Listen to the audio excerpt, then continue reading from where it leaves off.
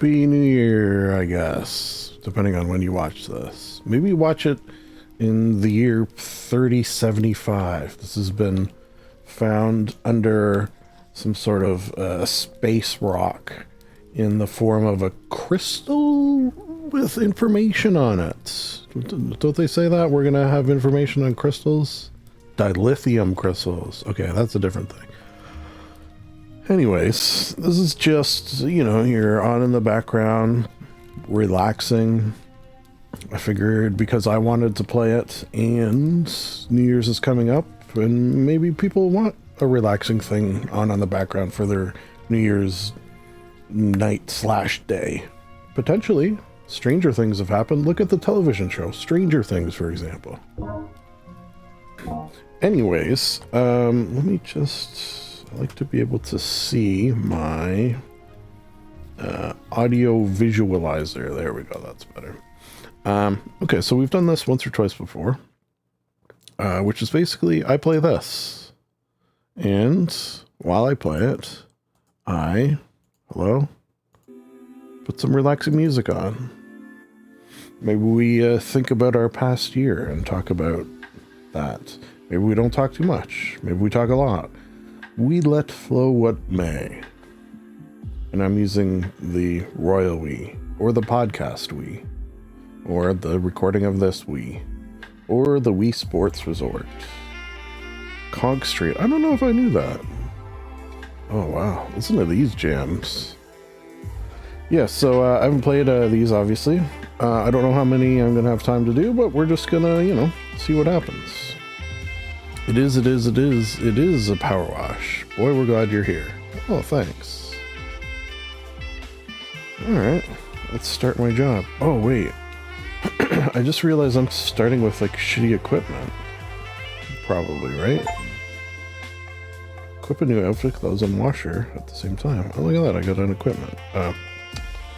equipment. Which is similar to...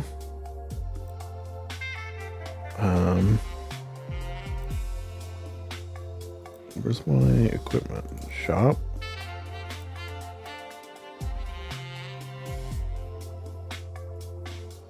Okay, so... that's nice. Deep cleaner. I guess I don't really have a choice. Short extension. Put an extension on this bad boy. I guess I'm gonna be...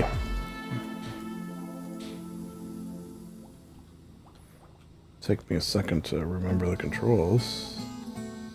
Patrick, I think the dirt came here because it wanted to. Well, sentient dirt. That's what Patrick believes. What do I feel like I had some weird dreams last night. Because this... something sparked the memory of bubble making lessons or SpongeBob. What? Wow, that's weird. Do you ever have that where like you're just going about your day and then you see or experience something and then suddenly like, wait a second, I dreamt about that. Well, I just had that. You ever see the people who like actually, I don't know if you would say professional, they probably have other jobs, professional bubble blowers who like with the, they get like smoke involved, sometimes there's flames involved. That's pretty crazy.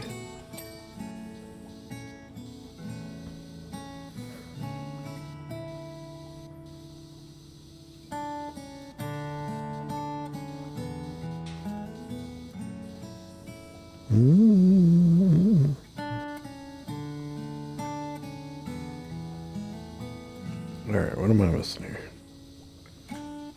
Get low.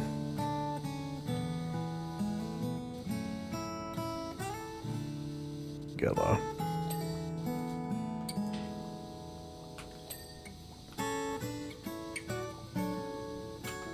Alright. Well, look at our little bamboo ladders here. A box. Dirty box. Gross. Oh, his imagination box. I haven't watched SpongeBob in years, I feel like. But I also feel like it's one of those, I mean, clearly it is, one of those shows that, you know, a kid can watch, but then there's stuff in it for adults. I'd watch SpongeBob right now, I swear to God I would.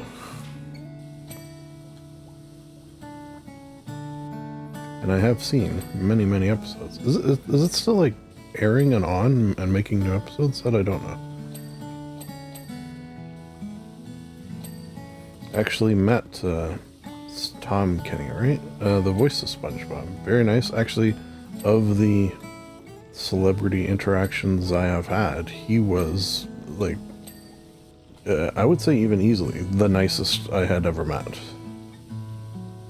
So, you know, that makes you feel good. That IRL SpongeBob is actually very nice. 'Tis true.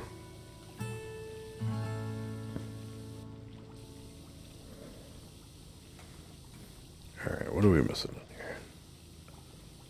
Gotta get low. Low and slow, baby.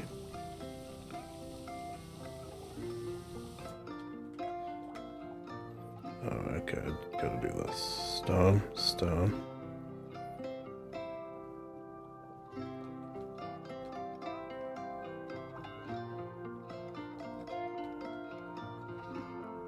Alright, I guess we're done. Should we start with pineapple or end with pineapple? Yeah, let's go left to right. I'll bring one of these. Whoops. Whoops.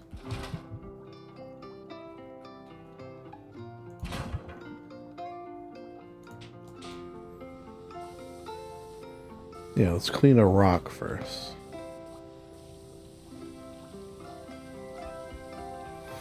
I feel like I needed this as well. This is I think I may have said this before, of, you know, games like this, but probably Power Wash Simulator in particular. Sometimes you just need a game where you can just relax and not think too much. And I actually probably more often gravitate towards that sort of experience as opposed to the, you know, high intensity, frenetic third word that means the same thing sort of game. Those have their place, yeah, but I mean, if you are someone who has watched/listened to any of the things I put on this channel, that's probably not too surprising.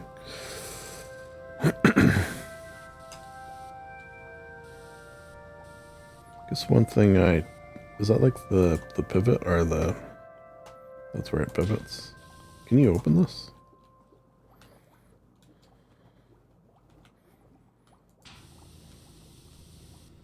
Oh, you can't open batch access. Okay, so we'll have to do the inside too, I bet.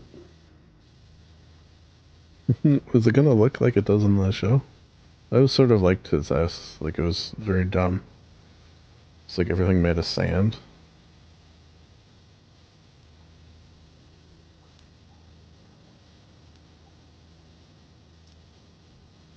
Did he have like a television made of sand? But I actually don't remember. But then, like, it didn't work because it was, you know, sand.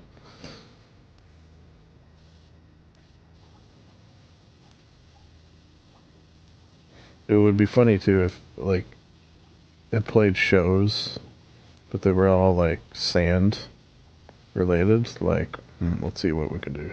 Breaking Sand. MASH, but instead of surgical, it's sand. Mobile Sand. Mobile Army Sand Hospital. Okay, that's a good one. That's a good one. Sand Trek. The Next Generation. Deep Sand 9. Of course I have to do Star Trek ones. No, I feel like I'm going to be caught in a loop of thinking of sand TV shows. That's what watching and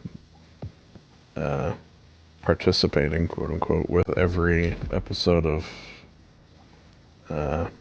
After Midnight and At Midnight has done to my brain. Also, gonna blame Capatch, which I had to say slowly because it's the word blame followed by the word Blaine, for turning my brain into a, it's not even necessarily a pun machine, but pun machine adjacent. You know what, why don't I, if you are on Blue Sky, I do, again, as I put in quotes, participate, and by that I mean post, you know, a list of examples of every hashtag wars on my Blue Sky. Maywood, I managed to get, I was an early adopter of Blue Sky. Like, I think I was one of the first 100,000 that, like, I signed up for it early. I had to wait, but...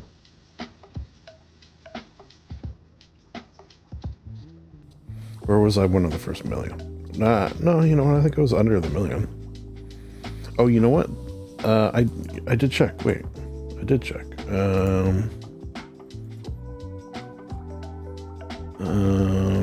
Where did I put that? Okay, so I'm pretty sure your user number, which there's ways to find it, you'll have to Google it because I don't remember, is the order in which you joined, and I was 738,000 was my number. 738477. So, you know, that's something. It does, I have enjoyed Blue Sky. I actually started posting clips. Like all the clips that I post on this channel, I post over there, usually first, actually. Just the way I decided to do it. Did it for a couple of reasons. One, you know, for something to be posting, but also that way, something ever happens to this channel, you know, you never know. You hear the horror stories of YouTube channels disappearing. There was that glitch not too long ago where people, I think it was mostly temporary, but probably not 100% temporary, where people just like lost their channels for spam. Like there was some sort of automated thing that caused an error where everyone, not everyone, but like a lot of people lost their channel. So, you know, I don't want all my eggs in one basket if I can possibly avoid it. So that would be one reason I would say to follow me over there, because if something happened to this channel, I would have that, not necessarily as a backup, because you can't post long videos over there, but as a place to decide where I would start posting things. And I have, you know, put some thought into that, like what I would do.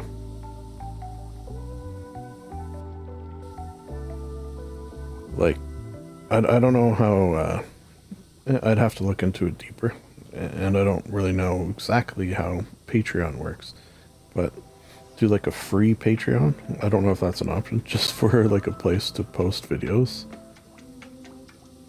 And then, you know, I guess you would have to do like add tier, like $1 tier or something. You know, I tentatively put some thought into it, but if I was Dirt, I want to live here too.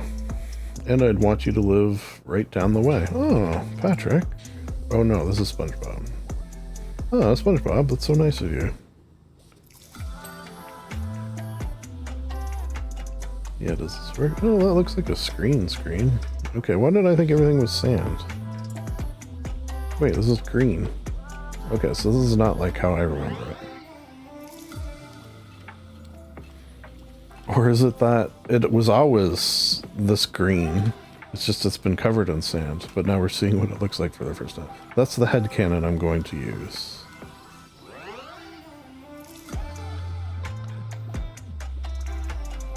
Yes. Headcanon. Is there like a...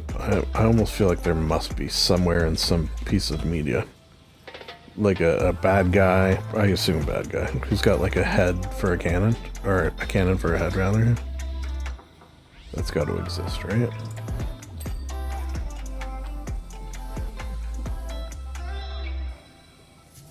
I should mention the songs we're listening to are from a site called Audio with 2 O's.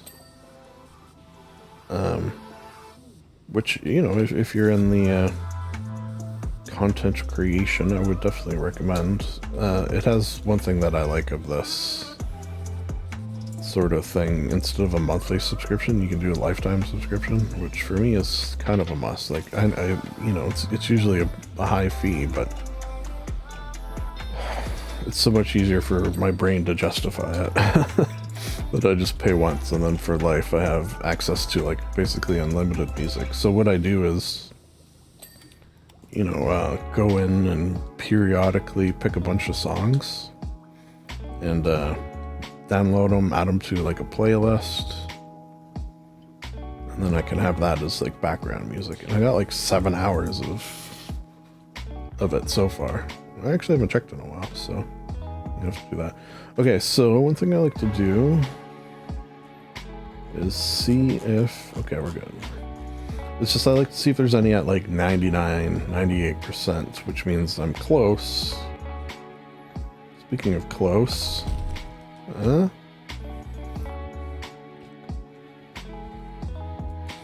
Alright, the old Eastern Island head.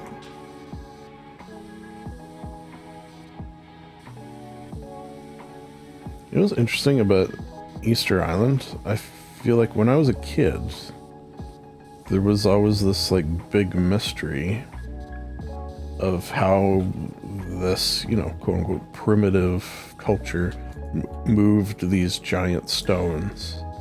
But then somewhere, I feel like it was in like my 20s or 30s, they're like, oh, this is how they did it. And they just sort of like rocked them back and forth and like walked them that way. Or maybe it was even later.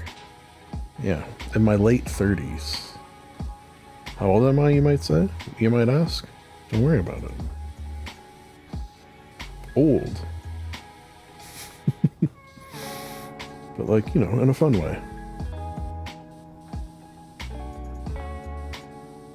I've often had the thought that, you know, being older is way better than being young, with the exception of physical.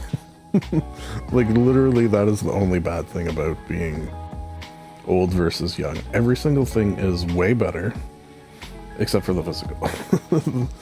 And, you know, there's things you could do to mitigate it. Not that I do any of those things, but, you know, one could. One could. Can I get lower? Yeah.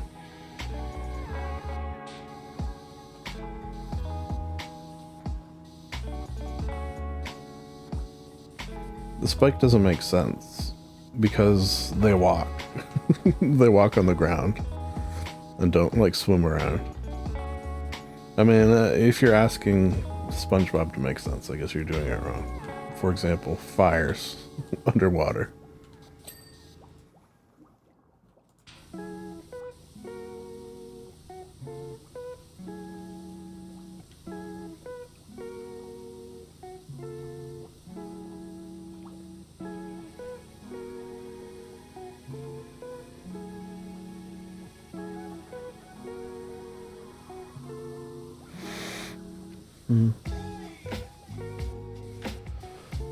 Alright, how do we clean this?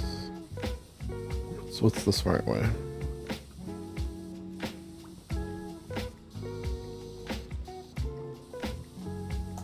I think like up and down, and I'll put a long nozzle on.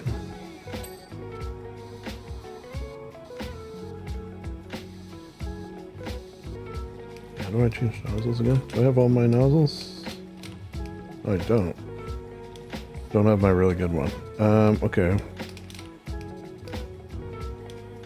Let's do that one, and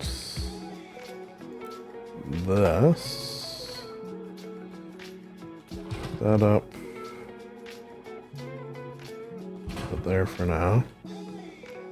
Start here.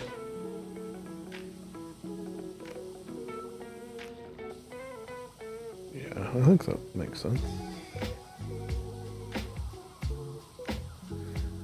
This is the kind of job that is like extra relaxing. And this is sort of, I wonder if the top is dirty. This is sort of like why I like, you know, buildings more than I like the vehicle ones. Vehicle ones have all the little fiddly bits, where buildings like this, or I've said before, my favorite one is just the skate part. Just long, luxurious, other L words, lazy, yeah. Stretches of things that you're able to clean.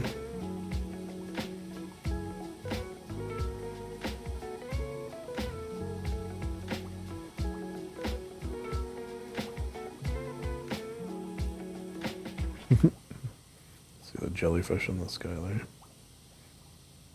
So are jellyfish, they're like butterflies, right? Is that what we're sort of, the correlation we're supposed to make?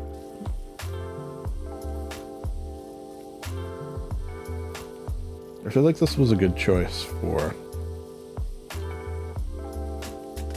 the makers of Power Wash Simulator, for like an IP to get involved with.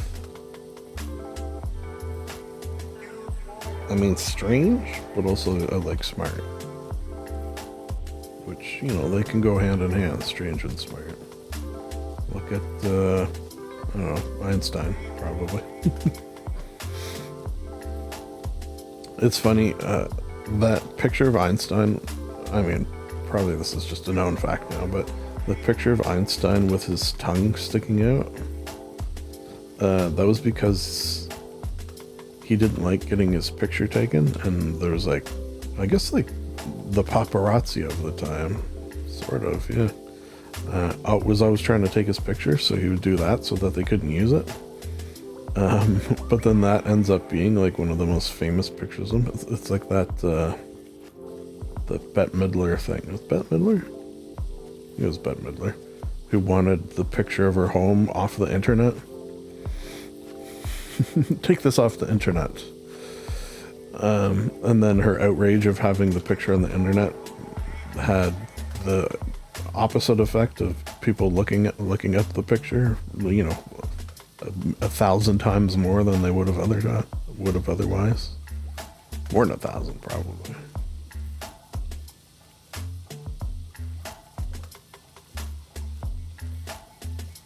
I think they actually named that after her, didn't they?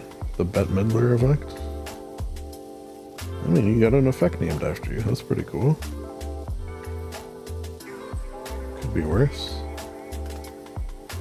Could be known for Yentl. Well, I feel like that was a David Letterman punchline from back in the day. There's certain things, Yentl being one of them, Arby's, sort of like your default punchlines.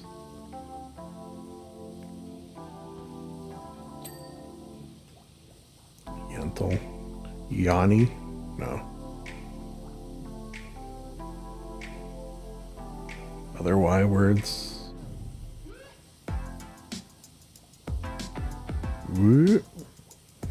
Imagine how many friends you'd had if you were dirt. Never really thought about it like that. What about Joe Dirt? Did he have a lot of friends? I kind of feel like he didn't. Yeah. Best buds, SpongeBob and Patrick. Would you still be my friend if I was Dirt? Would you still be my friend if I was Joe Dirt? Joe Dirt, guaranteed a Republican.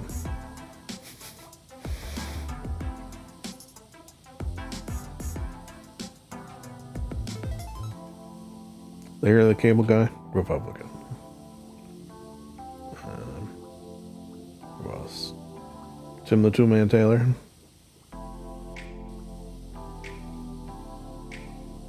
I guess these are just people who... Oh no, I don't think David Spade is. I was going to say people who in real life are Republican.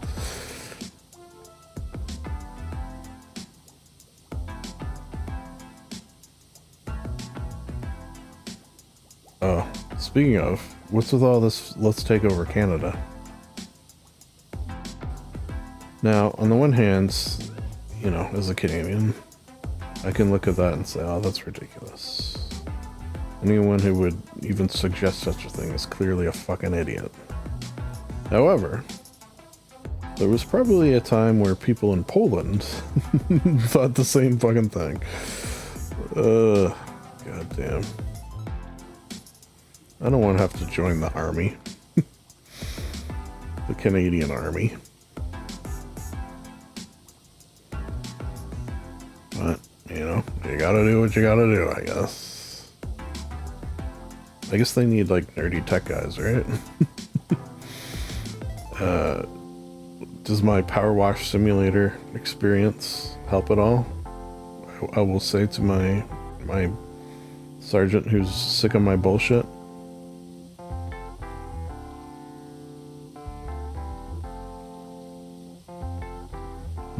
Okay, so I just came up with a sitcom idea. It's the US invades Canada. Not great. However, the hilarious sitcom is someone, me, is drafted by the Canadian Army. And hilarious hijinks ensue, of course, as my sergeant, my not patient at all sergeant, tries to prepare me for the horrors of war.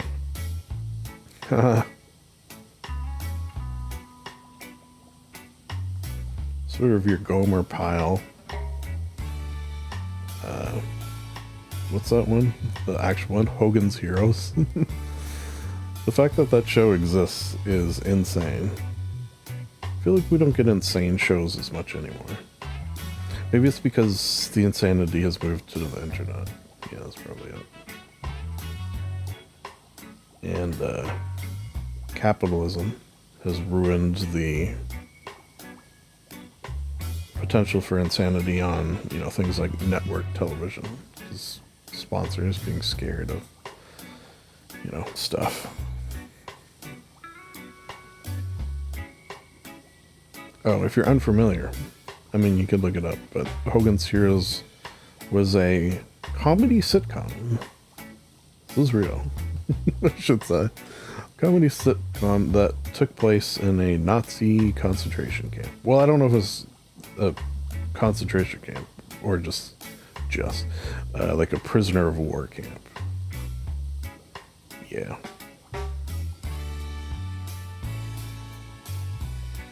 I don't think I've ever seen an episode, to be fair. To be Amish with you.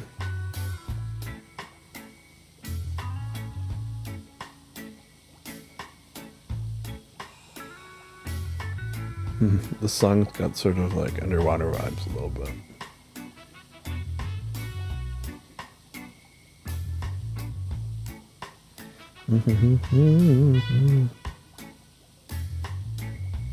So when I'm picking songs, it's sort of, you know, they have the ability. This is not an ad. Hashtag not an ad. Not sponsored.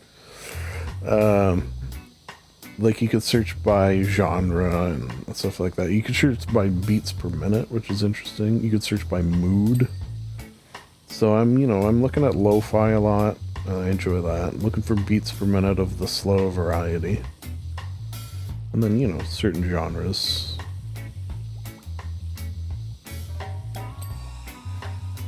And then when I notice that there's an artist that I've got, you know, a couple of songs from, I'll usually, when I periodically go in, I'll scope at that artist every time.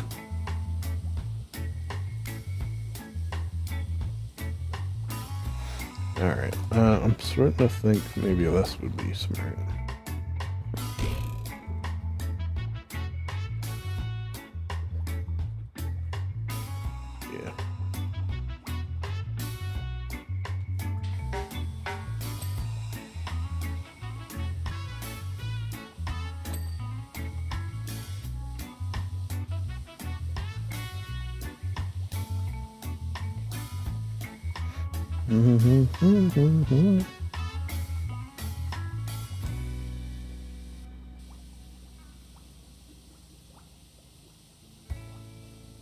Nice.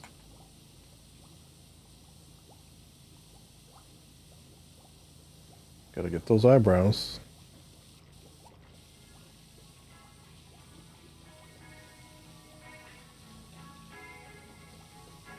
Oh, I forgot that after a while, for some reason, it kind of doesn't make sense. It's like this game compared to other games, it like starts to hurt my hand. And the weird thing about that is, like, I'm not even pushing a button. Like, I hit the right button, and that just turns it on, and all I'm doing is moving the mouse. I mean, you can hold it down, but normally I just turn it on and leave it on. Let me just see if holding it down.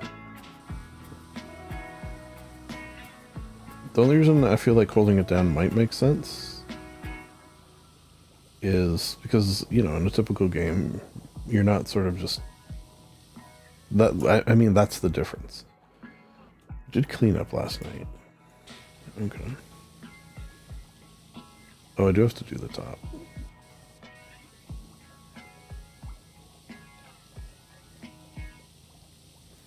Gary and I got our second win and tackled the stubborn stains, and Patrick sleep cleaned the rest with the reef blower. Go team.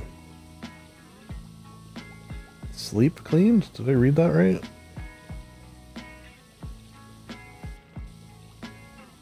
That'd be a nice superpower. You clean in your sleep, but you still get like all the rest and revitalization of an actual night's sleep.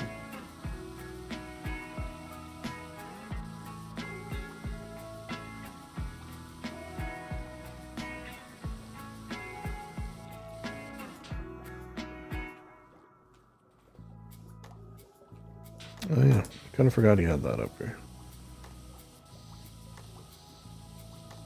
Wait, can I get over there? I might have to.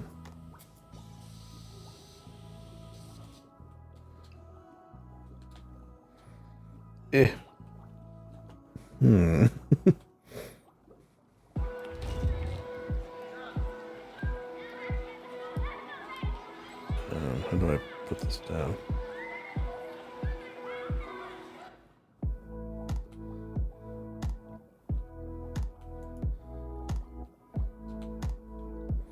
Oh, couldn't see the color change.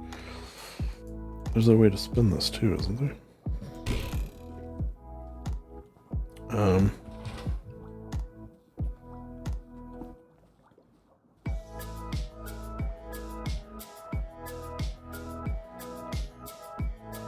shit, how do I get up there?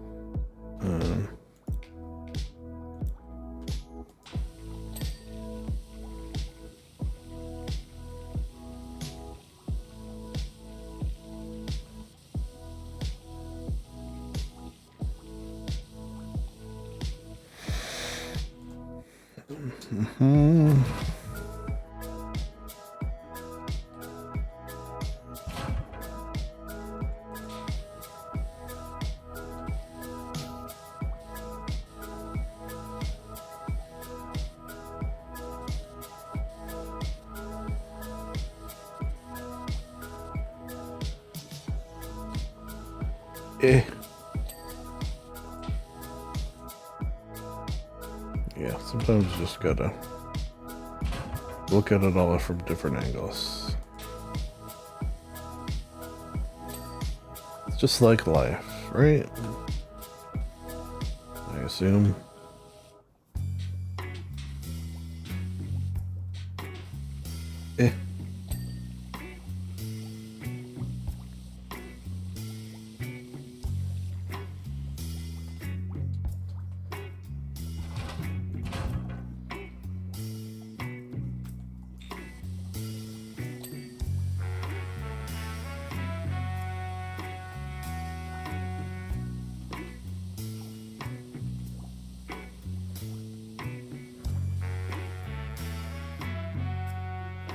Alright, I'm guessing it's gotta be the top. So this is pretty good. Let's just fix a question, man. Oh, that's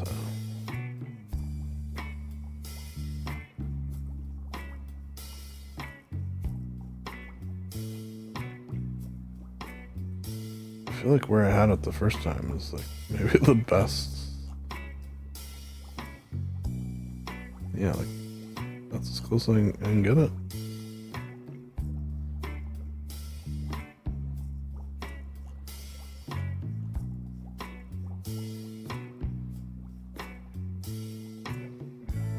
Alright, well, let's see if I can make this jump. There should be some floatiness because, you know, water. Right?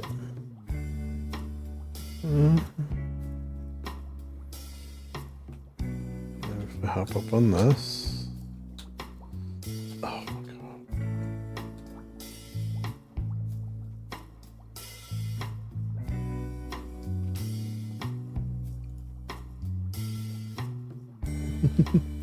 Put this on an ear. Can you put a ladder on a ladder? I don't know.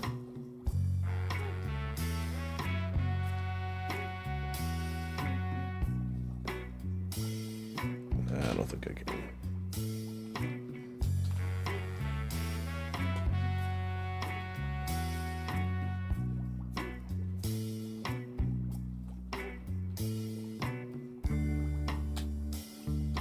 Alright. Just needed a run. I just needed a run at it. This would be a nice place to hang out.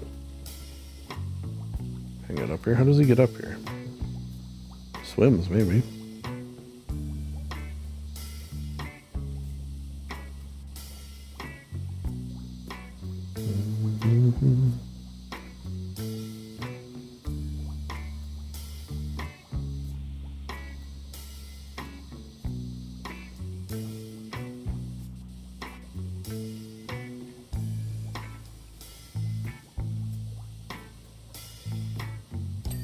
Hey.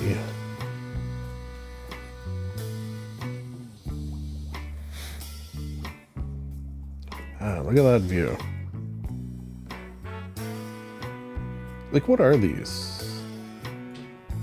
You know, the things you see on Hawaiian shirts. Is it lei? L-E-I? And is lei the name of the flower, or the necklace you make with flour, or both? So many questions. So little in the way of caring what the answer is.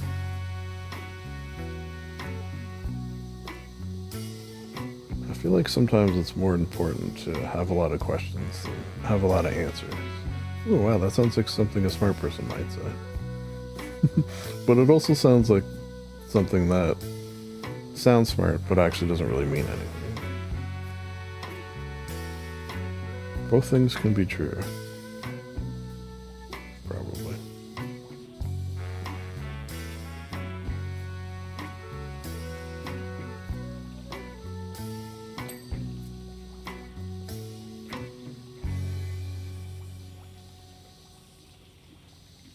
Gotta get low, low, low.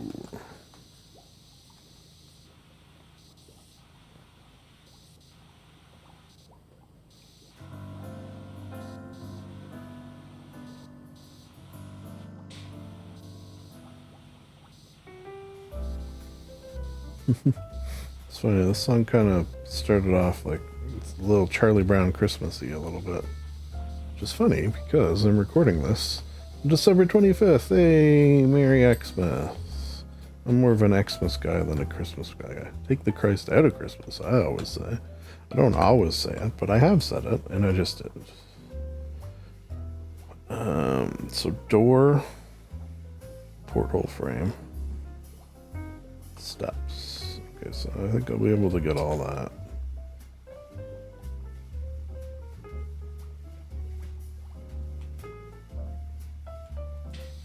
Door. porthole frame.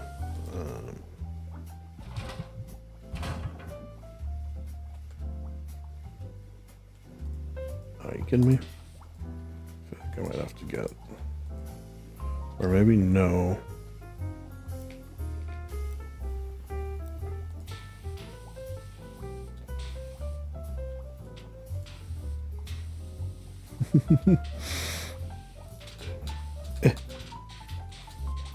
Yep.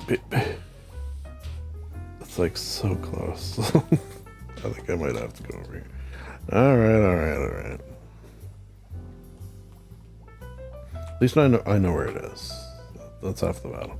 Well, it's not half the battle. Oh, both of them are bad.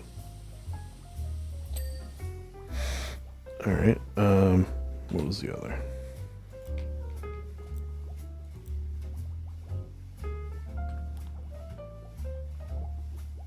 Steps.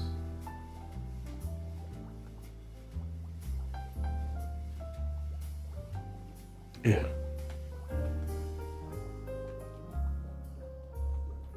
You know, okay.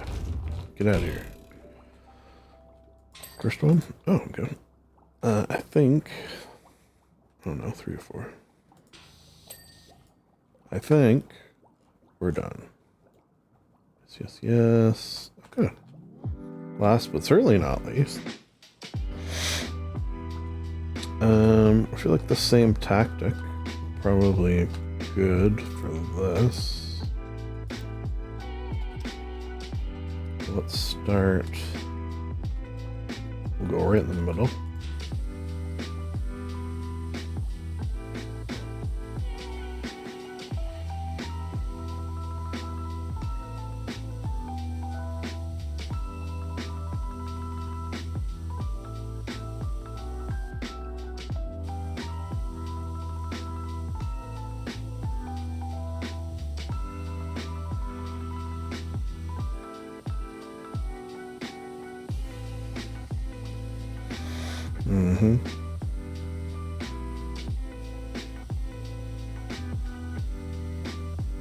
What, I'm sort of curious, what else is going to be a part of this? You gotta assume the Krusty Krab Chum Bucket? Like, where else? What are the known locations? These and the Krusty Krab, really. Oh, what about the school? The driving school? Oh, Sandy's? Maybe Sandy's?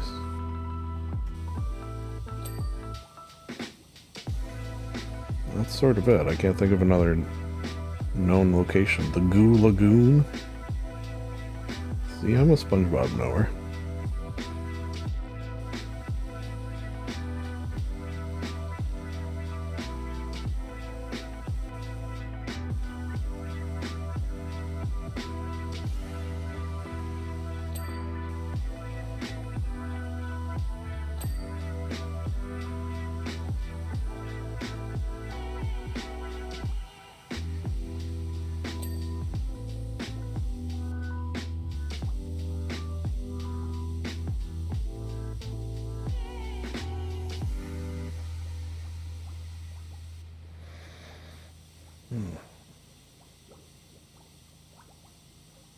I feel like Squidward has the nicest house, right? Like, just in terms of if I had to live under the sea.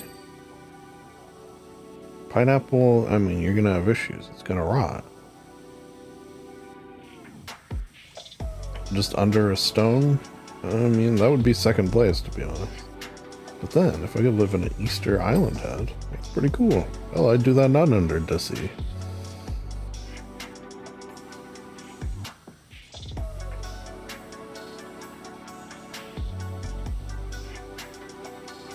Oh yeah, I did have the thoughts that we do, since I was going to post this on New Year's. Should do New Year's Eve? Yeah, maybe I'll do New Year's Eve. Right at midnight on New Year's Eve? That's kind of fun. Right to ring in the new year. Yeah, well, like, sort of with that in mind, I thought maybe we'd do like a little year in review. And it was fine. But yeah. Yes, yeah, I had that thought, but then also, like, nothing really super interesting happened this year that I could think of off the top of my head. I mean, in terms of the channel, do some talking about that, which it trickles upwards. There's definitely, you know, channels with faster growth. That being said, I'm perfectly content with the slow trickle upward that I tend to get. You know, a subscriber here, subscriber there. It does not go unnoticed, and I do appreciate it. It's very nice. It's sort of the pineapple on top, sorry, the cherry on top of doing a thing I like doing anyways, to see that others seemingly from time to time at least don't detest it. So that's nice. The fact that it's doing something that I like doing is really what makes the difference. Like, I've mentioned this before, even if I had no subscribers, I think I would still do it just because, like, it adds, not this necessarily that I'm doing right now, although this is fun as well, fun and relaxing, but more the RP side of things. It adds like a layer to the games that allows me to do things like play games I've played before and then experience them from a different sort of point of view. I feel like, so if the dirt was dealt with, but our houses were filthy again by the time we go up, that can only mean one thing. Uh-oh. They're sleep partying. Okay, SpongeBob, we're off the hook. Okay, so SpongeBob derailed my train of thought there. What am I, fucking Patrick? A little bit sometimes. What was I saying?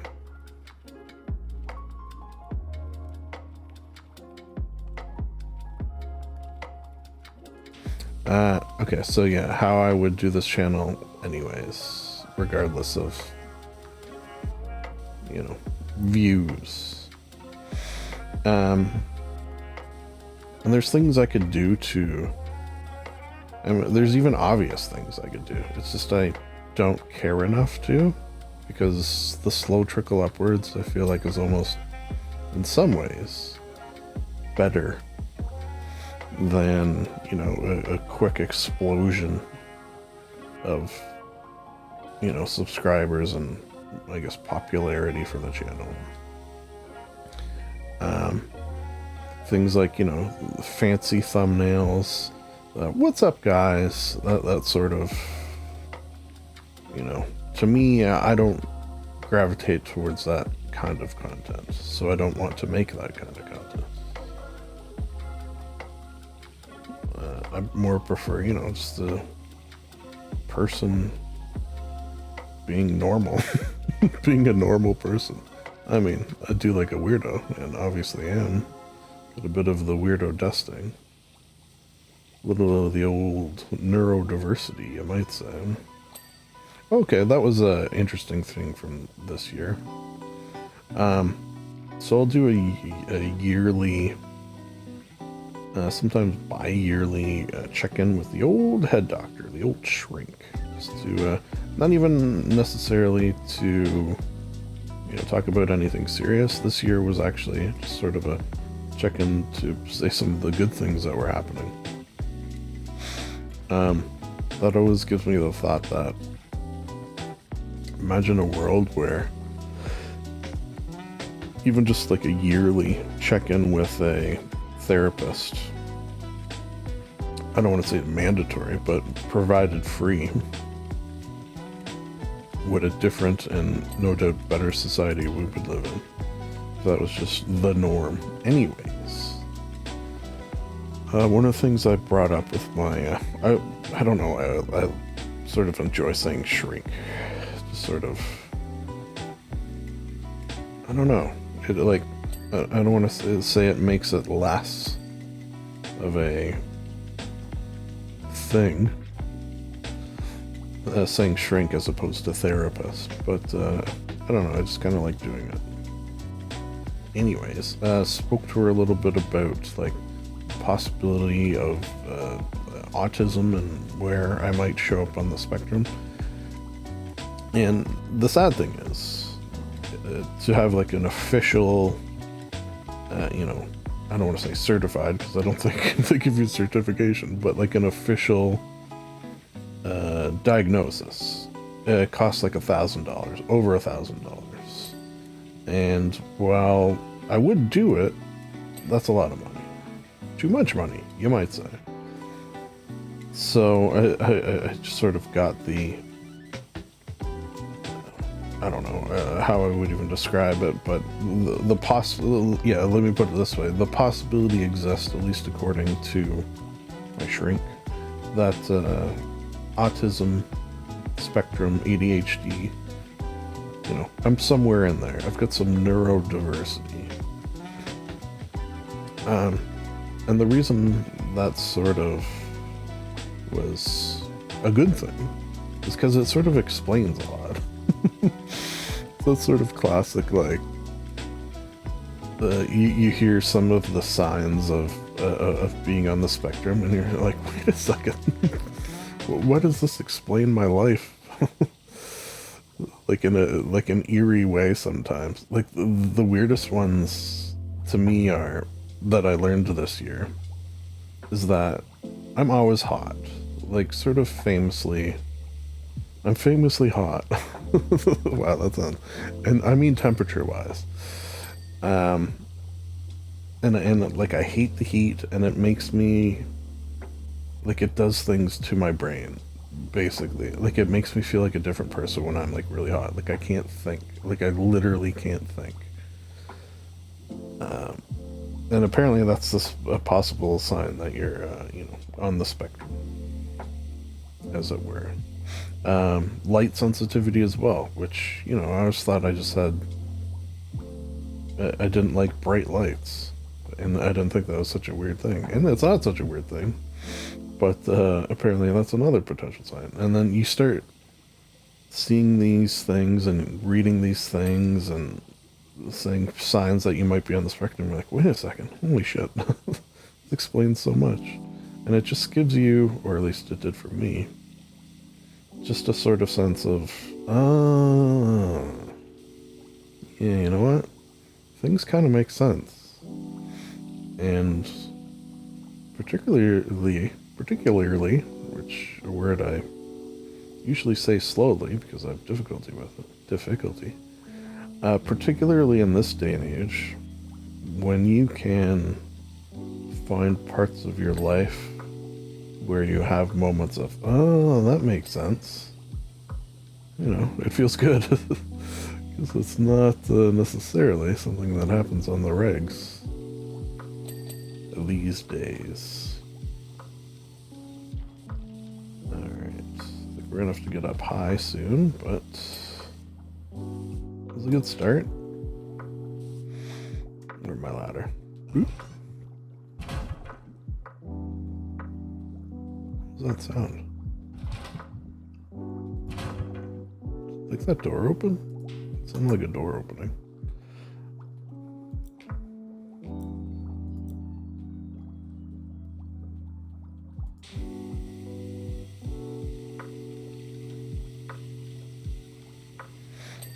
Yeah, so that was a good thing. From this year. Less good, my dad died. Now, saying that and then immediately laughing, not great, right? The only, you know, we were, I guess you would say, estranged. Like I hadn't talked to him in 10, 15 years, somewhere in that neighborhood. Enough years that I had lost track. So, while being estranged from relatives is not necessarily a good thing, when they pass away and you haven't seen them and they haven't been a part of your life in 10, 15 years, take some of the sting out. So there's the silver lining, I guess. You gotta laugh. Oh no, you know what I just realized is going to be hard about this one? Is a lot of this is yellow and orange, and the color, when I hit tab to see what's not clean, is yellowy orange.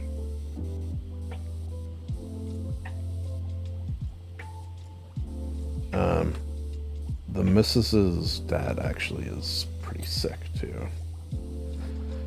Like, you know, very sick. So seeing it from her perspective, who is incredibly close with her dad, this sort of also makes me sort of, you know, look at that whole situation in a different way. That was one of the other reasons I went to my shrink there, is just to like talk about my dad passing away and the fact that it, for some reason, well, I guess obvious reason, it didn't like, you know, affect me really. It's like a stranger. I never wished him bad, never wished him ill. In fact, the opposite. But, you know, I didn't really think about it very often.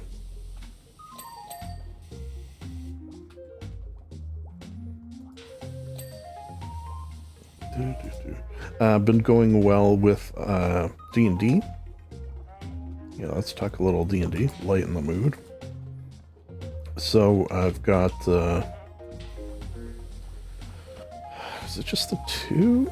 Yeah, part of 2 campaigns. I didn't run anything this year. I haven't run anything in a while, and I'm sort of nervous to return to it. The experiment I want to do is just sort of run with like no plan, or like almost no plan. Like the way I used to run things when I did was like planned like to the T. Everything sort of like super planned out. All encounters, all baddies, all, you know, sort of interactions. Excuse me, interactions. And then, you know, improvise where needed. But I kind of want to do it. I don't even know if I would say the opposite way, but sort of the opposite way, where like almost nothing is planned and it's all improvisation. And I think I could do it, but I also, like, I need players who understand that it would be in an experiment for me to do it. I'm sure I could find, like, the people who I play with would be very understanding and let me try this experiment. I'm just very nervous to do so. Yeah, so I play in 2 different groups, 2 different campaigns. One is with, how do I get up top here? Oh, maybe I gotta jump from that. One is with, it's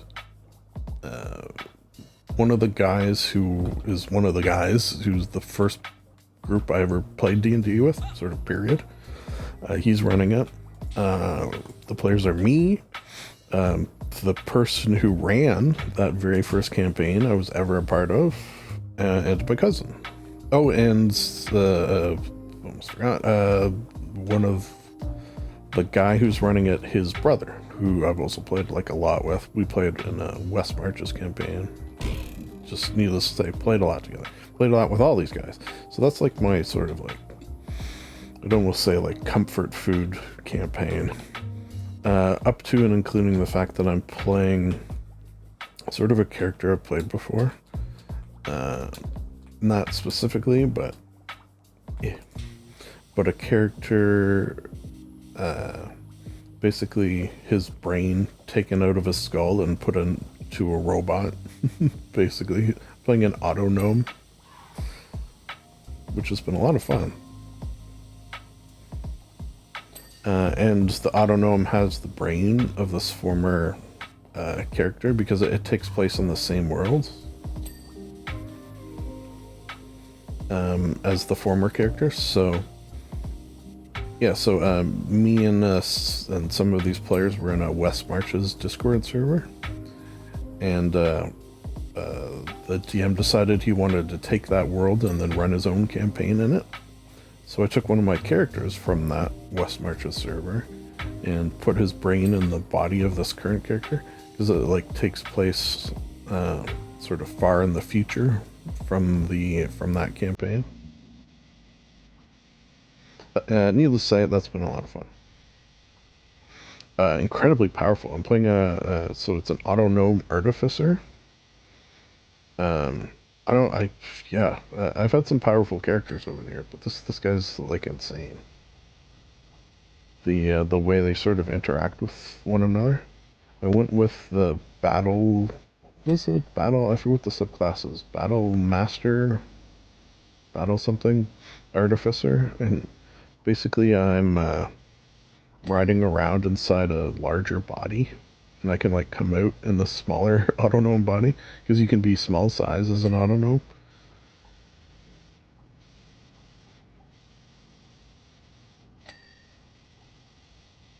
Alright, I think we're done up here. Yeah. Gonna be getting near the end here. Oh, I saw that. Okay, and the second campaign I'm part of, you can actually watch every other Saturday on Twitch. Practical Heroes is the name of the Twitch channel. The campaign is called Sands of Sildaris.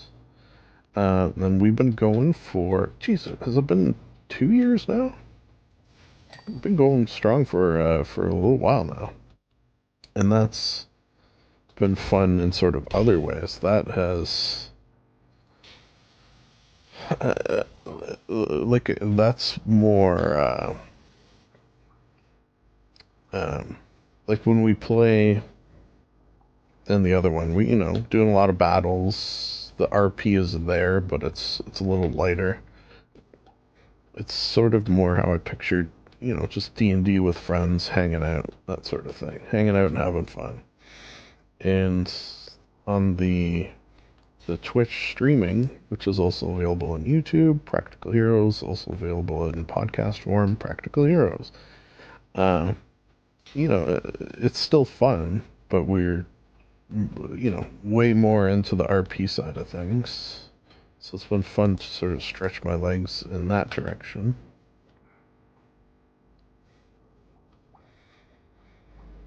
And the story has progressed well, I think. And to see the sort of group of people really meld together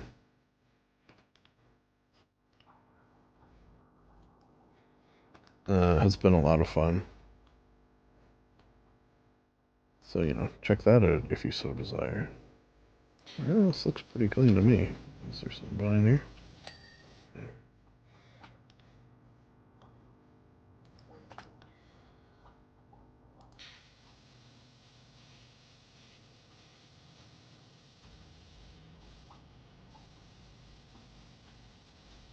Oh, can I move this out of the way?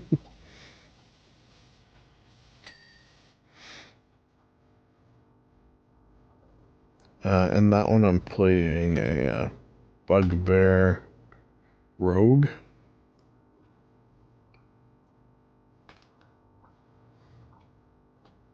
Chesterfields. Next episode should be actually very interesting. So that'll be on, let me check, because it'll be actually in the next couple of days. I believe it is the 4th. Yeah. So this is dropping on the 1st, let's say. So in a couple of days. A very interesting episode because my parents were kidnapped by lovely bugbear parents, WC and Sally Fields. So this will be my first time interacting with, I think, in any campaign. Wait, I'm trying to think. Yeah, I think in any character I've ever had, I don't think I've interacted with my parents. Huh. Could that be true? I've had a well, actually, the character I mentioned, who Mayor Chuzzlewit the Third, his the one whose brain is inhabiting this autonome, he lived with his grandmother, but I was also the grandmother, so I don't really know if that's me interacting necessarily. Top pineapple panels.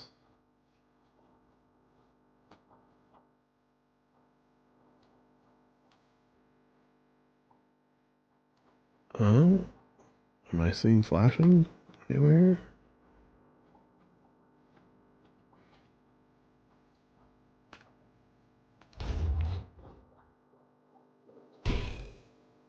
Boom.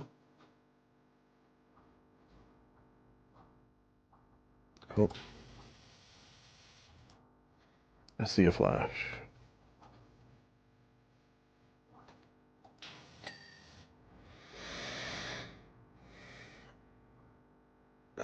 Oh. What the hell's the... That's the thing in the back, right? Well, that was pretty clean. It's not. Alright. We're done. We're just about.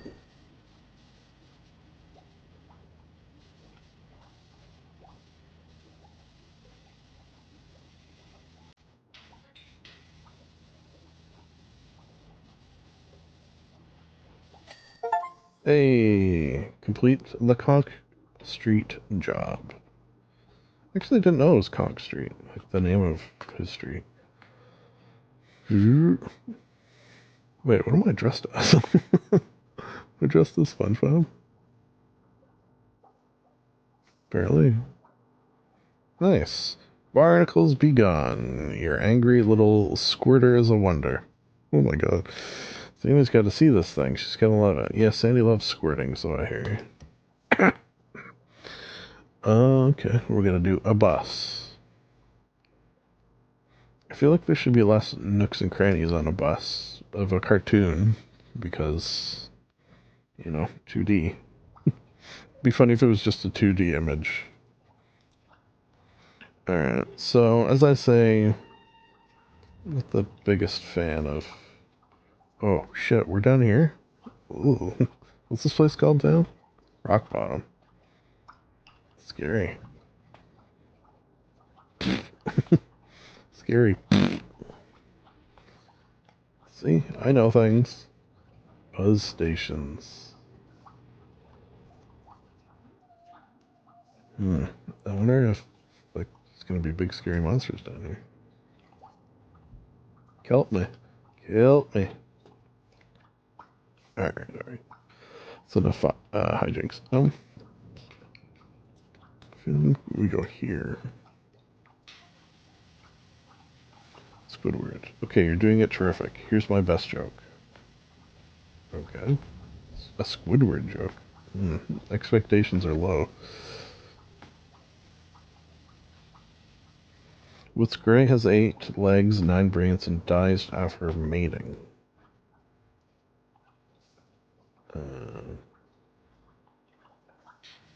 I don't know.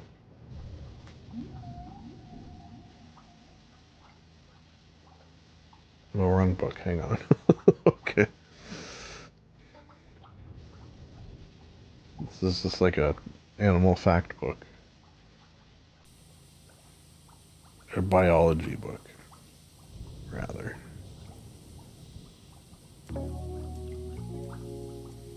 Boo-doo-doo, boo-doo-doo, boo-doo-doo.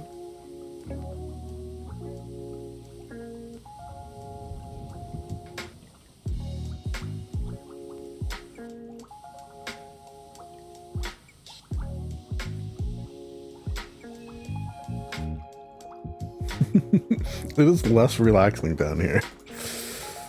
I guess do I have some of that? What is it? Is it thalassophobia? What is it called? Fear of, like, the deep, dark ocean? Yeah, maybe a little bit.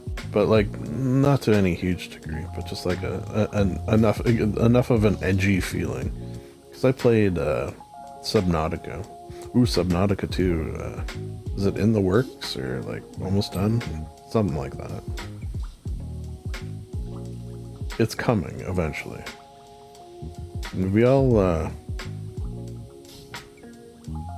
long play that. That'd actually probably be fun. Actually, maybe I could do the first one. The first one, though, it's like a little... Like, it's one of those games where you kind of need a guide.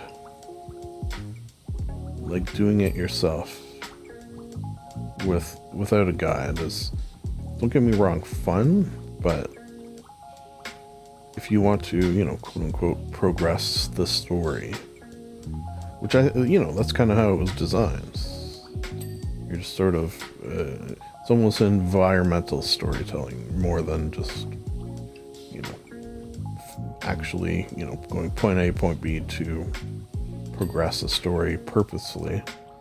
It's just going to sort of happen, but it also might not happen, which I think was my first experience with it. Although, was I playing early access? I might have been playing early access.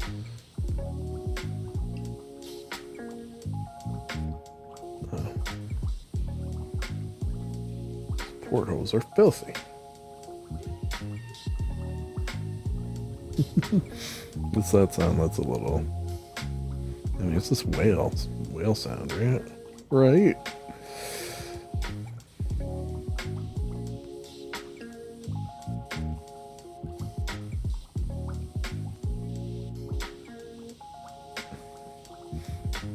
Whenever I hear... you know, this is the fact that I'm a Trekkie, you know, shocking no one who watches enough of my stuff. But whenever I do hear whale sounds, I always do think of Star Trek for the voyage home. And, you know, the saving of the whales as a premise for your Star Trek movie. Insane. And I love it.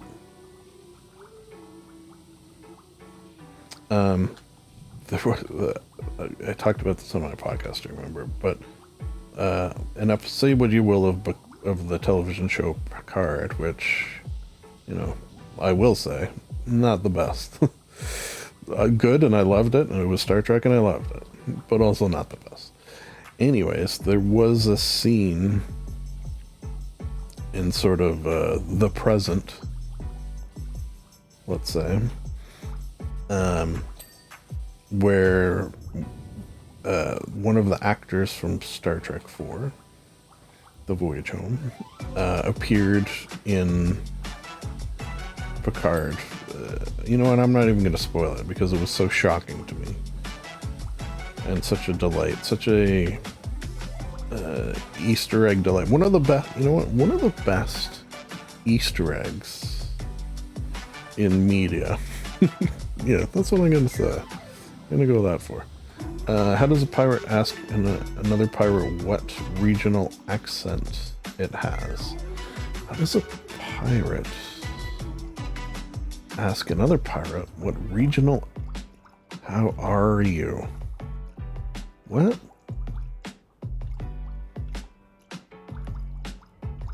Does that make sense?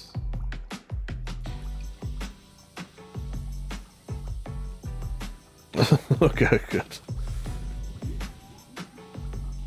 Yeah, that one didn't. I didn't.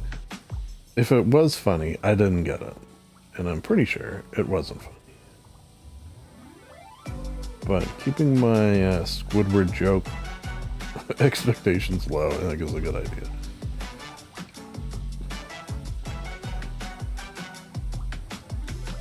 Boo-doo. Boo-doo. Do-do-do-boo-boo-doo.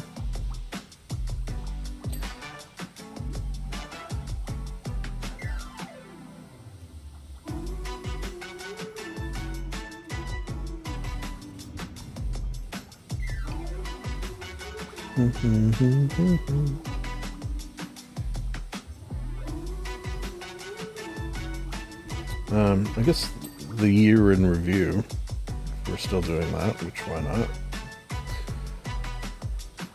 We could talk a little about, you know, work, and I mean a very little, because another thing, I always wonder if there's someone who watches, listens, has on in the background my stuff often. Oh, here's the song I made. You know, sort of, I guess, parasocially gets to know me through these things. It's not impossible that happens. Anyways, you will know that I rarely, if ever, talk about work. And that's not just, you know, that's not just on these things. That's in real life as well. I basically never talk about... When I'm not at work, I don't want to think about work. is sort of my general rule. So doing it now feels weird, but my year was fine. Working a very sort of like it's I don't want to say it's relaxing, but you know, it's because it's not. It's work, but it's a job that suits me well, I think. You know, computery stuff, data maintenance stuff, and overall it's fine. It's fine. I've always said that, you know, there's those people out there who say, well, if I ever win the lottery, I'm going to keep my job. I'm not one of those people. I am ready to retire tomorrow. If I never had to, you know, clock in and do things that I would not do I would not do if I was not getting paid to do them, I'd be a very happy man. Like, I've literally, I'm a big list maker, again, surprising no one. And a recent list I've started is, you know, things to do when retired.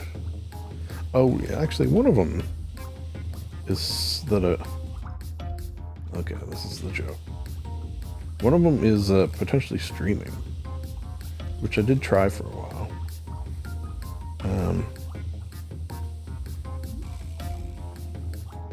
Which ancient cephalopod demanded a seat at King Neptune's table? Nautilus, Shellstein, the Ammonites, Ammonites. I don't get this one. Oh. Okay. I see. You know what? I find jokes are much funnier when you have to explain them.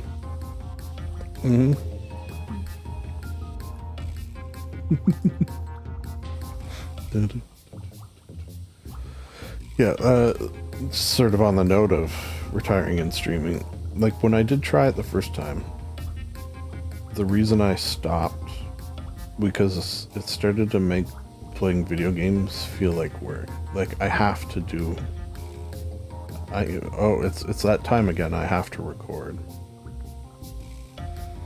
and when I am working, when I'm done working, my drive and desire to do anything is basically non-existent, which is the number one reason I think of retirement. Is the removal of that.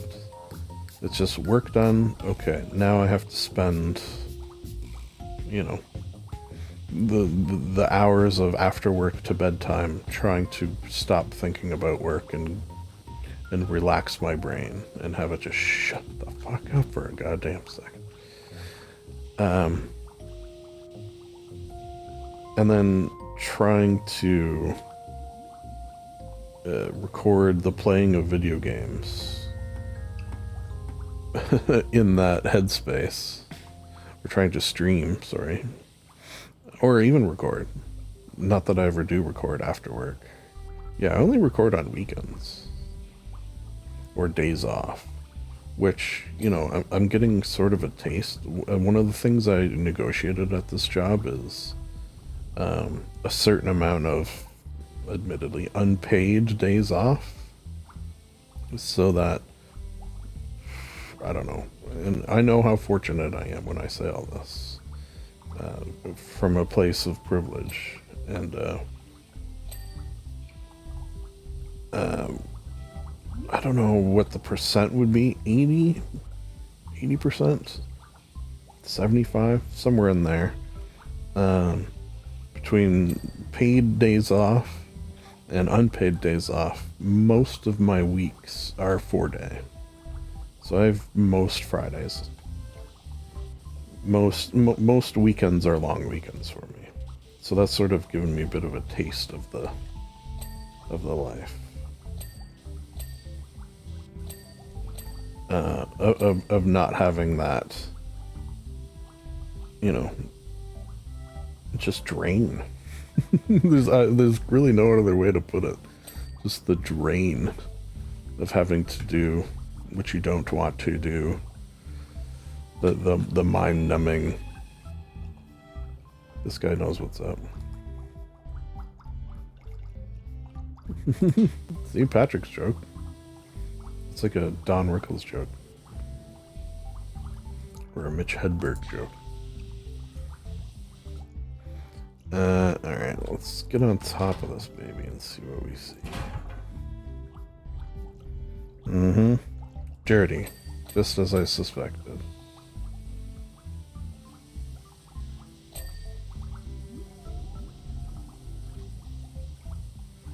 Actually, that's sort of why I record the way I do, just on sort of a similar vein.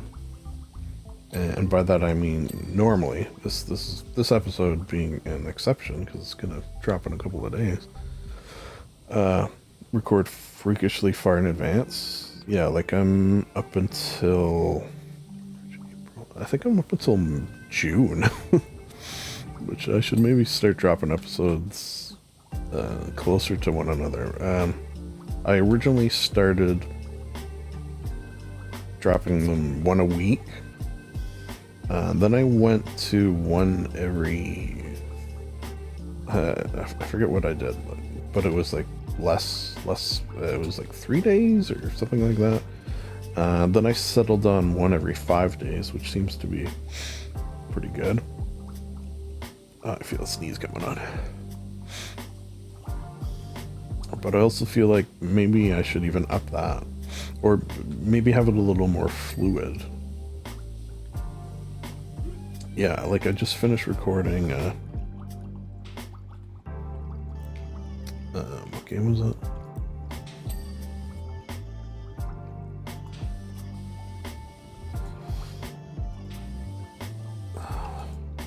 Heavy Rain. And they were like shorter episodes. They were like 2-hour episodes, 2-3 hour. Instead of, 4-6 hour episodes. So maybe for those I'll like shorten the time between them. I probably should do that. Anyways, the reason I was saying all this is because that schedule that I've created for myself of being freakishly far recorded in advance totally removed one of my issues I had with streaming, which is that, oh no, I don't have anything to drop today. Oh no, this week I didn't have time to record anything. Whereas the way I have it set up now, I can and do, and sometimes have to, take some time off from recording things. And it's not really an issue because I've got so much recorded in advance. So if that is, and this, I always sort of feel like others should try doing this as well, because at least from my experience, you can get it down to where it's really not that much work. And if that has ever been one of the things stopping you, that I don't want to say fear, apprehension, anxiety of not being able to keep up with the schedule, the release schedule, just do it how I'm doing it. I mean, it's not perfect. One thing that would be nice of streaming, I've often thought, is certain games, like my RimWorld series just dropped. RimWorld's probably a really good example of, if you were streaming that, you'd get people in chat who know the game better than you. And you could say, does anyone know how I do this? Or things of that nature. And suddenly you have a bunch of experts at your fingertips while playing a game. Well, that's a double-edged sword. You get backseaters as well, obviously, but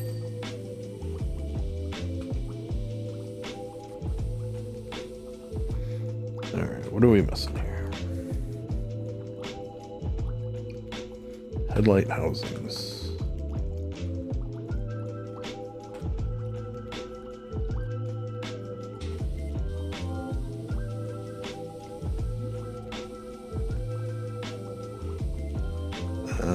The other nice thing I thought of when it comes to streaming is, like on a thing like this that I'm recording right now, it's different when I'm doing like an RP thing, because you have the RP to be there for the purposes of talking, of saying things.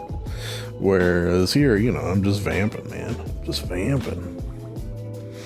And I suppose 600 plus 650, I forget what number I'm around, episodes of a podcast that nobody listens to, means that at this point I can sort of just sit and talk about nothing for hours on end. Is that a skill? I kind of think it might be, like, to some degree. Not everyone could just sit and talk about nothing. You think you can just sit and say words for hours on end that mean absolutely nothing? You think that's easy? I mean, it gets easy after a certain amount of time. Rear panel.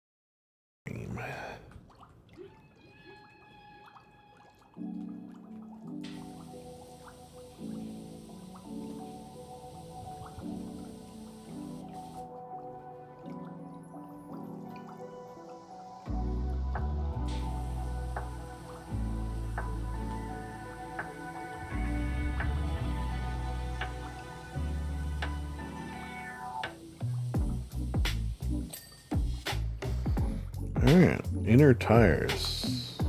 That's, inner wheels.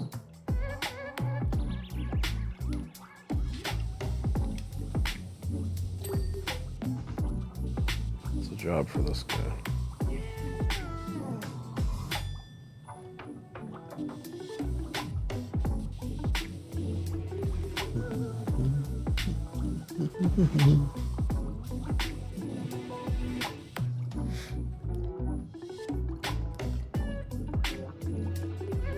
It's hard to tell which, like, are some of these glowing?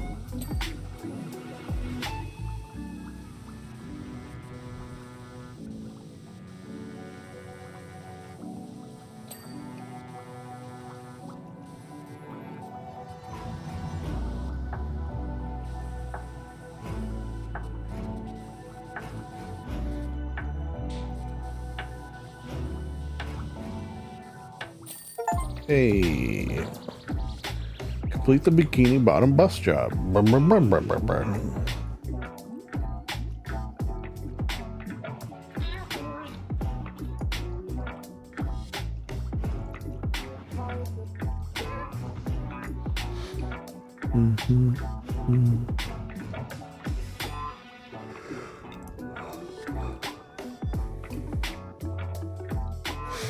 You know what would be nice? And another thing, crusty crap. And it had to happen eventually, which we could try to do. Although I'm always bad at this sort of thing. Or, yeah, I'll say that.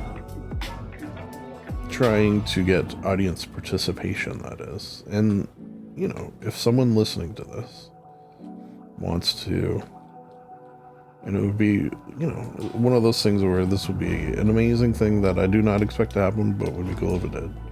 And that is, if you want to, throw down in the comments below something that happened in your 2024 that, you know, made you smile.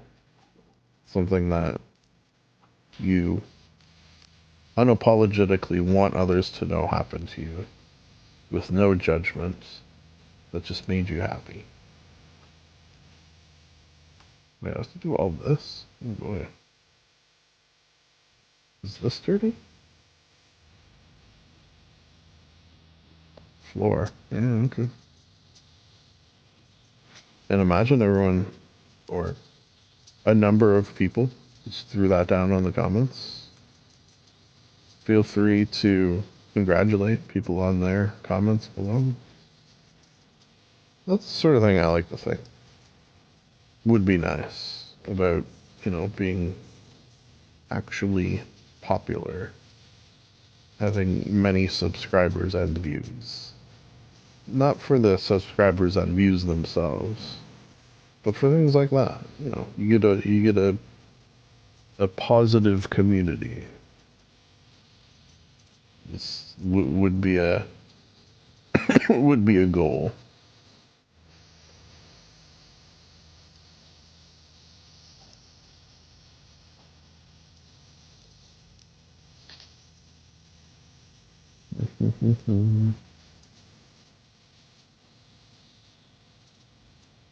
So, you know, feel free to do that down below.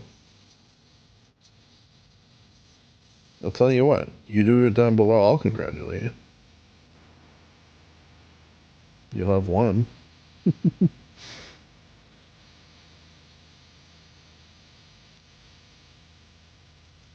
I cannot remember, and then this is, and I joke about it every year, the last time, like, we stayed up until midnight.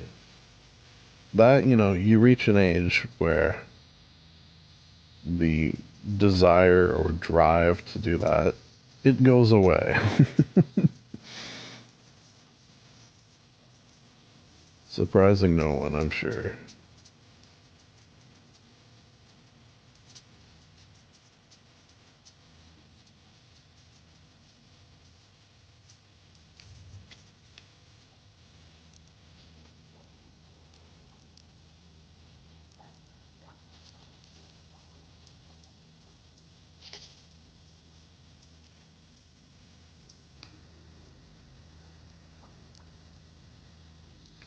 We do have a tradition, though. that we've done every year for, I don't know if it's since we've been married, but I think it might be. We basically have a fancy meal. That's all it is. But it's like things you would never, like what I'm thinking of doing this year is making a prime rib, for example. And that shit's fucking expensive. But the rule is, the sort of rule is you're not allowed to feel guilty. I mean, still do a little bit, about buying whatever you're going to get. This is a once a year extravagance, and you can have literally whatever you want for your meal. And when I say fancy, it doesn't have to be fancy. Like, if you really wanted, a certain kind of pizza or something. Or maybe I'll do Chinese food. Wait a second. Yeah, you know what? I think I might do that. Oh, what if it's not open though? Okay, I'm gonna look into it. I'm actually gonna send myself a note.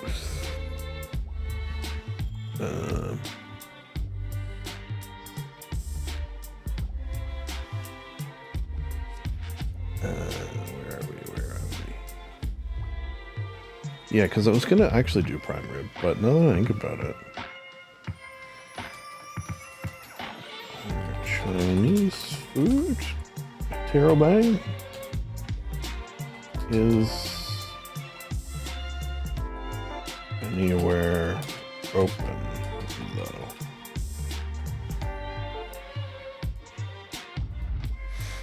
Yeah, because I know you can usually get Chinese food at Christmas, right?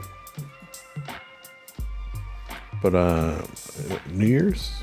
Well, there's Chinese New Year's, which I think is at a different time, so I'll look into it. But that's, I do kind of like that as a potential.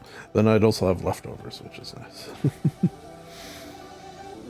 Alright.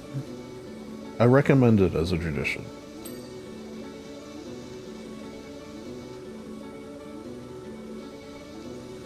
And then, like watch a movie or something. Stay up to midnight? No. No, thank you.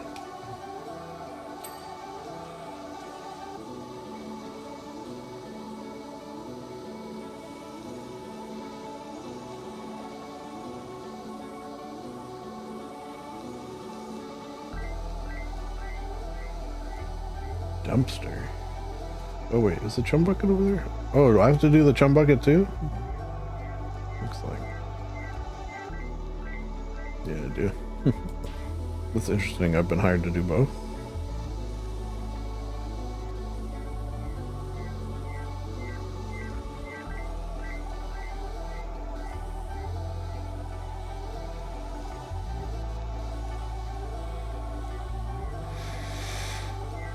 I feel like these ropes are going to be a pain.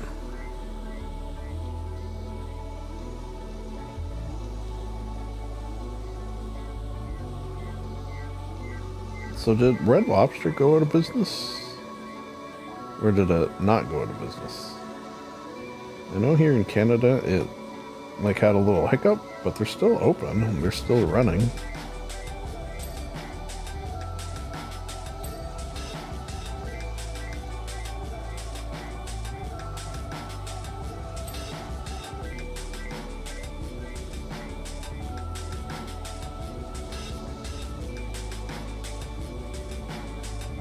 I haven't been to one of those, and actually the missus and I did maybe 2-3 years ago. We went to one just for nostalgia factor, if anything.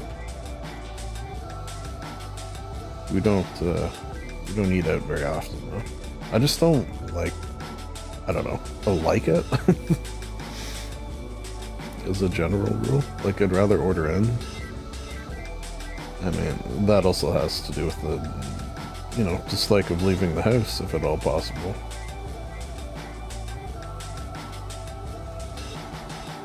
Camp Coral for life.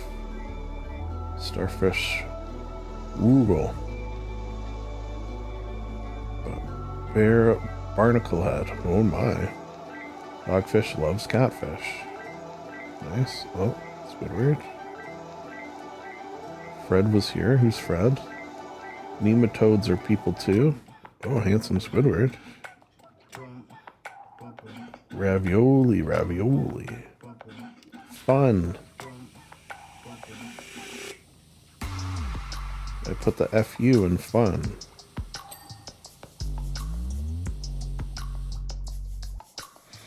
Yeah, maybe I'll do this. Wait, is this supposed to come off too? Oh, it is.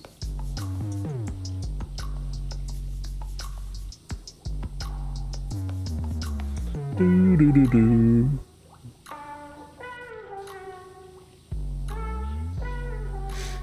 So if I was in a chat, if I was, you know, streaming, I could say, do you all have any New Year's traditions? You know, that would be nice if I could do things like that. Oh, the other thing I thought I would do is I'd get like a very simple, I haven't quite worked out.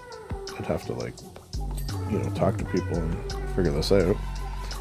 Get like a very simple avatar of some sort, like a VTuber avatar. I mean, I could show my face, but meh. I got a face for podcasting. That's an old radio joke, updated. But I thought I would be like a book, like a sort of a sentient book, because that way when I'm RPing as the librarian, because I would still want to do that. It would be like I'm sort of retelling the tales of my experiences as I read them in my own pages, sort of thing. That's one of those things I like to do, where I try to have in-game explanations for out-of-game things. Like how, if I'm playing a game and I am lost and need to go on a wiki or Google something, I say in-game, I have to check my Mind Palace. Or how when we save the game, it's praying to the great goddess Alexandria, who I made up from the Lighthouse Alexandria. Things of that nature. I'm sure there's other examples over the years, but it's always sort of like a fun challenge to, you know, blur the lines between the RP and the IRL. The RIP-RL. R-I-R-P. RIP-RL. Okay. There's a clumsy portmanteau in there somewhere. I can't find it. Is this mayonnaise?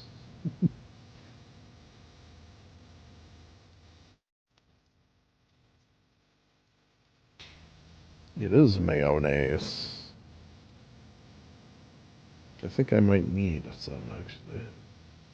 Made a pasta salad. Well, two Christmas sort of, not events, but things that I was supposed to do were canceled because people are sick. And because the missus's dad is very sick, we can't be near sick people. I mean, ideally wouldn't be near sick people anyways. I don't even think it's all COVID. I think it's just like some other like flus and stuff. Yeah, so one of the things was like a sort of a potluck where you're supposed to like bring a hors d'oeuvre or something of that nature. So I make a mean pasta salad. So I had all the ingredients for it, but then the thing was canceled, so I had to make it anyway.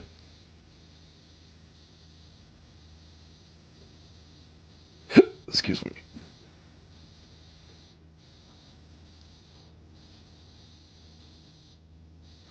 One of the, I don't even know if I call it a trick necessarily, but a trick I've done recently for pasta salad that I feel like kicks it up a few notches is garlic stuffed olives inside of it. Whew. Garlic stuffed olives? Did you even know those existed? They do, and they're delicious. And but then you know slice them up, put them in your pasta salad. La di da.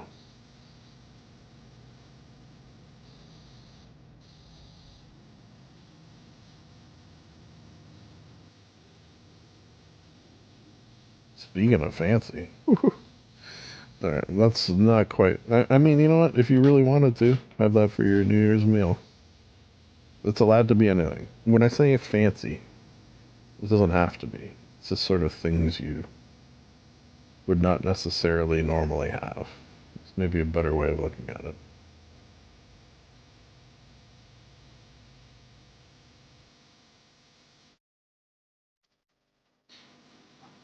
I forget what I had last year.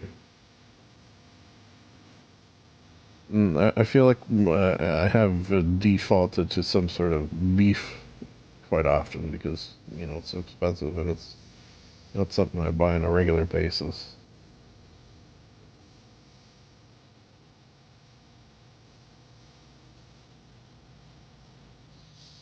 Ooh, like Wagyu one year. I don't think I've ever done that. I don't know if I've really had Wagyu. Like just a you know Wagyu steak.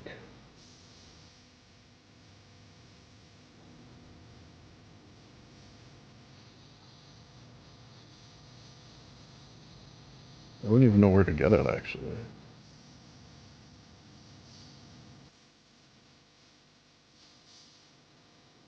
I should probably go to like a butcher or a baker or like oh he's still after the formula. Eh?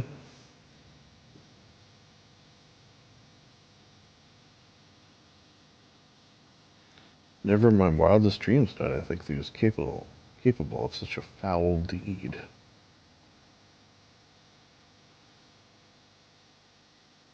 What deed?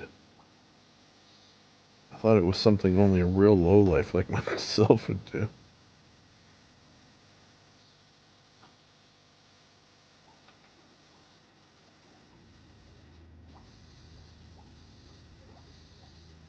Indeed, it was the very next thing I did do.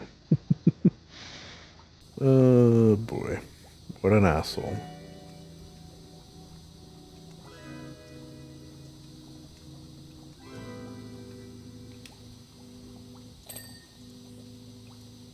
What is this? Oh, bolts or something?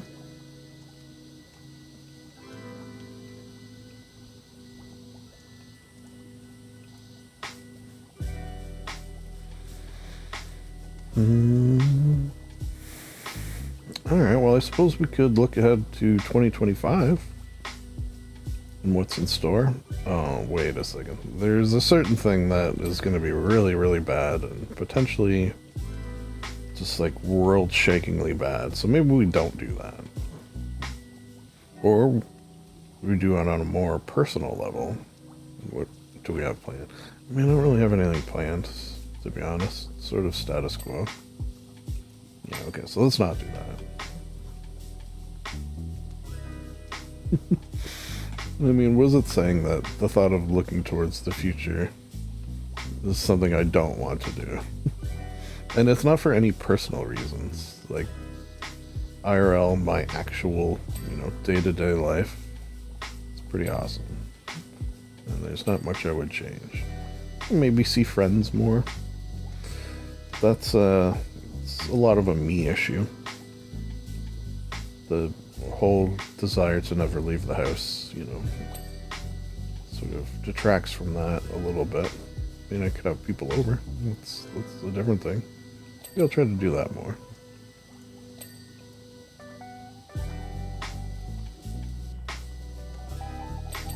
Yeah. How do I do that?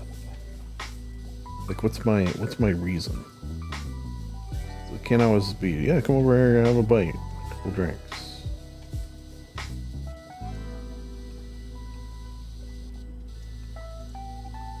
Or maybe hang out with my, I think we only did it once, yeah, with my, online D&D friends there. It was fun though. Like we played some Jackbox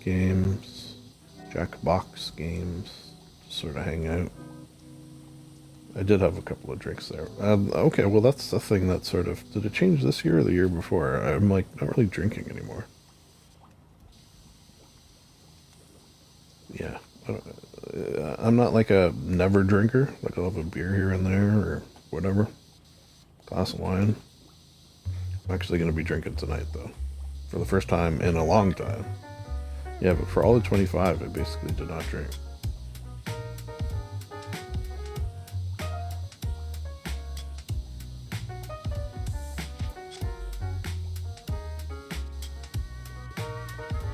So I'm wondering, I'm not going to drink a lot tonight, but like a little bit, just to, you know, take the edge off, as it were. Like what my tolerance is like after having spent a year of not drinking. I assume it's probably changed.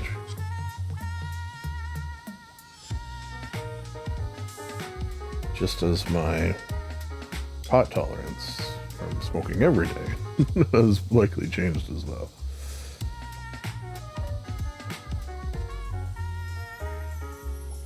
That's the other thing I sort of realized this year. Okay, yeah, that's a thing.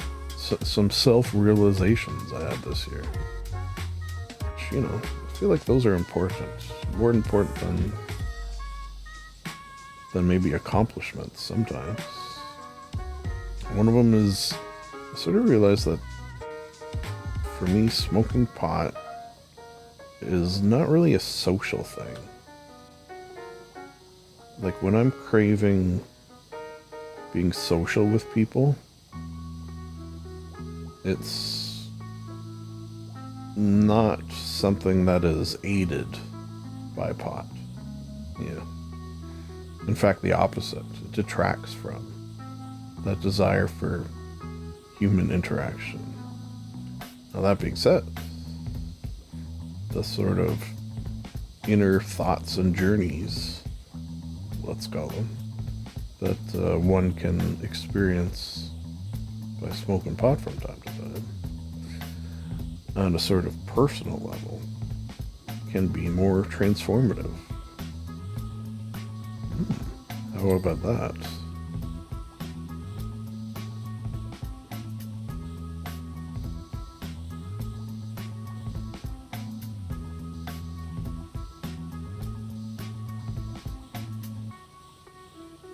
Like the amount of I basically 90+% of the pot smoking I do is before bed for the purposes of turning my brain off so that I can sleep.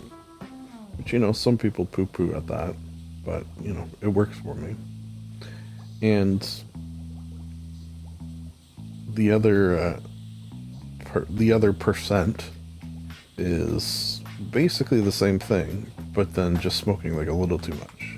I feel like that's the trick to pot smoking, is just smoking like a little too much. The closer to the like, you don't want to smoke a lot too much. You want to smoke like just a little too much, so that the time between you realizing you've smoked too much, the like, oh, I think I smoked a little too much, that should last for as short as possible. If you got that time lasting 30 seconds, that's perfect, is what I'm saying. Like, oh, smoke too much, stop. 30 seconds later, okay, we're good. Like that. And it's those occasions where like I have some of my best ideas, like best write them down, implement them, even creative ideas. Which is maybe another reason that if you follow me on Blue Sky, you'll actually see some of those happen live. Because sometimes I'll need to get them out into the world, one way or the other. Sometimes there's things for me to do, they're actionable things, let's say.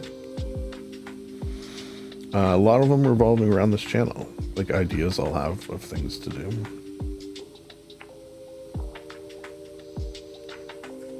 but others are just like, you know, things I want to say and express. Yeah, that's a good way. Things I want to express out into the wide world, regardless of if others interact with them or not. Just the very fact that they're out there is pleasing to me. So I do it. Which, you know, that would be a recommendation I would throw out. Don't let what others might think influence what you put out into the world. Oh man, that sounds really smart, doesn't it? That's the sort of thing that I would have thought about during one of these nights.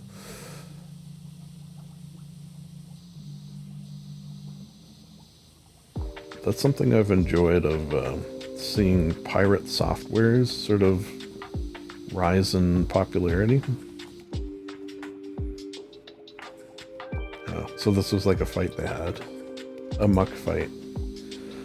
Yeah, pirate software, seemingly just like a very nice, down-to-earth, logical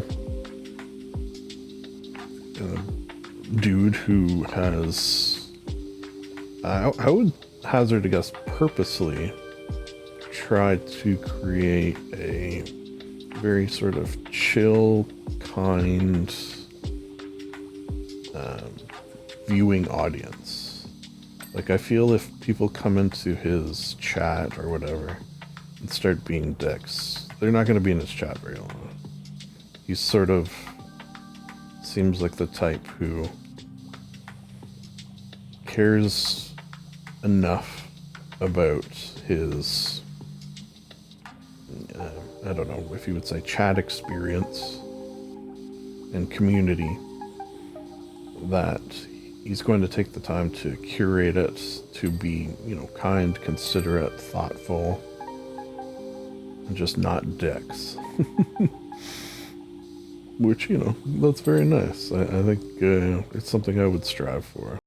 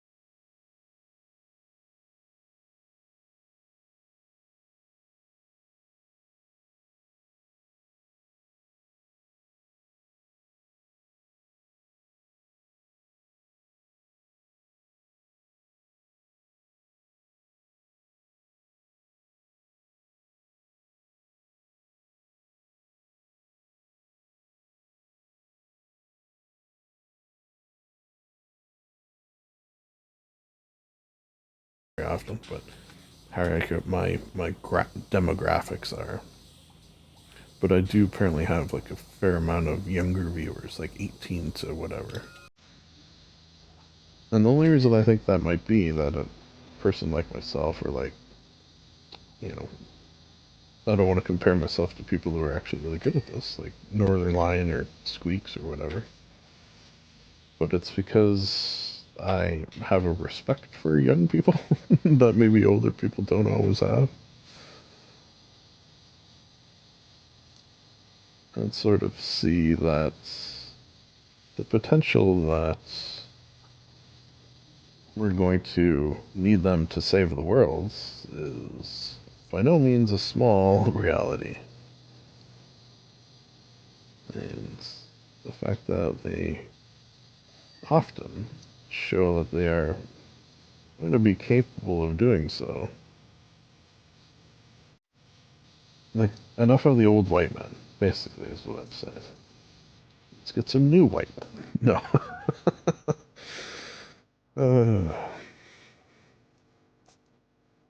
I think I gotta get on this. Maybe I can from the top. Alright.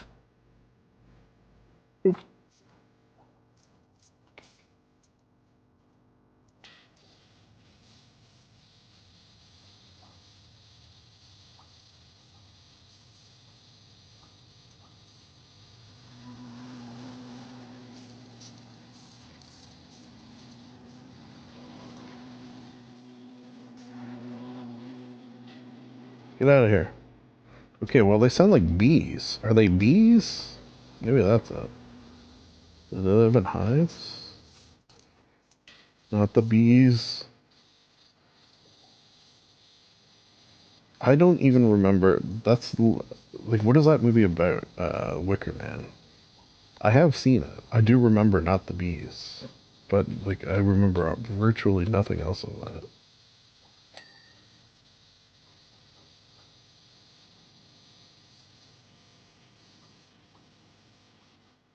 What is it? Oh, like an antenna.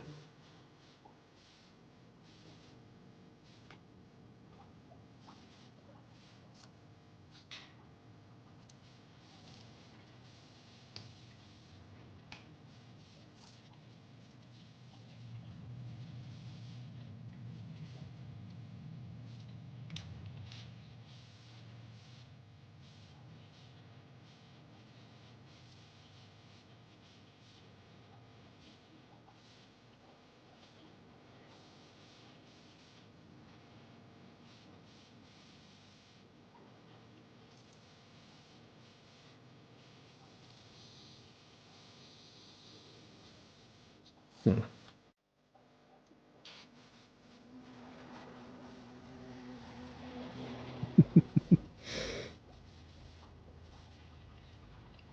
Can I get off this? Okay, finally. I don't like that sound by my ears. Please. That was not conducive to relaxation. I don't want to get my girled. I've actually never been stung IRL. I mean, of course IRL. What else am I talking? I've never been stung in Bikini Bottom by a jellyfish. No, I've never been stung by a bee. I think it's because whenever a bee is near me, like I purposely try to just sit there, remain calm. Even if it lands on me, I'll just sort of sit there. It'd be funny if I was allergic and like died from a bee sting. good, good funny time. Just because I didn't know, because I'd never been stung. Never been stung by jellyfish, for that matter.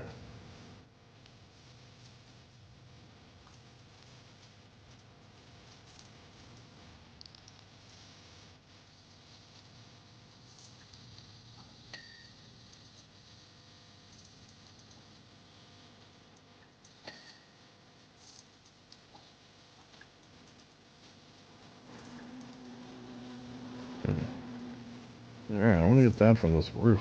Stop listening to this bee.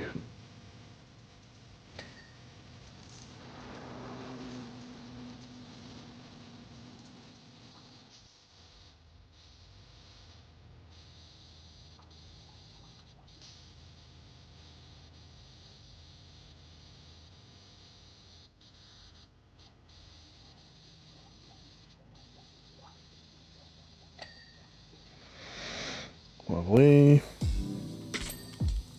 Ditto. Terrific.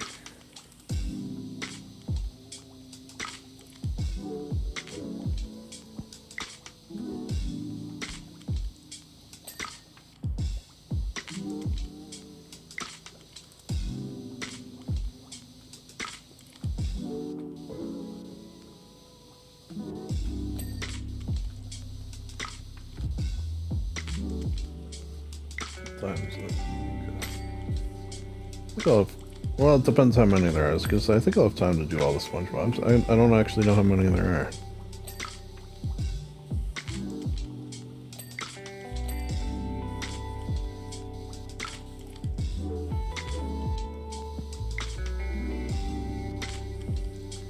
Alright, I feel like we're pretty good up here.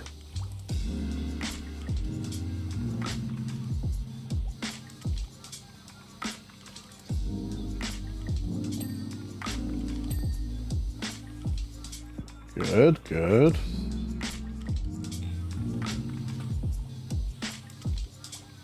The ropes.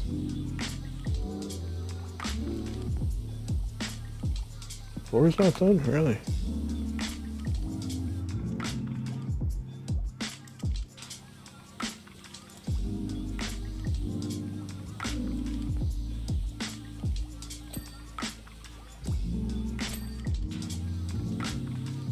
I like when you get near the end. I find it happens more on the vehicles, actually. Where you start hearing ding, ding, ding, ding, ding, ding, ding, ding. That's that endorphin ding.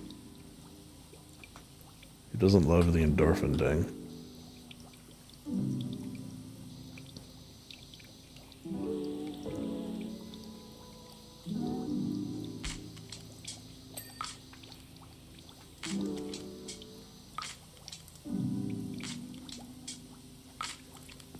How's the floor not done? Okay, thank you. Alright.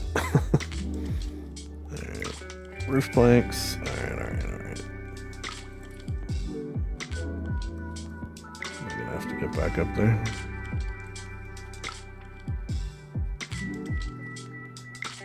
Is there not just like a ladder? Oh, there it is.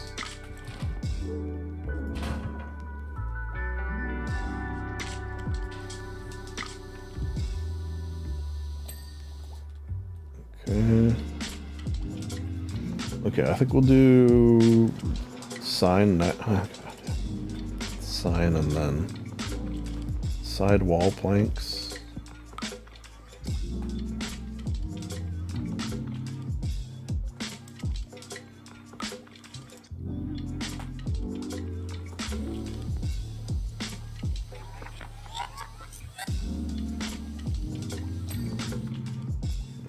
Okay.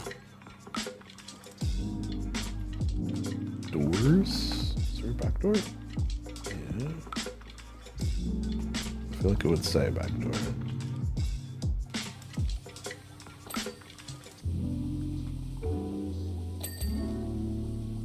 Handles. Dumpster rim.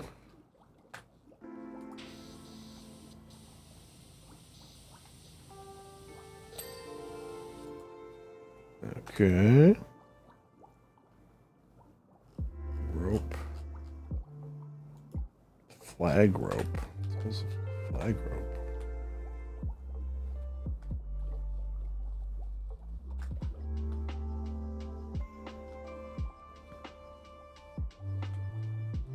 Oh.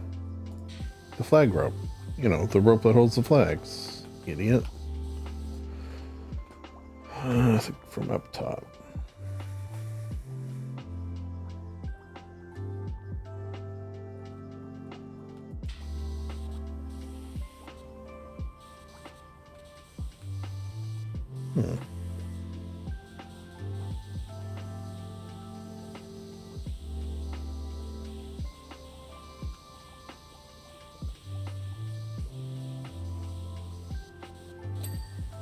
Hey.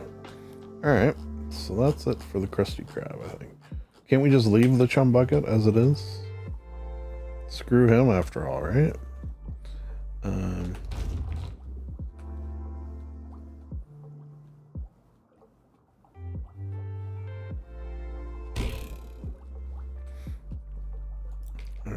do this to start. I feel like this will actually probably do a lot.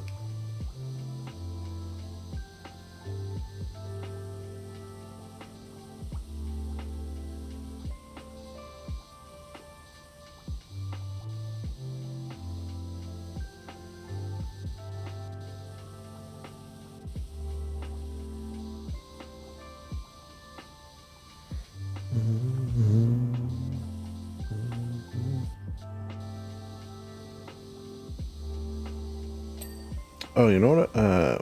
Just so I, mention it. In my last... Well, it's not going to be... Okay, let me just say it this way. I tried my goddamnedest to play, for my next Longplay series, Morrowind. Which I've never played, and have always wanted to. And it's just, I can't get it to work. Like, it's my recording software that I'm using right now, XSplit. Sort of two main recording softwares. There's OBS and there's XSplit. I went with XSplit because it had some, things and features that I liked more than OBS. OBS is free, but then I assume there's got some paid features as well. I don't actually know. The thing I've run across twice now, and it's actually funny, once is with Fallout 76, and now with Morrowind, is it just will simply not record. With Fallout 76, I could have both programs running, but if I did, Fallout 76 would go to about 3 FPS, and was basically unplayable. With Morrowind, on the other hand, if I even have both programs open at the same time, Morrowind will just crash. As soon as I hit the record button, or as soon as both are open. Like, I tried opening them in reverse order, like open Morrowind first and then XSplit and vice versa. So I've reached out to XSplit, and they're actually looking into it and have been a little helpful. I guess, a paid service, that's the other sort of advantage of that, is it's a product that I have paid for, so I can, potentially get some help with it.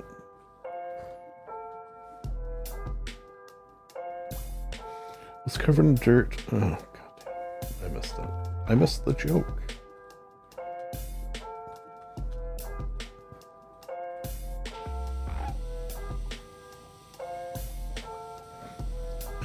So unfortunately, I don't think that's going to happen.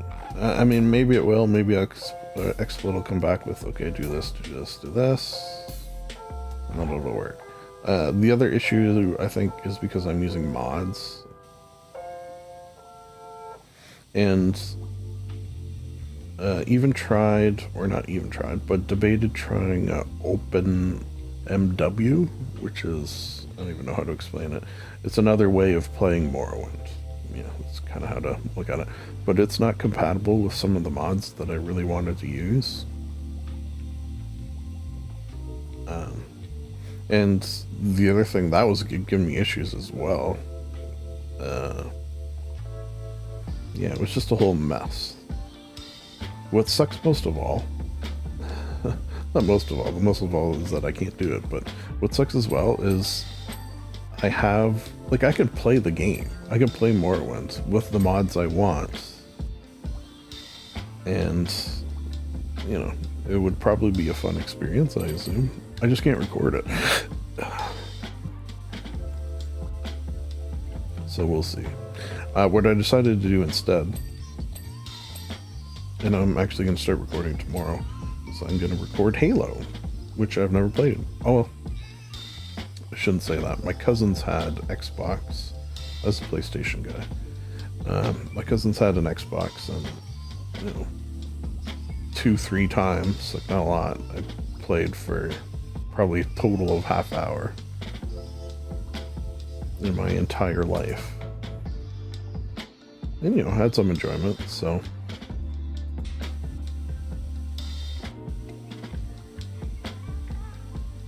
I thought that would be a fun RP experience, RP long play for the librarian.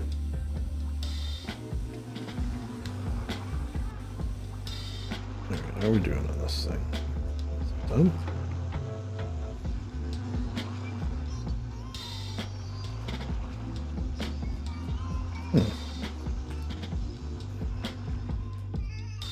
I gotta get in here. Gotta get into the show.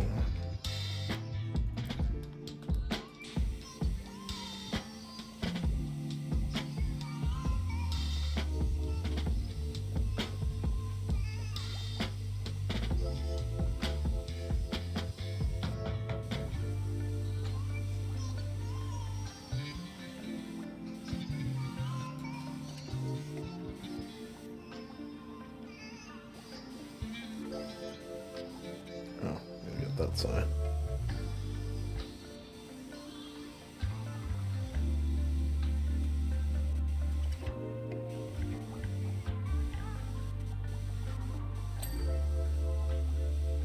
Okay. What am I missing? Did I not do the back of this? Oh, okay. So I do gotta the back. I gotta hit it from the back.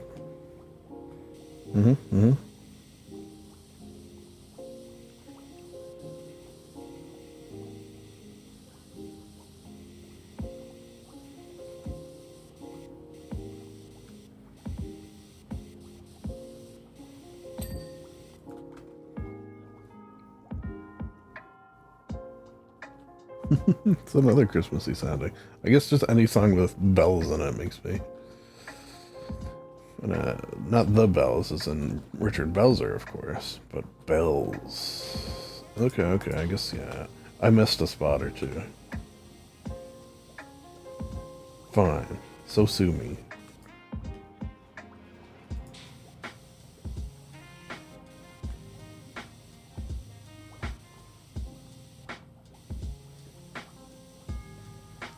I don't think it's this song, but actually, or maybe it is this song. There is actually one that says Merry Christmas in it. It's like a little kid saying it. Ooh. Hey, shell's done. Okay, another chum bucket. Oh, maybe for vehicles it'll be the, what are the two superhero guys' names? I forgot. Starfish Man, something like that.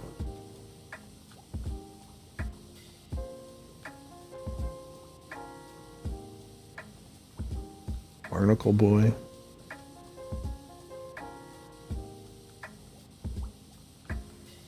Which one of them is voiced, or I don't think he is. Ernest Borgnine still alive? I can't imagine. If he's still alive, I'm gonna be shocked. I gotta check. Ernest Borgnine. 2012. Okay. R.I.P. Well, he was the voice, wasn't he? SpongeBob? He was the voice of one of them, wasn't he?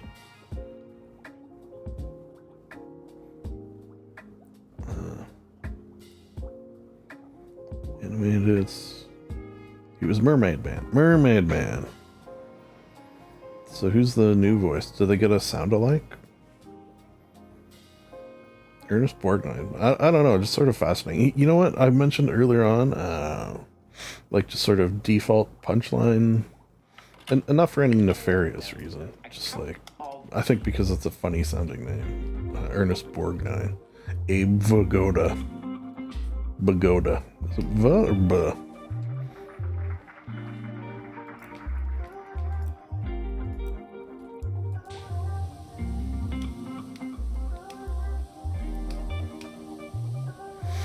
Alright.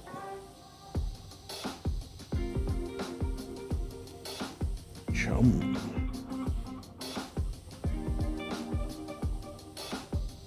What's the chum bucket robot lady? What's her voice's name? Or what's her name? There you go. I don't know all.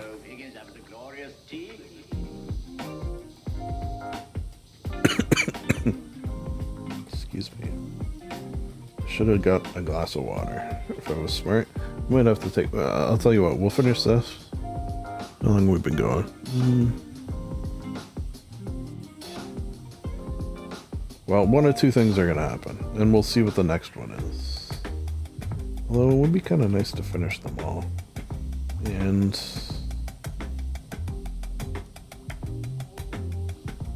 you know, a nice New Year's gift. Or maybe this is your, you know, January 1st, hungover, lying in bed, trying to prevent your brains from leaking out. On in the background. Watch. So maybe you would appreciate a longer one. If that's the case, I'll probably have to take a break. Get a drink, go to the washroom.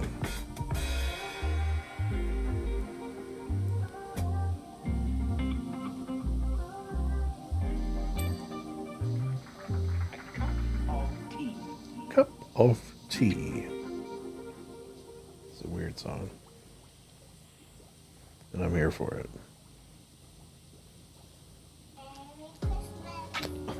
There's the one I was just talking about. Merry Christmas. Hey. It's weird to hear a song like that. Just sort of randomly on Christmas. Bizarre. I guess like the amount of times I feel like it happens more than is normal. But, you know, this is another reason why it would be nice potentially to have a large audience to poll for things like this. Yeah. Which is, how often are you playing a game and then something you do in real life seems to be responded to in the game? So it happens to me a lot. I usually try to clip it as long as I catch it. So if you go to the clips section on this channel, there's a playlist of all my clips. You're definitely going to see. In fact, I think the very first one from Skyrim is exactly what I'm explaining.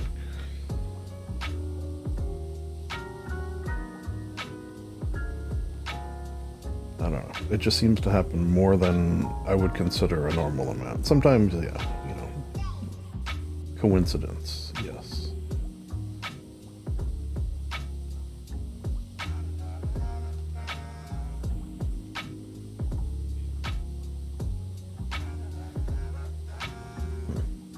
I seem to attract coincidences, though. Just in my normal day-to-day life. Like, to the degree where the missus, like, has noticed. Unprompted. And said something about it. On more than one occasion. And, like, to the degree now where at first she's, like, you know, sort of, I don't want to say amazed by it. But now it's just like, oh yeah, that just happens to him. Just things like that happen to him. Just strange, bizarre coincidences happen to him all the time. It's no big deal. Merry Christmas.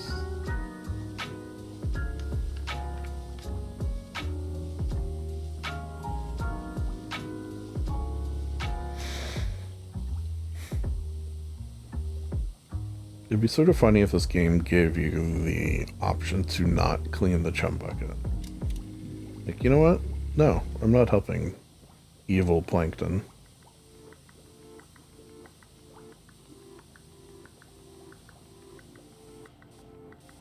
It'd be kind of dumb if you didn't, just because then you're depriving yourself of content that it's really the same as the content of the rest of the game.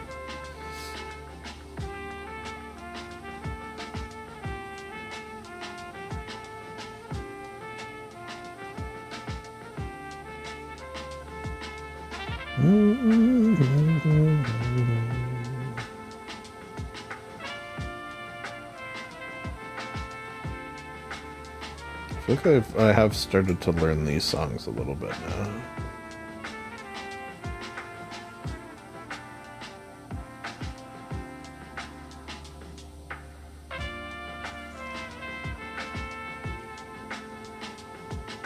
It's interesting, or not interesting, but it's sort of interesting. Like, it's supposed to be like, you know, you pay for this service, and then it's like copyright. It's not copyright free, but it's like you've paid for the use of it, so however that works, whatever. At least the artist is, you know, getting money for their work. Yeah, that should happen. But every once in a while, and actually it hasn't happened in a while, I will get a copyright notice for one of the songs in the playlists. I could fight it and be like, no, I have this license. But to be honest, rather than do that, I just remove it from the playlist. Just easier that way. And also sometimes it's not, or not sometimes, but I think one time it wasn't from the artist, from the site, from audio, like where I got the music. It was like from somebody else, which either means the, you know, whatever bot is searching for these things was wrong, or maybe the person like sampled somebody else's music. And dirt circles on the chum bucket. Oh, are we gonna get to the bottom of who's dirtying things up? Or maybe this person like sampled somebody else's music, and then that's what caused the bot to trigger a copyright notice. YouTube gives you options for that. One is to mute the whole portion of the video that has the song in it.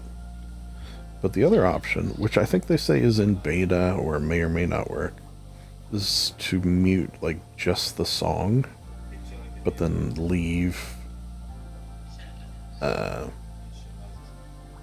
the rest of the audio intact, which that's normally what I try to do, but I'm not convinced it works 100% of the time, because a couple of times, or once anyways, not even a couple of times, once I noticed that it just muted the whole thing. Like, there's also the option to like,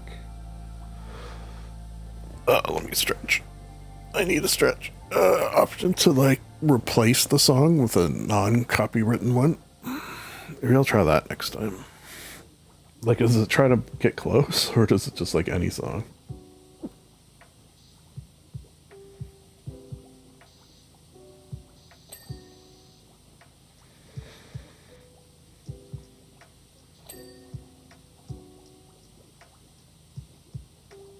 Mm-hmm. Mm-hmm. Mm-hmm.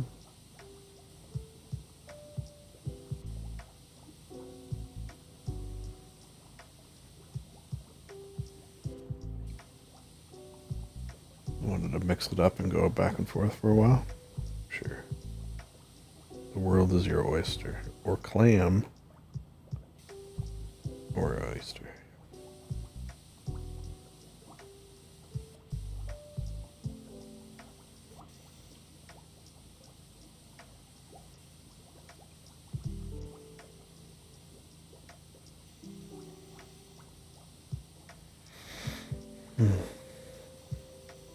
Between the sound and the music, this is making me a little sleepy.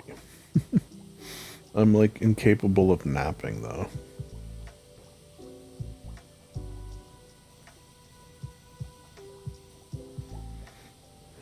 Gonna be like a up later than normal night too. Under the in-laws for dinner.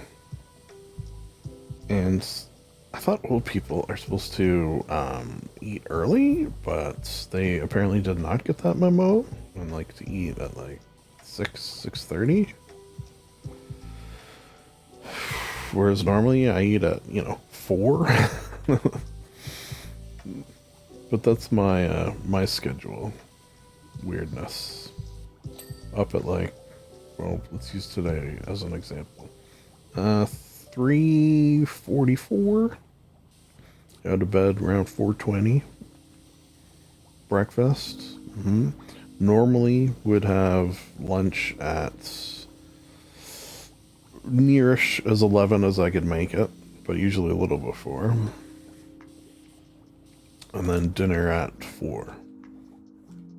That's my normal, sort of eating schedule. Today I'm going to try to make sure I eat late.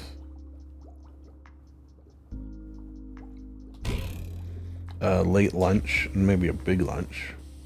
It's just the problem is, and, the reasons that I'm in the schedule is because I just sort of naturally am inclined to fall into the schedule.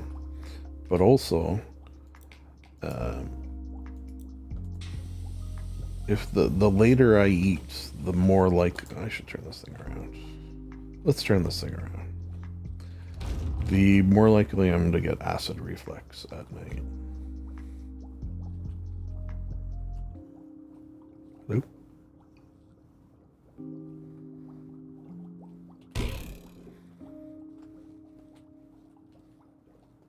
So in order to avoid that, I eat earlier. And usually, in general, I'll have a not a big lunch, but a bigger lunch and a smaller dinner. Just to sort of avoid that. That's not even a getting old thing, although age has not helped. That's a runs in the family thing.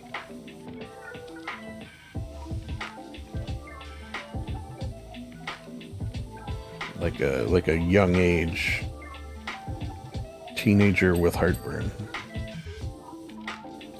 sort of thing.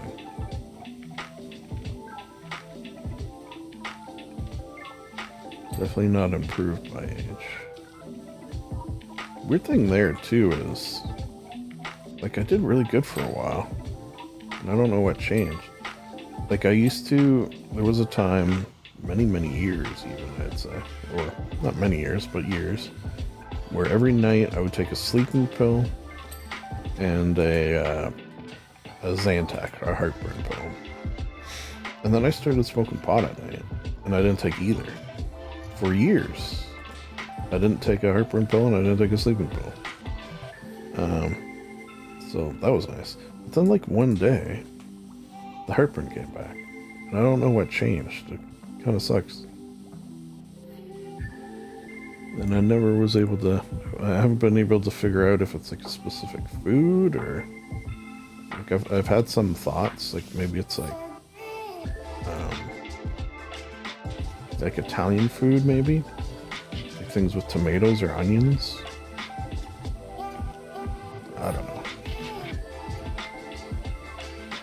It was a nice couple of years where it went away though. But then it came back with a vengeance.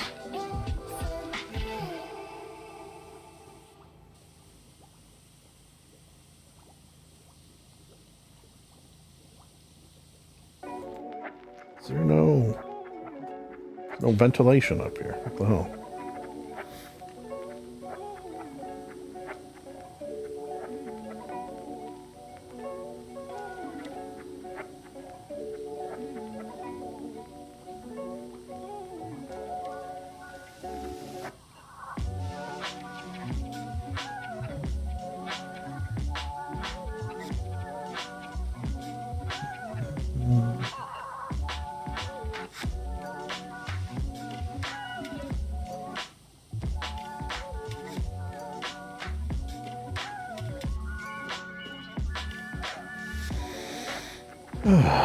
Okay, almost on the roof.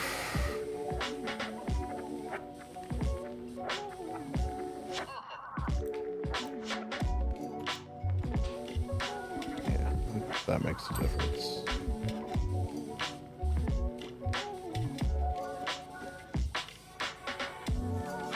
Oh, it's the glove.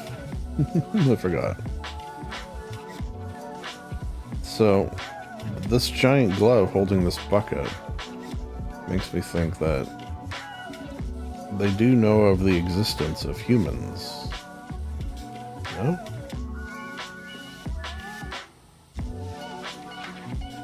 Yeah, what do the residents of Bikini Bottom think of human, of the human race?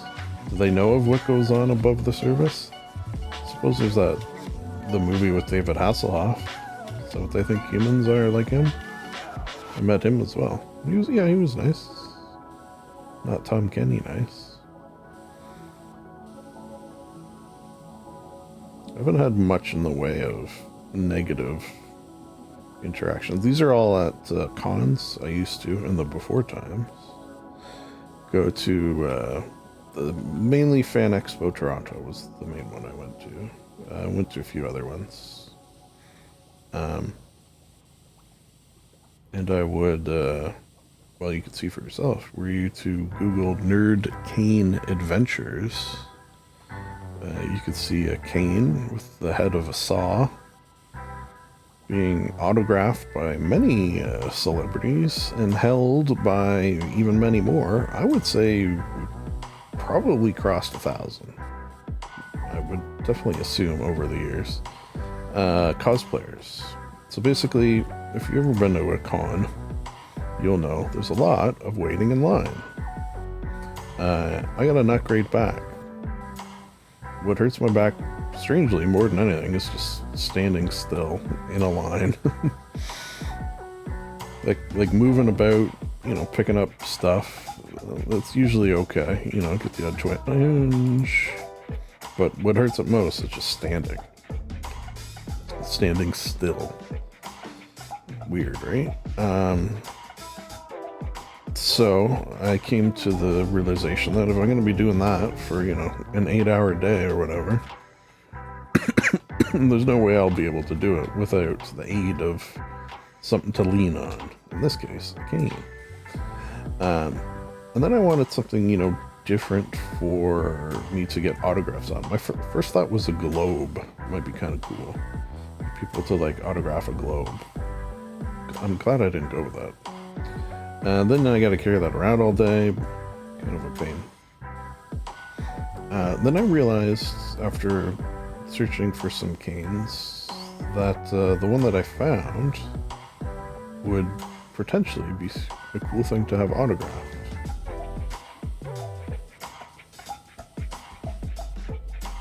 So from then on, I would have something to lean on, and also something for all these nerdy celebs to autograph. And there's a shit ton of them. Maybe something I sell one day. No plans on doing it, but I assume probably would be worth money to the right person. My retirement fund. I probably wouldn't sell it. Like how much it is worth to me versus... Is there not? No.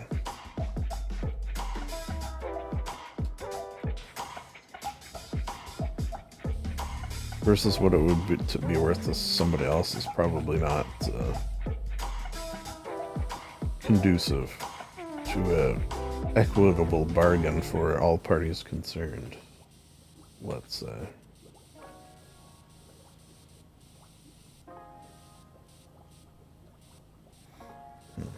Okay, this bucket is proving more difficult to clean than anticipated.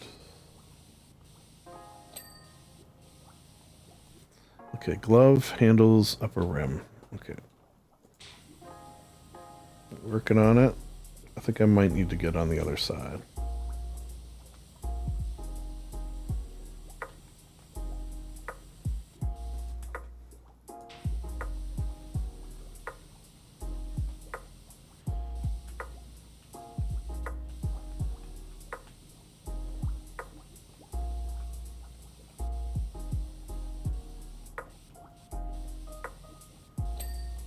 Upper rim? Okay. Yeah, let's do that.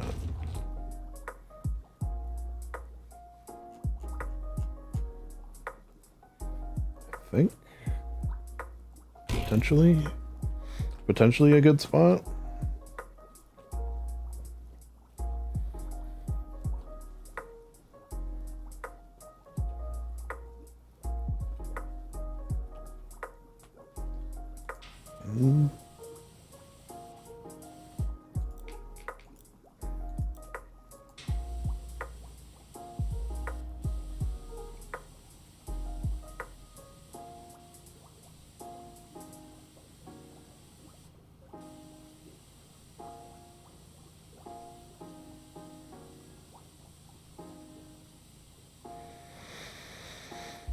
Am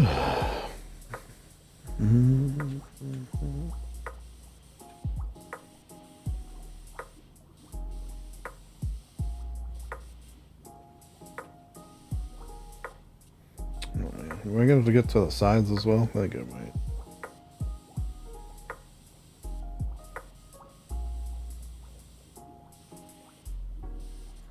There used to be a thing, I'm tempted to try it, but also a little nervous, where like if you pick this up and then jump, the game did not like it. Okay, maybe they fixed that.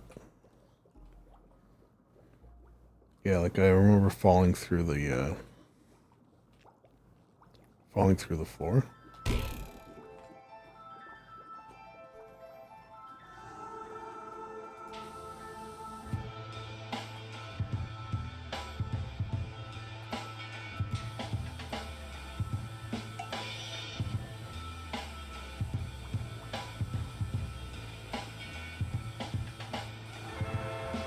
Alright, I'm gonna have to probably go to both sides here. It's fine. It's fine.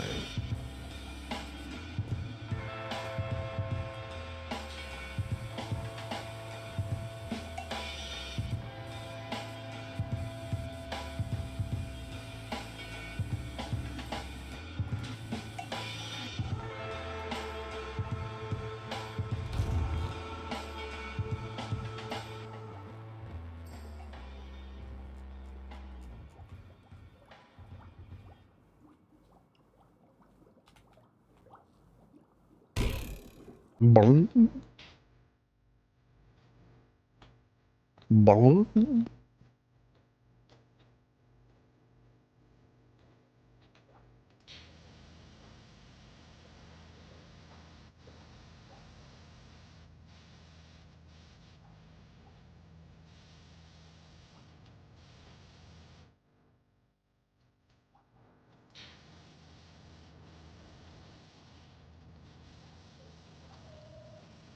Oh, come on, man.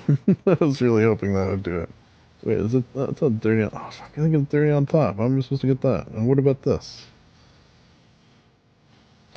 Okay, okay.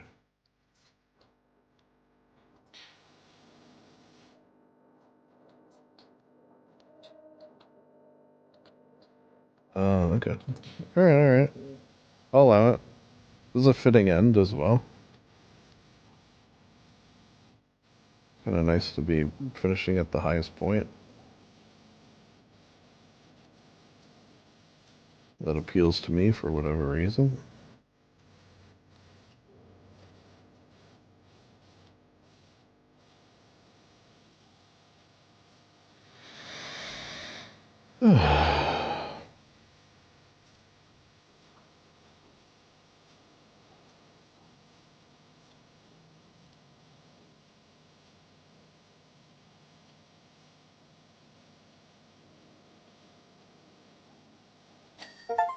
Hey.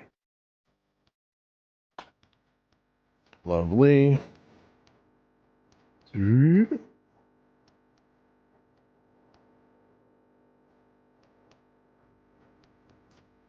Cool. Cool beans. Paddy wagon. Makes sense. Alright, so what should we do here? Our options are end it now. Take a break.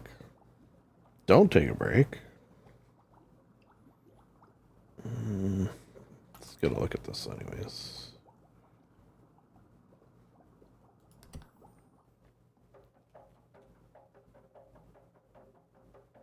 I kind of wish, and I could probably easily figure it out, how many levels this is. I feel like this one shouldn't take long. Okay, let's do this. This is going to depend on how many nooks and crannies we're dealing with here.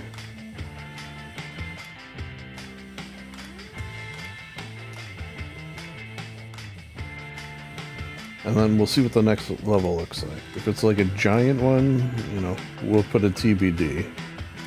We'll start with like the pickle wheels. We'll TBD whether we do it or not.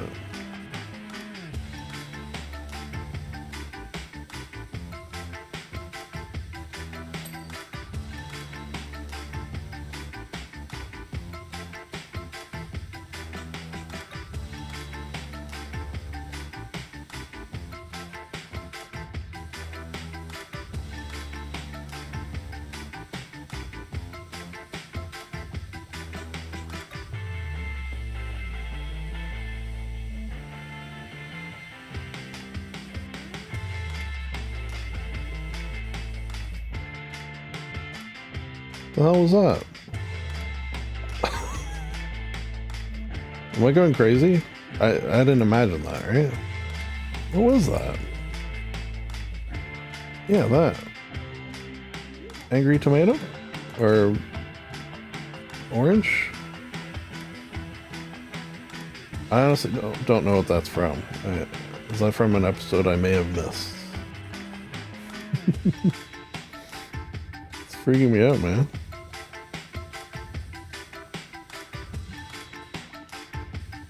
Yeah, weird. Why is it like hiding from me? Look, giving me the side eye. It's almost like they've been repeatedly pecked at by some mysterious and hostile beast of the deep. Oh my.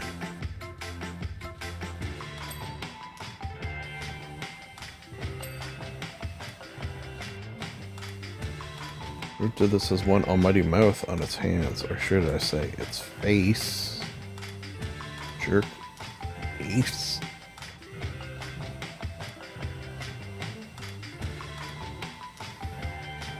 If you could have a car shape. Okay, here's the question. If you could have any car, what would it be? Or if you could have a car shaped like anything, what would it be shaped like?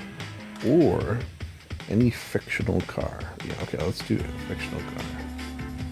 I mean, Kit from Knight Rider seems good. Batmobiles. There's some good Batmobiles, obviously. This. I mean, did I mention the pickle wheels? Obviously, which Back to the Future. We'll probably record that at some point. It's one of the options in this game, Back to the Future. I don't know what's going to be involved. Obviously the DeLorean, but like what else? The clock tower, I guess? Maybe the train? We already did the train, though.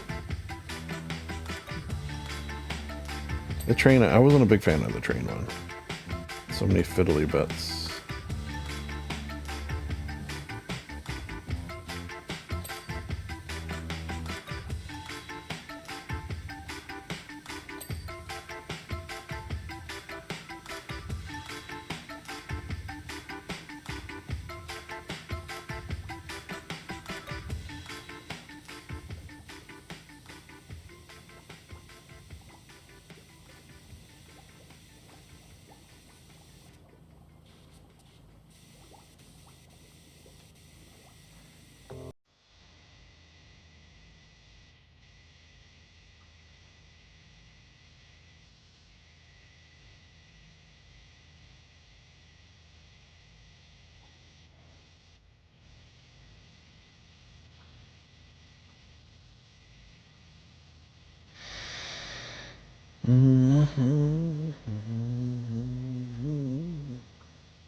Yeah, this is going to be a fiddly bit one.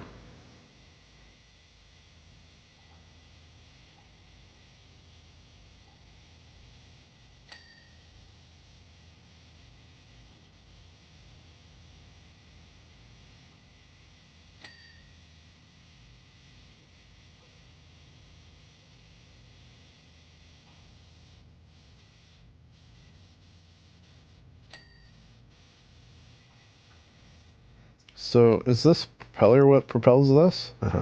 Or the wheels, or both?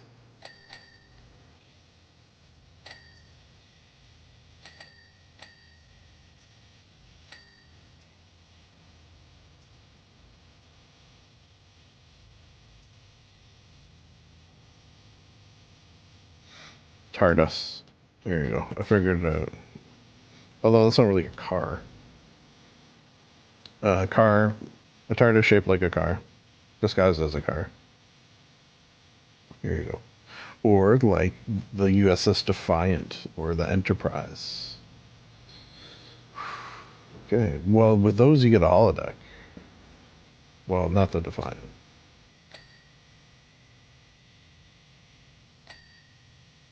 I guess you'd take the Voyager then, wouldn't you? Because it was more advanced than the Enterprise. You need a Borg cube.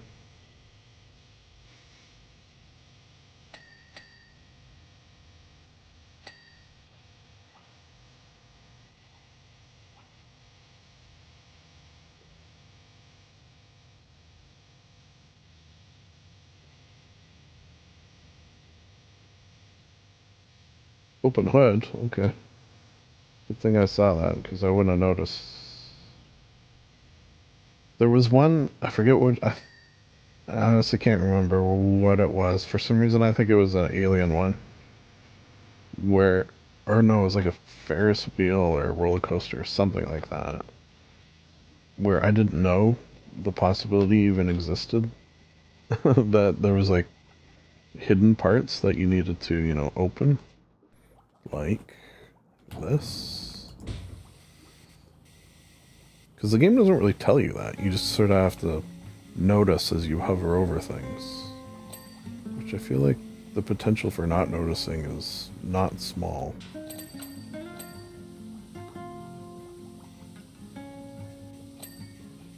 Oh yeah, this is like the spaghetti western song. Ha! Oh, you really should not be getting water in your grease fryers. Just as a general rule. My first job was at KFC. And I honestly don't know how it happened. Something must have happened, though.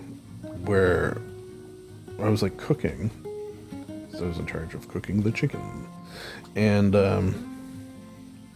like the fryer, which was like a pressure fryer, basically like, I don't want to say exploded, but like picture a 5-gallon drum of grease. And suddenly that grease is exploding like a volcano and is all over the floor. It took me fucking forever to clean that up, I remember. And I feel like either my boss or somebody who was working there thought it was my fault, which kind of makes sense because it didn't, like, there was no reason it should have happened. It was as if like a shit ton of water suddenly got into. And I was never able to figure out like what caused it. But it sucked. It was almost like it was like a booby trap. Somehow, some way. That like suddenly so much water ended up in the fryer. Yeah, that sucked. That was actually not a bad job. That was my first job, KFC. I worked there for 2 years, 16 to 18, if I do recall. And the nicest part about it was when it was slow, my boss let me read. So basically, if it was slow and the kitchen was clean, my boss let me read. And I kept the cleanest kitchen out of anyone who worked there. Just sort of default. By default. So I already had that going for me. I was actually the one who had to work Tuesdays. Toonie Tuesdays. I guess that's probably a Canadian only thing. Where you'd get... What was it? Like 2 pieces of... I never worked the front, so I don't really remember what the deal was. It's like 2 pieces of chicken for $2, something like that. I don't know. It was a good deal, needless to say. And because of that good deal, I was crazy busy on Tuesdays. And that was my day, because I was, the best. That's right. The most efficient, let's say. Just start at the top. Engine distributor holders.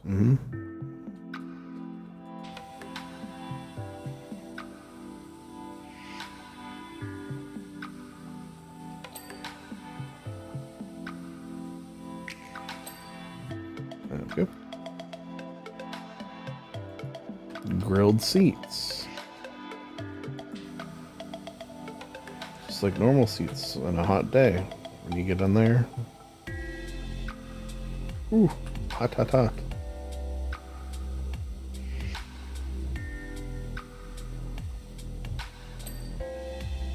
Spatula.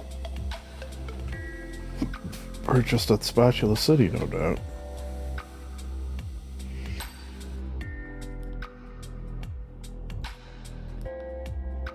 I had a feeling the lettuce was going to be a problem.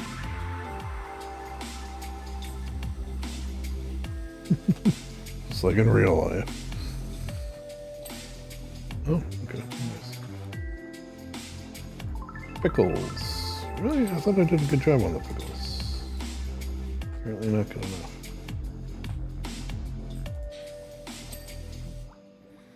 Steering wheel throttle.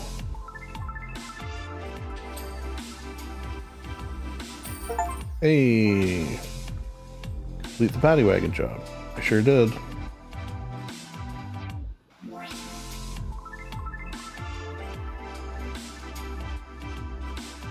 Lovely. Jumping jellyfish. Maybe the Flying Dutchman?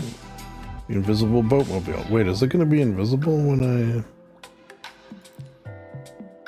I... It's also odd to have two vehicles in a row. And I kind of don't care for it. Unless this is going to be a quick one. Is it going to... It is, too. This might be easy, actually. Is this just going to go quick because it's like a joke one? Alright, maybe that's why they did them back to back. That's kind of cool. Just gotta spray the visible parts, right?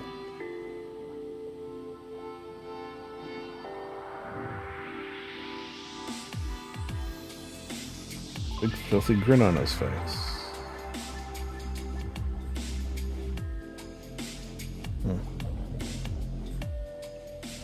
So, like, are we gonna find out who's doing all this? Big grin? Is it maybe the whale? Big. We heard whale sounds, right? That's Krusty Krab's daughter, somehow.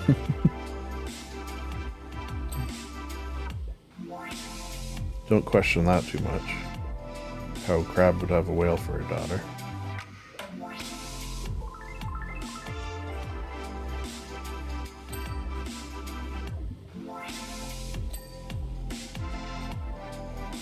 How do they find this? Bobbing evilly north. I don't know which way north is. Is it that thing I saw hiding behind the Krusty Krab? Like, what is it? Uh-oh, what's north of here? I don't realize. I don't even know which way is north.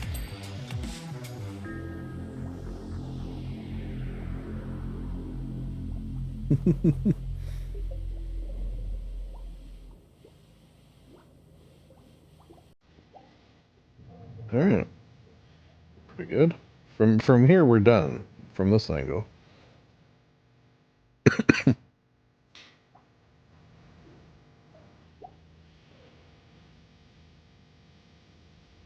Ooh, Lagoon. We were just talking about that.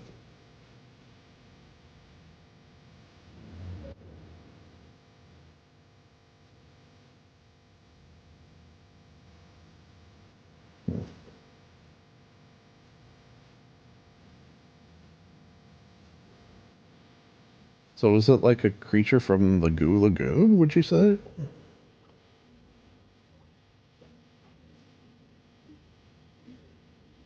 The Goo Lagoon always makes me think of just that, like, actual real spot where I think it's like, is it like fresh water and salt water, or like some sort of brine where it's underwater, but then there's like, it looks like it basically looks like there's like a pond underwater because of the two different, I'm just going to use the term water types. That's probably not 100% accurate. There's a picture in particular that I'm, well, picturing. Just like a guy sitting at the edge of the of one of the type of waters looking into the other. Pretty cool.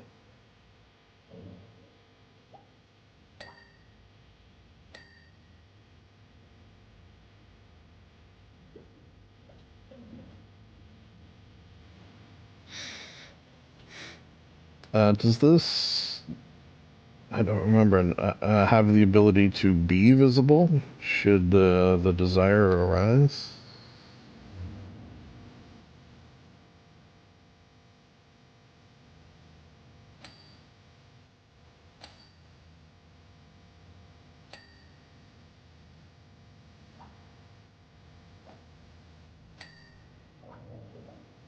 Hmm. Might be trickier than I thought.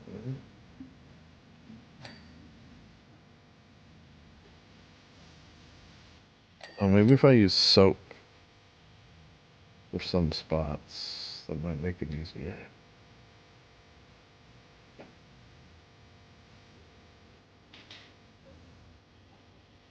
If I use my brake lights.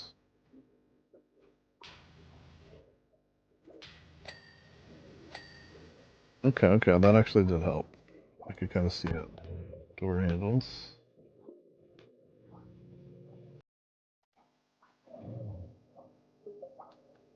Hmm. Inner?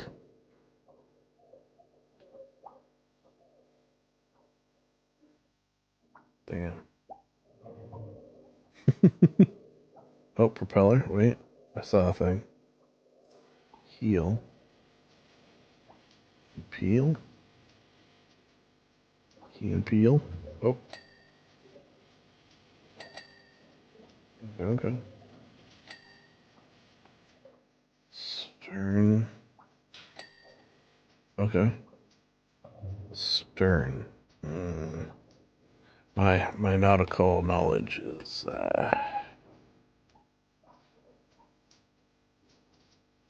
man, this one's harder than I thought, man. With the if I just leave this on too, that'll help. Okay, windshields. It's like gearish, right? Okay, steering. Windscreen.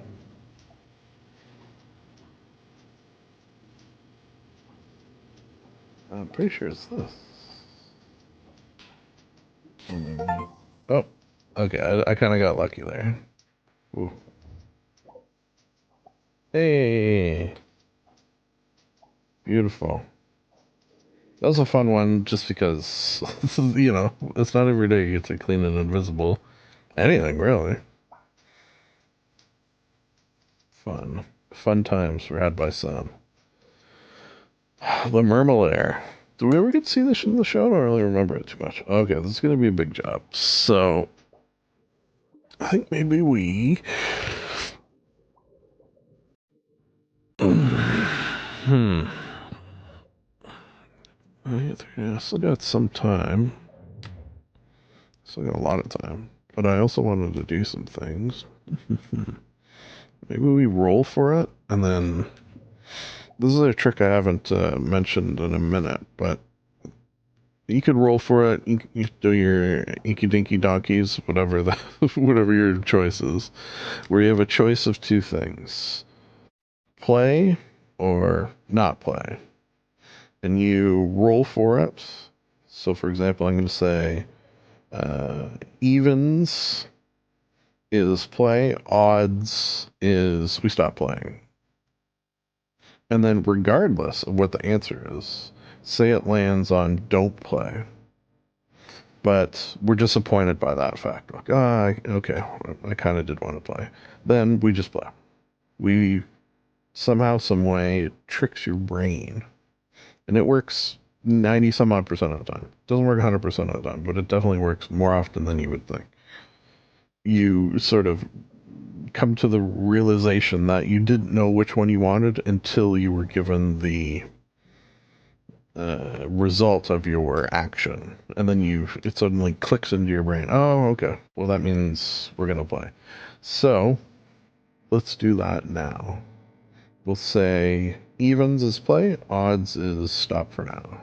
Okay, evens play, odds is stop. Okay, I just realized the dice is in the wrong spot. We're gonna do that again. Odds is don't play. I kind of want to keep playing. Okay, so that means I'm gonna need a break to get a drink and do some other things. So I shouldn't be too long. Where do I leave you? You know what? I'll actually start the job and we'll try to look at something pretty. I have a be right back screen that I normally use, but you know, we're in this game.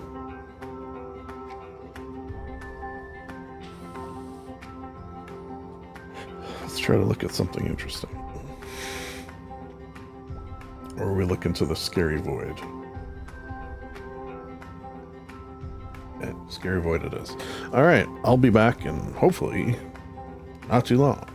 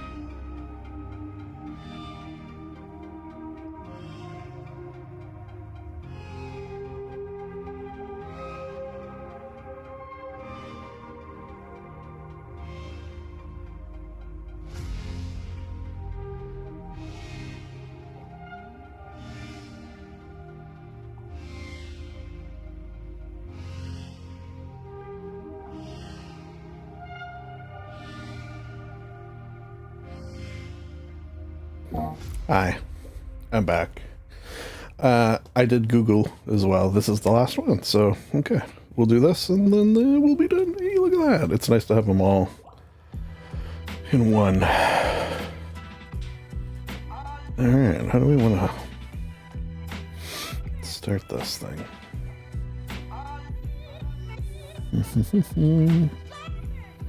With this.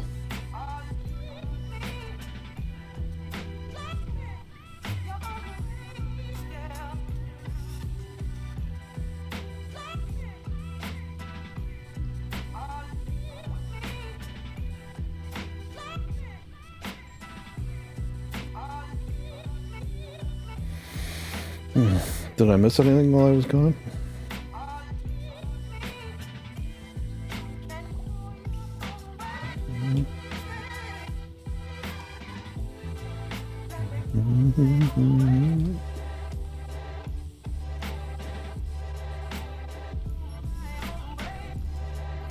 Ladder.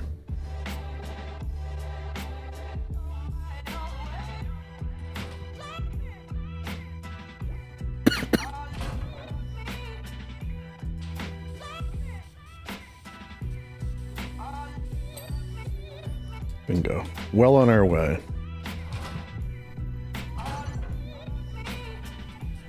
Yeah, maybe we do the little ornaments first. Work our way in? There's a logic to that I don't hate.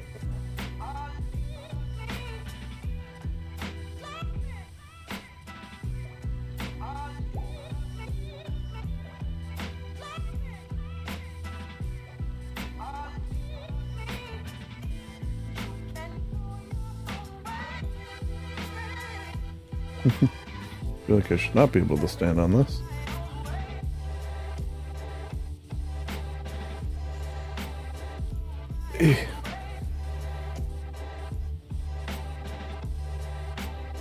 Oh, come on. That's clean. Come on now.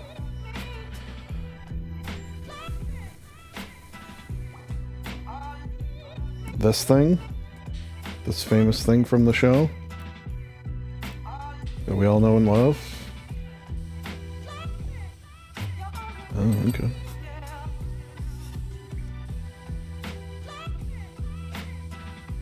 Utility belts.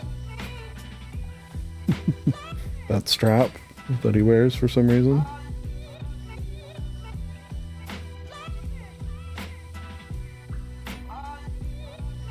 Is there not going to be any gnomes in this? I feel like they should have put one gnome at least.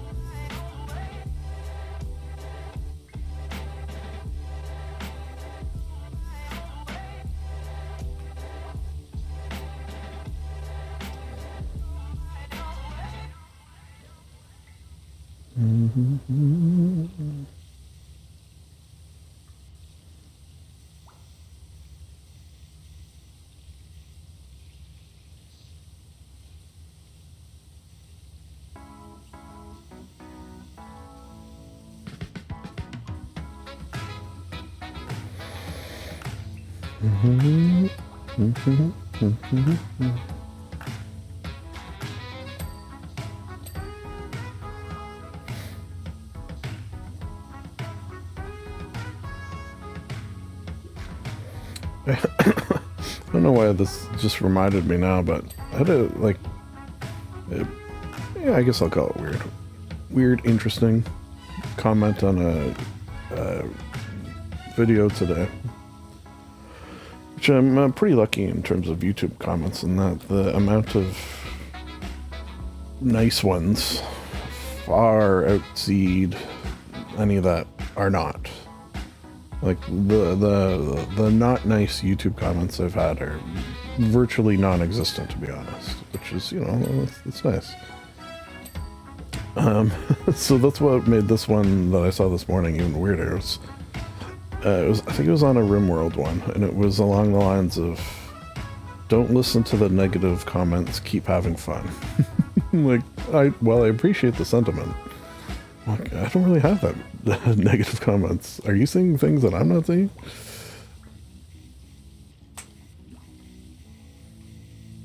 The only, and I don't think I would even call it a negative comment. It's something, particularly with a game like RimWorld, that you would sort of expect, which is someone like commenting along the lines of like, if you want to do this or experience this in a game, you can do this.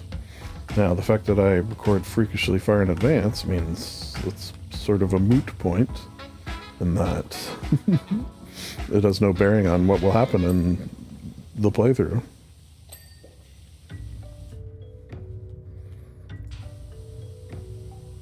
I think I mentioned the only negative comment I ever got that I can think of off the top of my head is it actually literally made me LOL, was why does it sound like your voice is fat, or something to that effect. Got a fat voice, apparently.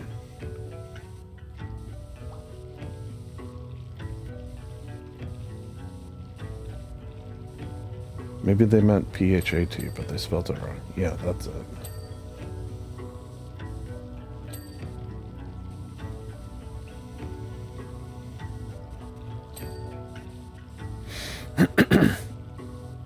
One comment that I've actually got probably half a dozen times, maybe 10 times, somewhere in there, but like a significant amount for my ratio of comments, which is not a lot, admittedly. Which I feel like comments on, on in the background type content like this is not too unusual. Like, you're not putting it on to interact, really. You're putting it on to have a noise to drown out your brain. At least that's how I watch this sort of thing.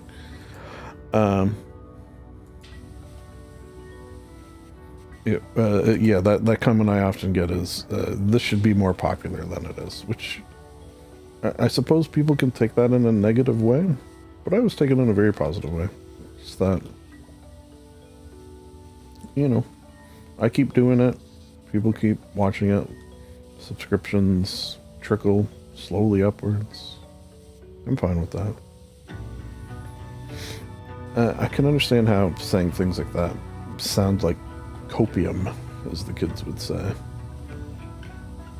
And that makes sense to me, but I also feel like you could, I feel like you could tell that I'm being sincere when I say I'm happy with the state of things in terms of, the channel and such. Alright. And how it progresses, or does not progress.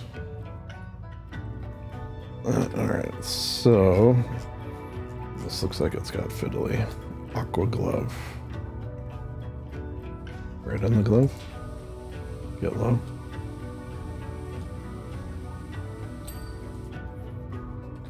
Yeah, this is gonna have some fiddlies. Cosmic Ray.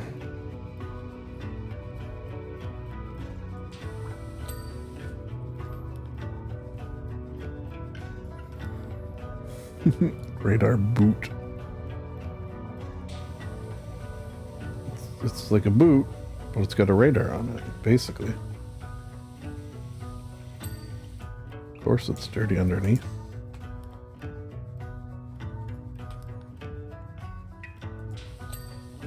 Squid ink bomb. Cool. That's what I like to see. Like, either nothing or done. Because that means we can move on to this lovely art.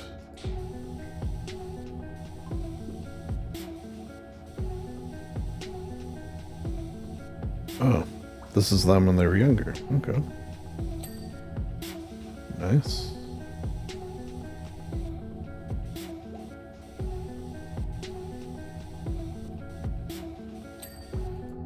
Beautiful. When is a door not a door? When it's ajar.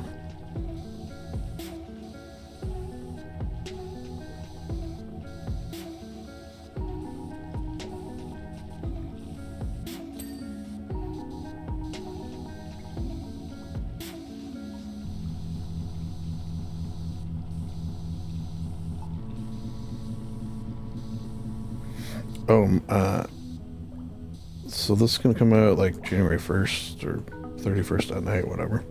My next, well, I mentioned Halo, but then my also next video that I'm gonna be working on is Rust Long Wipe, as I've been calling them, which is a very dumb name, which makes me like it, of course. I've got a plan to sort of, well, I don't even kind of know how it's going to turn out exactly, but I'm sort of fun to try it, which is to like build a base that like sort of goes around the whole way of a canyon, a rust base I'm talking here. So like maybe halfway down, or maybe like just a quarter of the way down a canyon, and then have a base that like rings around the entire canyon. I thought that would be interesting. We'll see how it goes. So what I do for those is basically I record my first day. So that's sort of my favorite part of Rust. Is the day one, just sort of an initial grind of getting resources, building up some scrap, trying to get a gun, trying to get situated for the rest of the wipe is kind of how I look at it. So I record that, and then I record like the the end product of what resulted from that day one. And then post that as a video. Not dissimilar to these, and that it's sort of on in the background. Not one of my RP videos. And that's sort of what I've fallen into schedule-wise, is I do the RP ones that drop one a week, that are scheduled until like June of 2025 and are ready to go. And then things like this, where it's sort of a one-off, usually not an RP one, and just drop them as I make them. Rust has been great for that.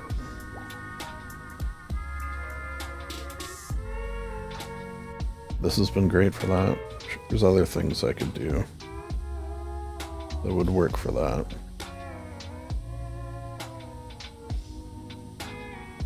What is this? Electrical device body. Oh, it's an electrical device. You don't say.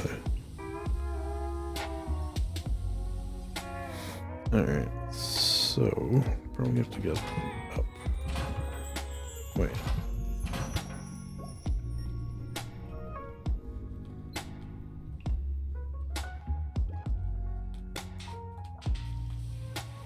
Yeah.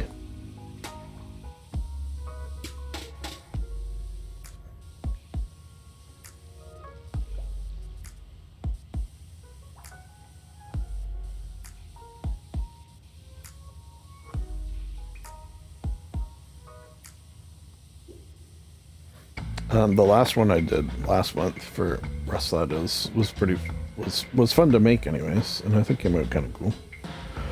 It was the first time building on an anvil rock. You know, I'm saying things that might not make sense if you've never played Rust, but it's basically a giant rock in the shape of an anvil. There you go. Which I've never really built on or around. And I had like a little base on top with like a pool. Like I've managed to fit a full-size pool up there. Which I wasn't sure I would be able to. And I've definitely never seen anyone else do that before. Which is often the builds that I try to go for are things like that. Things I've never seen anyone else do. Like I'm not building the, you know, get Chad 2x2 bunker, things like that. You can find a million of those online, and, you know, I have enjoyed seeing people and how they figure out how to make, I was going to say unraidable bases. No base is totally unraidable if you got enough explosives. There's an audience for that, and I'm among that audience. But I also like making things weird. And last wipe, part of the weirdness was I had 2 elevators to get up to the top of this this pool disco party at the top of the anvil base. One elevator was marked Star Trek, and one was marked Star Wars. If you went the Star Trek way, you'd push a button, and then that would sort of turn that section on, and there was a bunch of like pictures of like starships and characters. I think there was had a meme in there, just some Star Trek goodies, all while the speech of Cisco, his sort of famous speech where he talks about how he would do it all again, all the sort of nefarious deeds he had to do in order to get the Romulans in the war. That famous speech. If you know, you know. So that played the whole time. The Star Wars side, it had a Jar Jar Binks speech from the Senate and some things from, of course, Jar Jar. We had some Ewoks, Star Wars Christmas special. A lot of your embarrassing moments from Star Wars. Then when you got to the top, if you went the Star Trek way, it sort of opened up into the disco pool party and you'd have yourself a great time. With the Star Trek way, the elevator would just stop at the top and it was blocked off and it said no admittance. Dumb fun. I said in that video, and I guess I'll say it now, it's not that I hate Star Wars. I have a comedic desire to be angry at it. And I have enjoyed it as a youth. I very much did watch the first 3 movies multiple times. Really, obviously it was a media that was right up my alley. I just think, it doesn't deserve the hype that it gets for what it is. It's great. I love it. But it's not that great.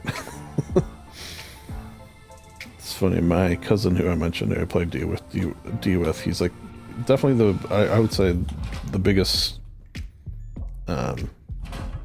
Star Wars fan that I know. Like personally anyways. I'm sure there's bigger fans out there. But we always sort of gently joke each other. One year for Christmas, actually, I got him at I couldn't resist. It was in like a reuse store.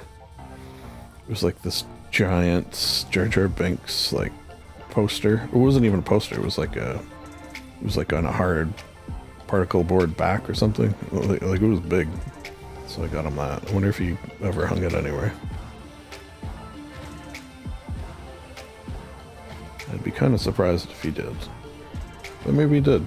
Hang it in a bathroom, right?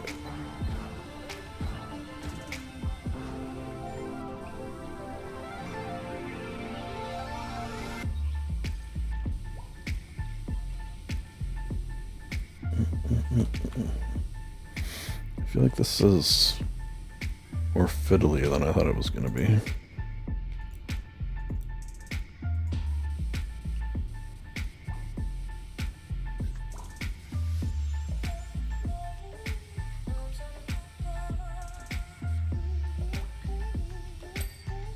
Nice.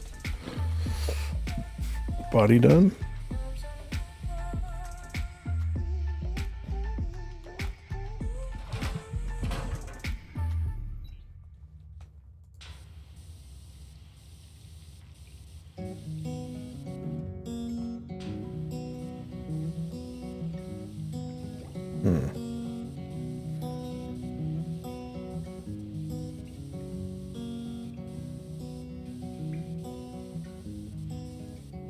Am I gonna get the other side though? Can you go any higher?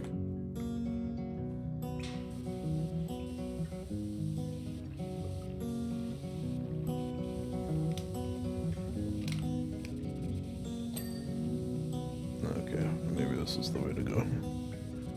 I wish I had my 3-pronger. That was one of my go-tos for things like this. Yeah, basically I would only use like I'd use like this and the 3-pronger.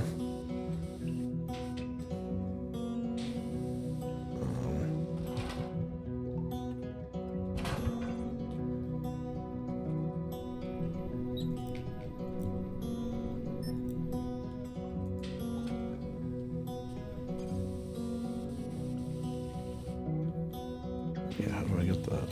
Okay, there. Maybe.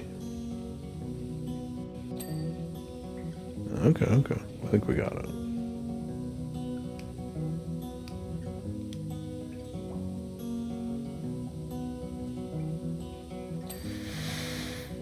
Almost.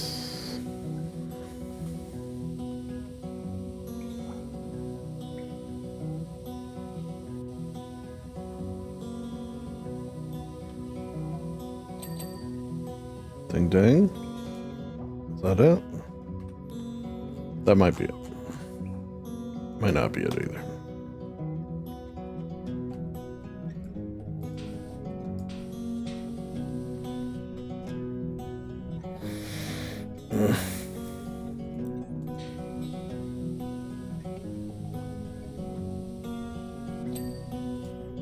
Okay. Cool.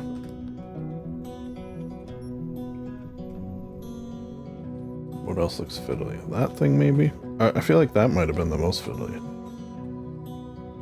Let's do whatever this is.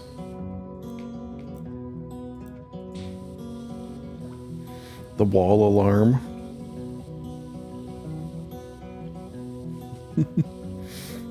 I had a friend from grade school to high school. His nickname was The Wall.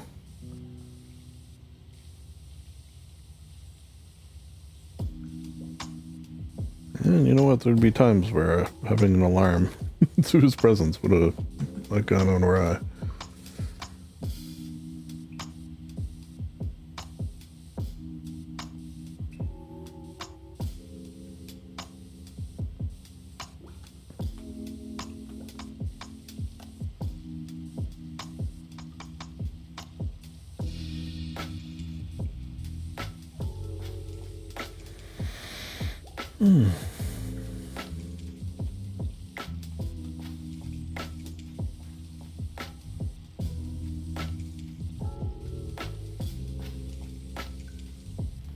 I kind of, for tomorrow's Halo, I kind of don't know what to expect in terms of story. Like, I know there is one.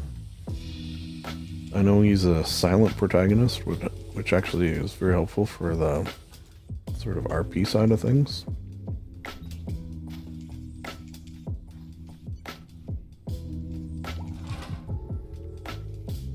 But I don't know too much about the actual story. Is it, like, good? I mean, I assume it's got to be alright for how popular it is. They made a not very good TV show about it, I know that. Apparently not very good, I didn't watch it, but maybe I'll play all these Halo games and I'll get really into it and I'll watch the TV show. Hey, stranger things have happened.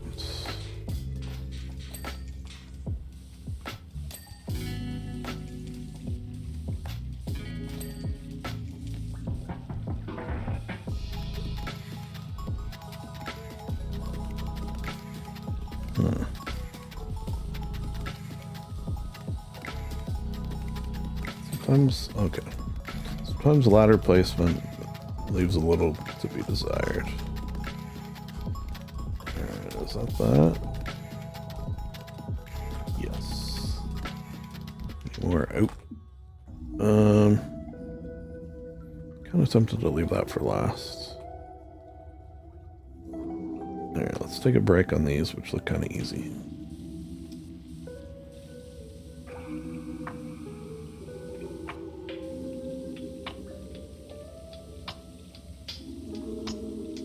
What are these? Costume display. Okay. Let's go to, oh, have they had multiple costumes over the years? A la Batman?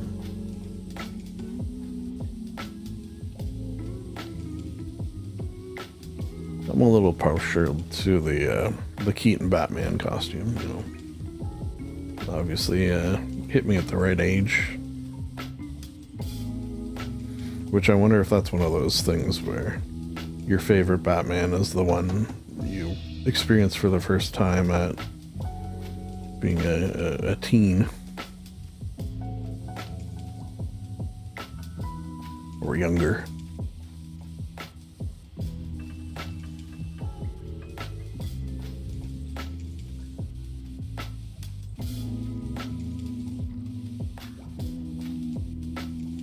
That's a thought I've had of Pokemon often, which is, like, if I was 1 to 3 years younger, I feel like I would have been 1 to 5 years, or 1 to 3 even.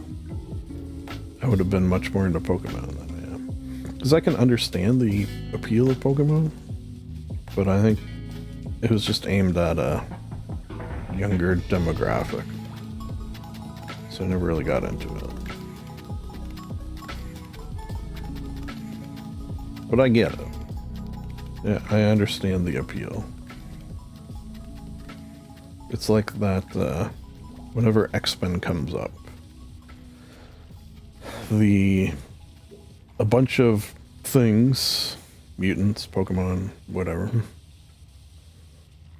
that all have sort of different powers coming together means that your media, your story, your game, your whatever, has a lot of potential, because it's the combination of those things that mean, I don't want to say anything can happen, but a lot more can happen than would otherwise. And I think that's what I always sort of gravitate towards. Do I gotta get the tops of these? Oh, I didn't even read them. Miss Appear. Maybe she's in there. All we see is her suit. The Quickster. Elastic waistband. You're gonna need one of those after Christmas dinner tonight, am I right? And Captain Magma. Oh boy. Magma.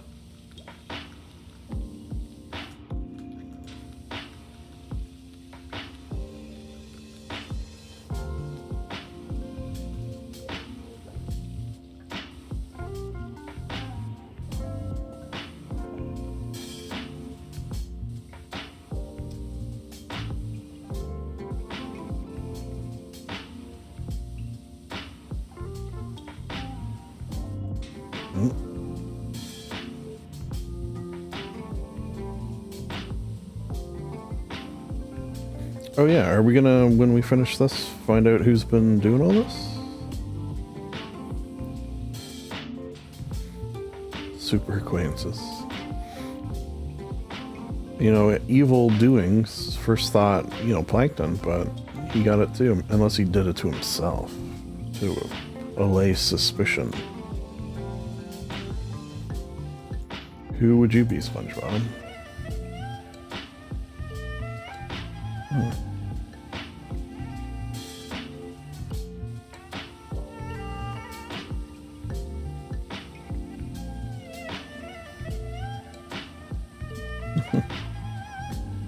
Yeah.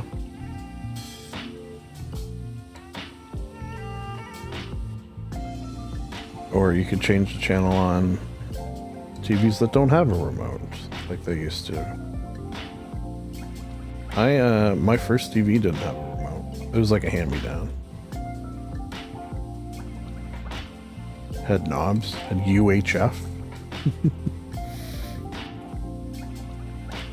It wasn't black and white, not quite that old.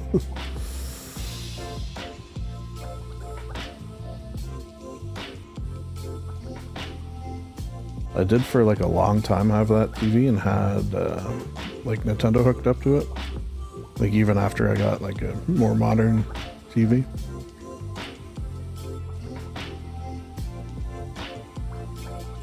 I bet you, I wouldn't be surprised if it was like worth some money.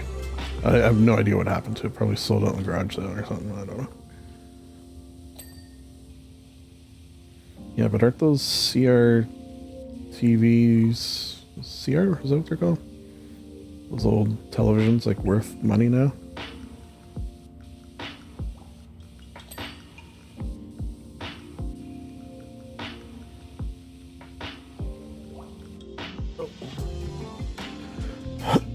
My sister texted me. What's she saying?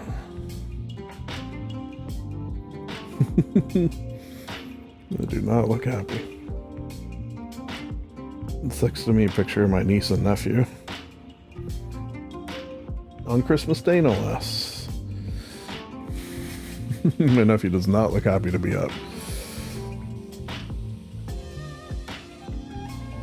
Now, was the order to smile given and not not received, or was this just a candid "you look how you look" shot? Curious. I got them Polaroid cameras this year.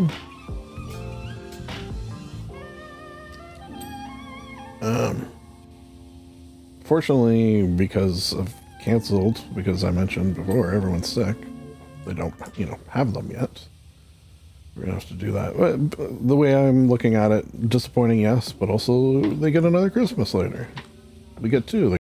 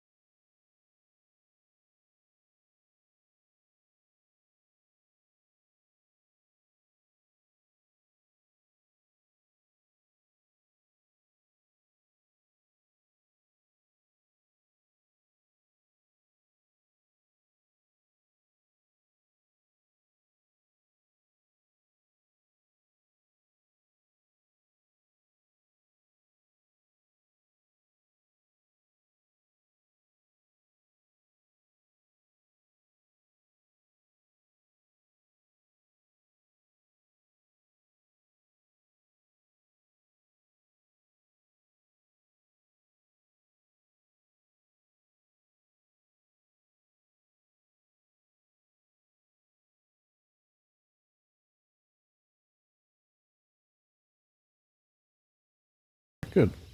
Moving on to, okay, we're almost back where we started, working our way inwards.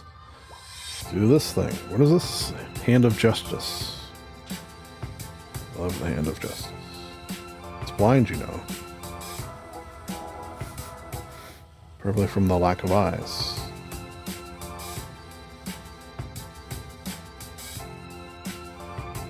It was weird that it was red and then gold.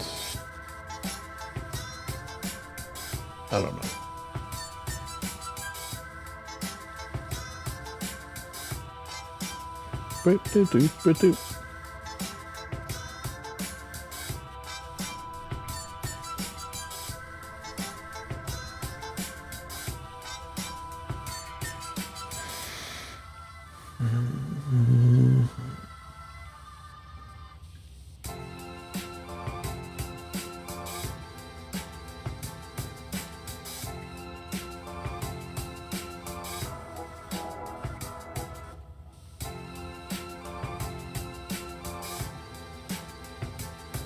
I don't, like, what does this do? Give it high fives to activate it? Or it smacks you while you're using it? I don't remember this one. I feel like these... I feel like these characters, were they introduced in later SpongeBob?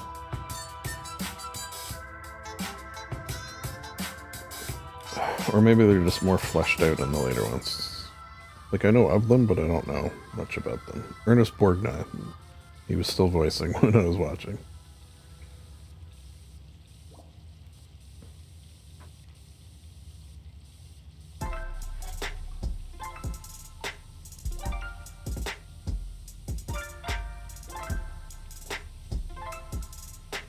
Is there, you know what I never looked into? Is there speedrunners of this game? I bet you there is, because there is like the timed trial things you can do. That does not appeal to me. Maybe to watch one, but not to try to do. Yeah, the mind of a speedrunner. That's an interesting thing. The mind and capability of a speedrunner. Sort of fascinating. I wonder if some of that fascination is like the complete lack of desire to do it, mixed with the fact that I don't think it would be fun. Which I don't know if they're... I mean, I guess when they, you know, break a record or... Losing my voice. Or like beat their personal best score or things like that. There's gonna be the endorphin rush of that. But on like a typical run, are they having fun or are they stressed the fuck out?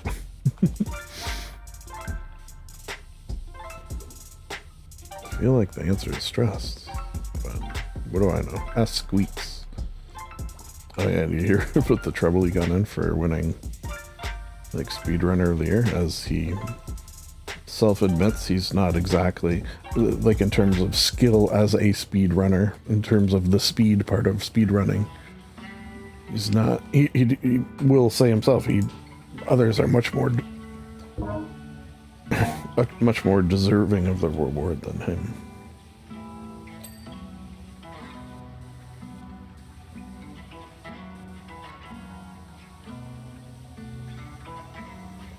I even got the misses watching. Oh, I even got the misses watching some Squeaks, believe it or not.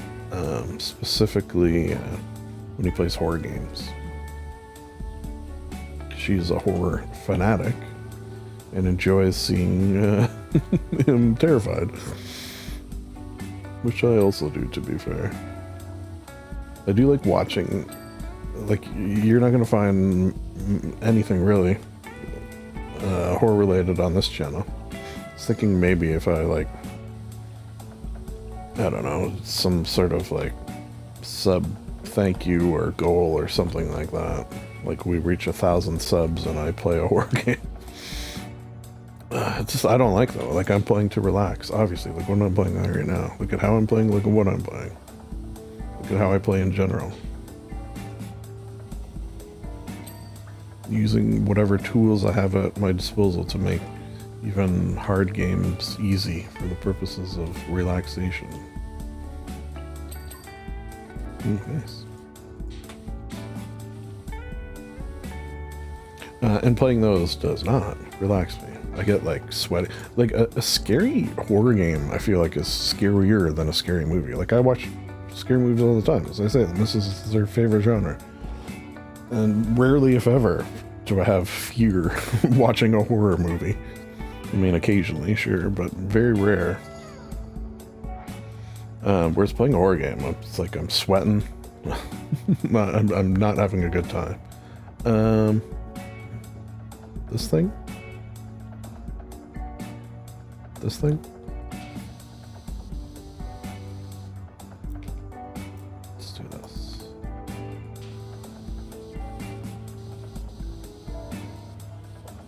Excuse me.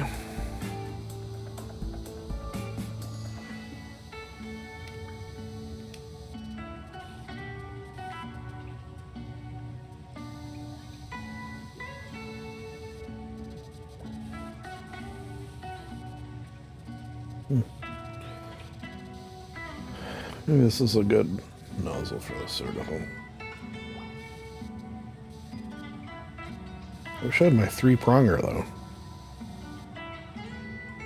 Or 4-pronger, I think it is. Imagine you had a 4-pronger of these little ones that go like this. That should be like the ultimate.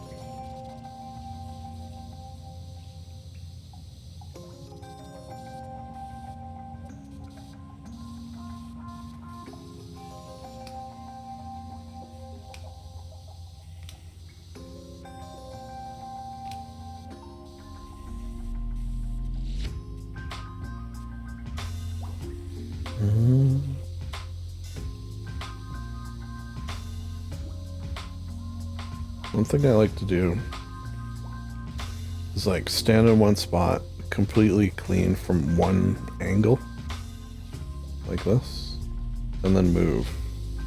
And then you like, I don't know, it just sort of looks cool. It's like visually appealing to me, to my brain. Yeah, so now when I move here, weird, right? Just how... Isn't that weird? That was one of the questions I had for my shrink. Like, is it possible that one would, for lack of a better word, I guess, make up symptoms of autism for the purposes of thinking it would make them seem more interesting? I think she was sort of surprised by that question.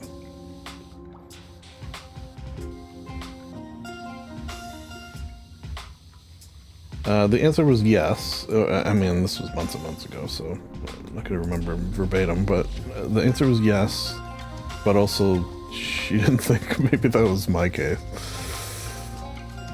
Maybe the asking of that particular question may have helped with her determination. I don't know. It's like fun going too. Like, I would recommend...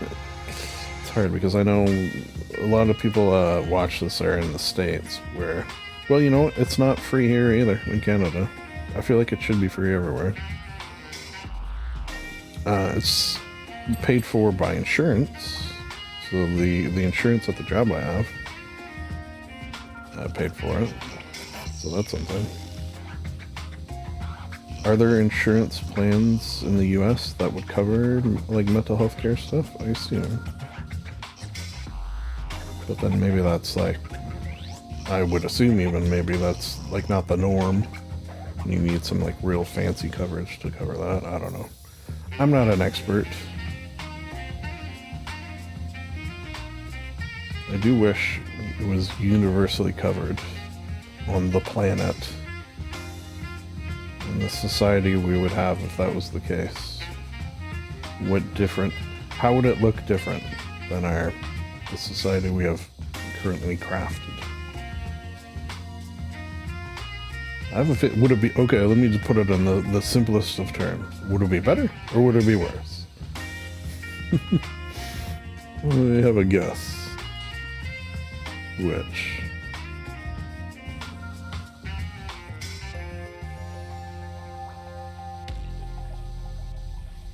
Alright, I think I'm gonna have to get up close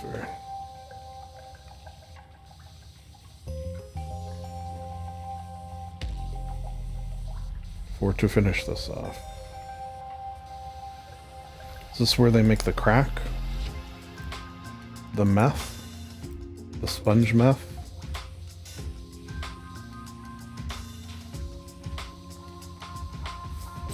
Imagine a SpongeBob Breaking Bad crossover. What is Patrick's thing here? Is that the craziest crossover that can exist? Breaking Bad SpongeBob? Is there crazier? I don't know, it's definitely got to be top tier. What would be a crazier one?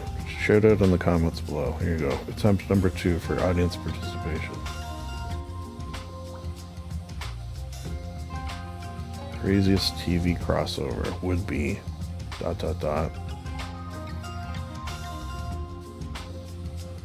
Now I'm trying to think of another. Oh. Okay. This light while I'm here.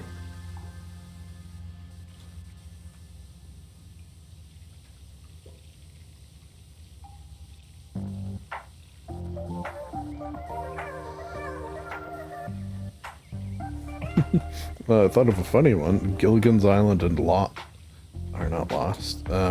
Survivor. How would that even work? I mean, you'd want to get off, wouldn't you? You'd be trying to lose the game. That's pretty dumb, and I like it.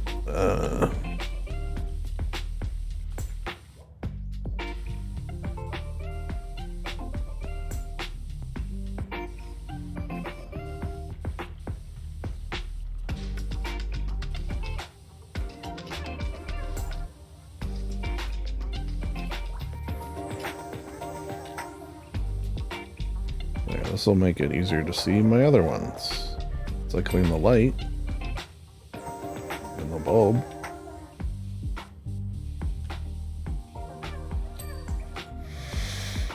Okay. Chemistry. This is not done. What am I missing?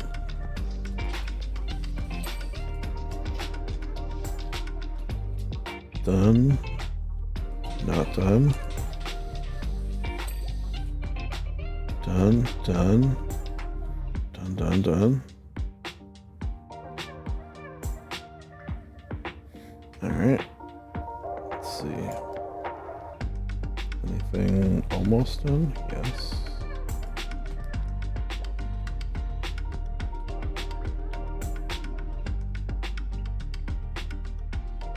What?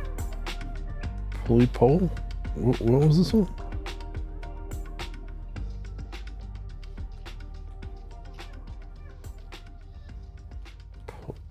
Say that again.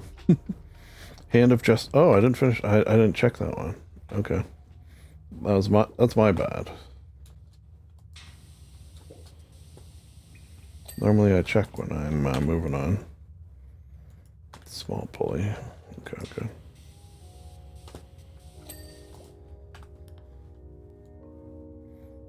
That's my bad, and I apologize. All right, we got all low percents. Thinking maybe table chairs. Now let's do this, whatever this is. Maybe we do like we just did too. You know what I'm tempted to do? Yeah, give me this thing. Give me it right there. And then give me long.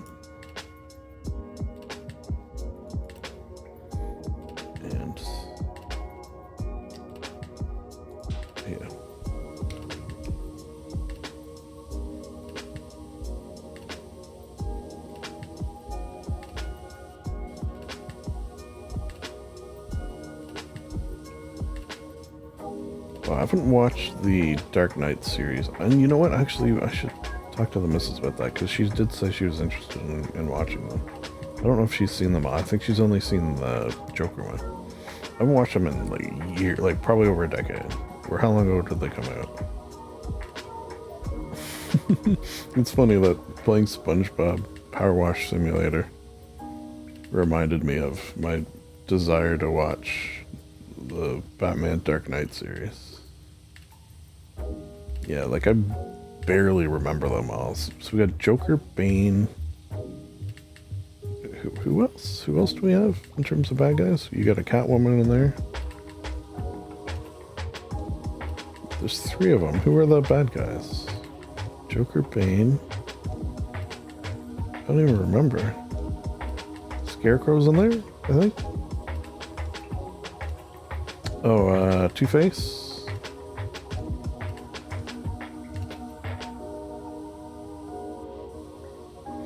I remember I ran a D&D session once that was in like, it wasn't Arkham Asylum, but it kind of was.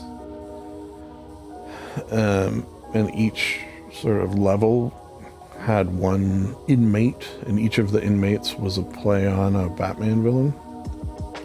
And their cells were, you know, sort of themed cells / levels, I guess you would say, were themed to them. And had like different, traps and basically, what do they call them? Layer actions.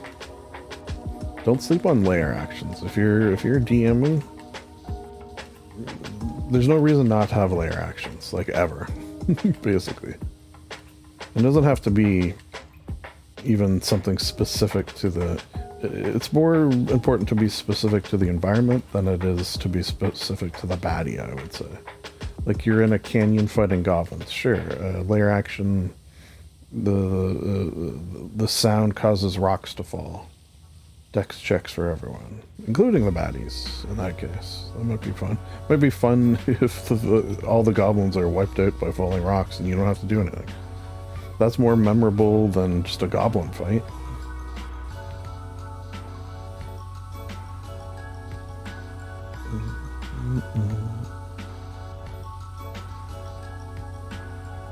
That's something I would almost never did, was used the default monsters from the monster manual as written. If I did do that, there was a reason, and it was usually because something funky was going on. It would be like almost strange. Like my players would be like, wait a second, these are just normal goblins? What's going on here? What is this man doing to us?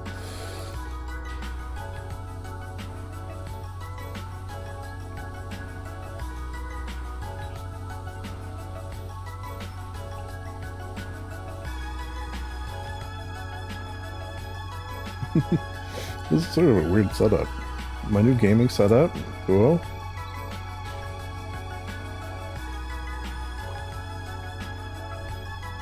I guess, is it on this platform so people can see, I guess?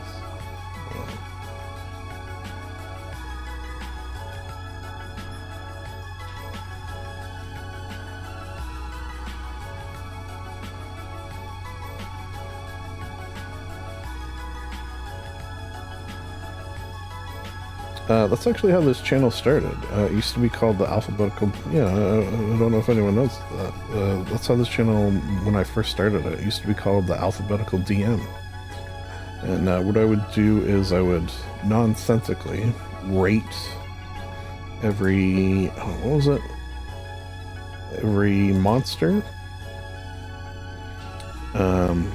spell, and location in D&D and the Forgotten Realms when I say location.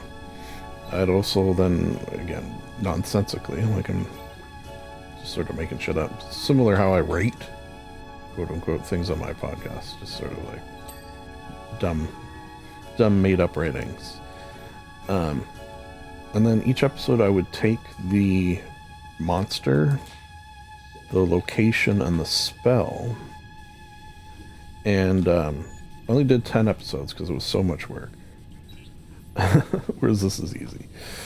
That's another potentially retired thing. When you have time for stuff like that takes more work in editing. Anyways, I would take the spell, location, and baddie and throw them into some sort of scenario that one could use in their own campaign.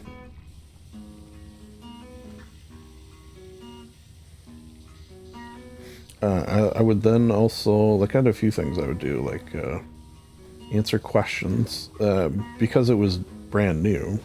It's not like people were sending me questions, so I'd go into like Facebook D&D groups where people post questions. It was like a gold mine for that too. Like a lot of really good questions, a lot of really good answers. So I would take those questions and then answer them in my own way. I feel like the format was good. It's just, it was so much work.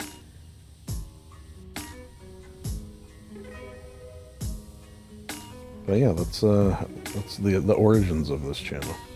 Those videos are hidden. I feel like if you wanted to find them, you could find them, but also don't. One fun thing I did, this is pre-Pay Money Webby, is I wore a green bandana. and then had like a green screen behind me, so it looked like the top half of my head was missing, and I would never mention it, like directly. Yeah. I mean, I still kind of like that idea.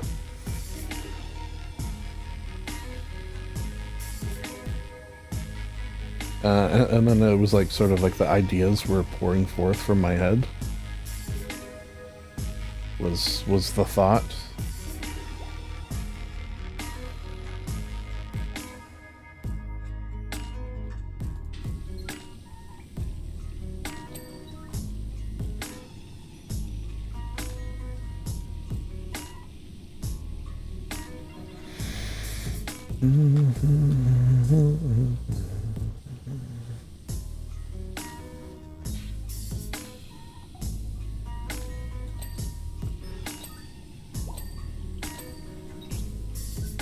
Boop, beep, boop, boop, boop, boop.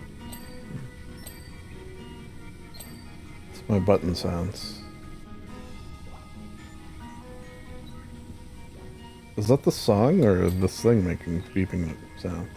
I assume this.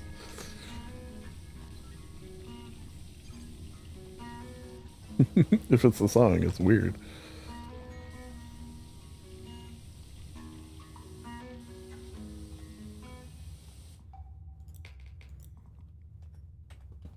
Alright.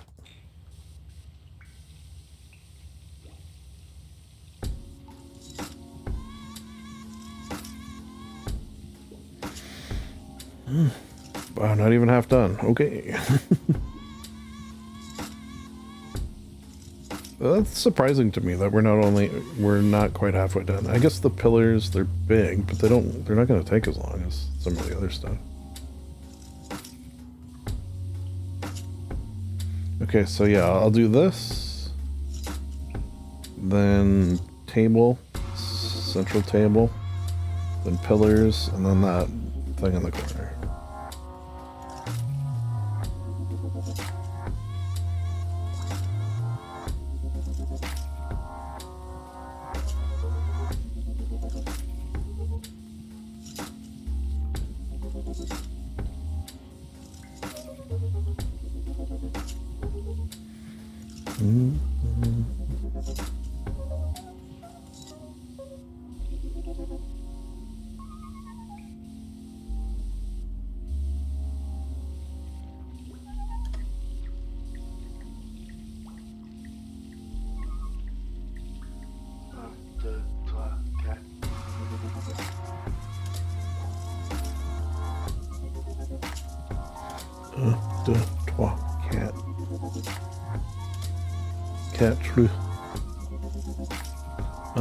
Trois, quatre, cinq, six, huit, neuf, dix. Dix nuts. Okay, apparently I remember some of my numbers from French. From my high school French class. I did not like that. It's sort of a shame, actually, because we had a universally hated French teacher. And because of that, no one in my... Maybe there were exceptions, but no one in my high school wanted to, you know, progress in learning French, all because of this teacher. Kind of a shame. So, you know, good thing to learn more than one language. Particularly French in Canada, because that'll, if you know French, that opens up a lot of job opportunities.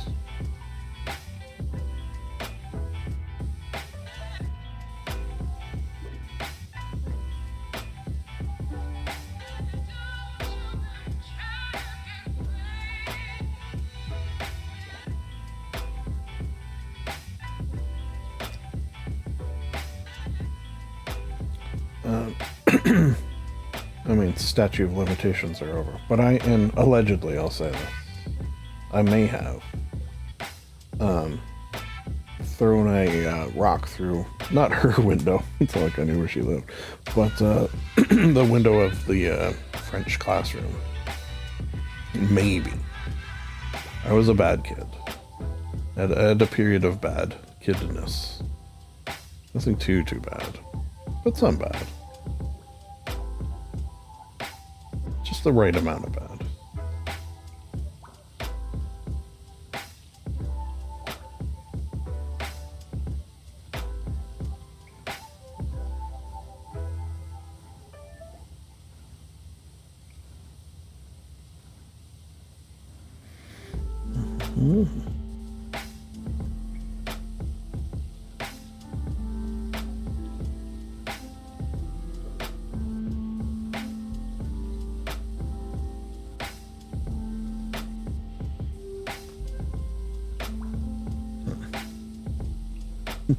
It looks clean until you hit tab and see all the little spots that you missed.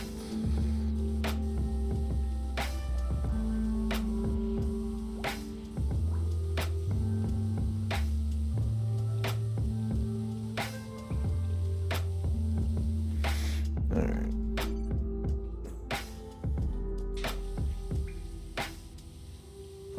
I think I'm gonna have to get up top there. From the looks of it.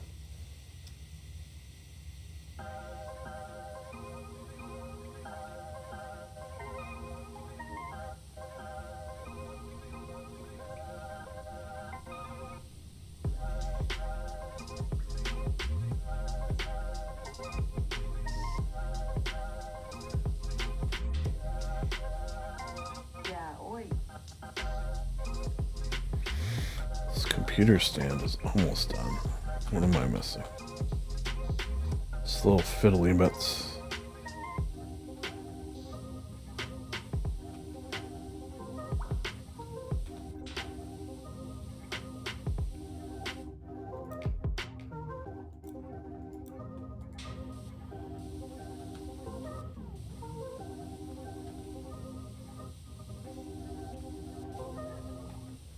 Oh, wait a second, I just saw a button. Huh. Okay. So they just have their faces up there? Not quite sure why they would have that, but keeps them motivated. Perhaps.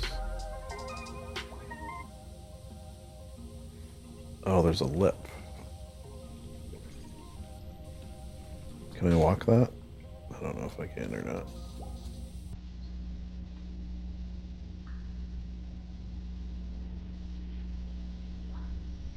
Probably not.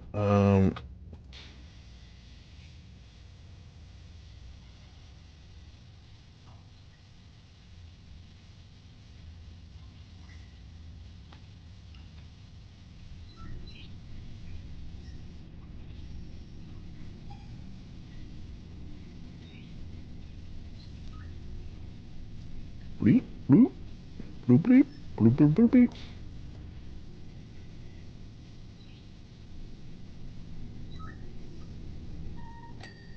Hey. Okay. Stand base. Where's my ladder at?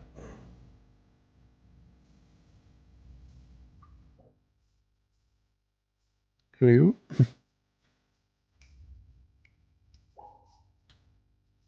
um.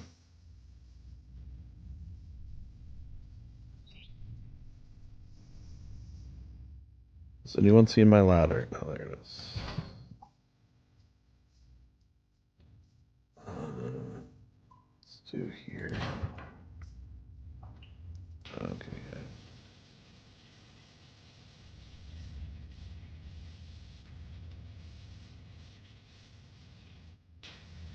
Oh. Oh, I really fell off. Hey, don't say that. That guy really fell off. No need to be a jerk about it.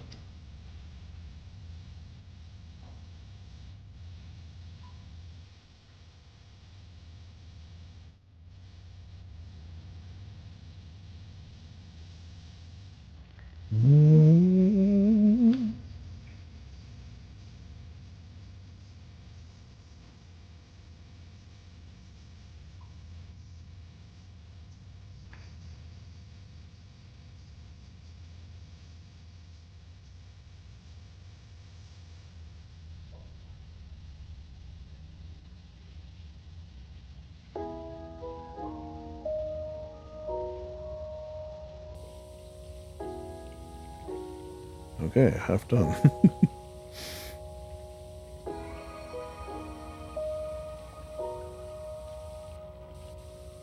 Definitely a long one in terms of level. I wonder what like the biggest level in this is. Just in terms of the amount of, you know, say square foot of cleaning that needs to be done. And I wonder if you take like a small level versus like a complicated vehicle,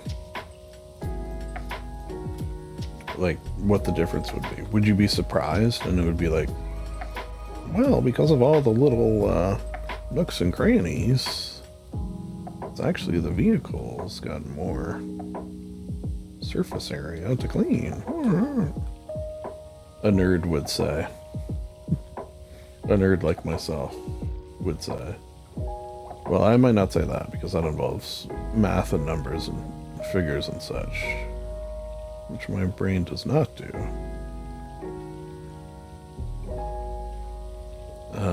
I was, as I have said before, I'm sure, a lot of things, because I repeat myself often.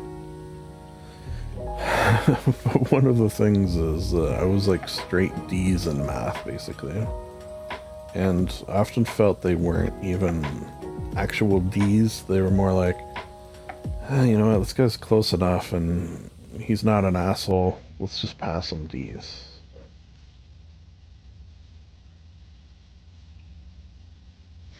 The amount of times people were sat beside me in a math class and then I assumed their marks would start going down and would be moved away from me.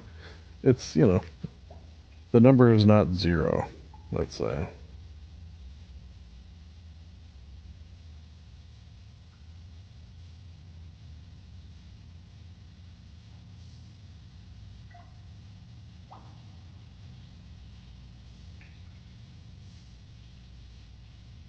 Alright, it's looking alright, looking alright.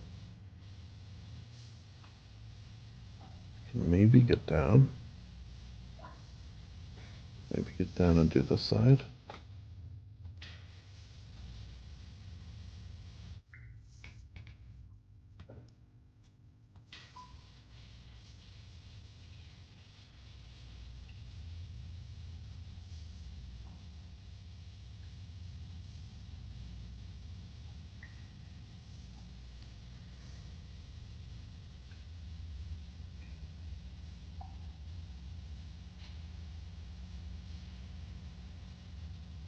Get down with my bad self.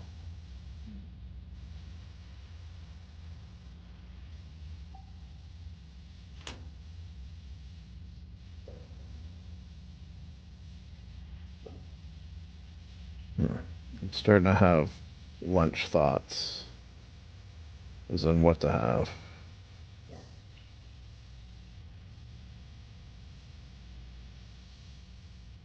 I need something kind of substantial to hold me over for this late night. For this late night meal.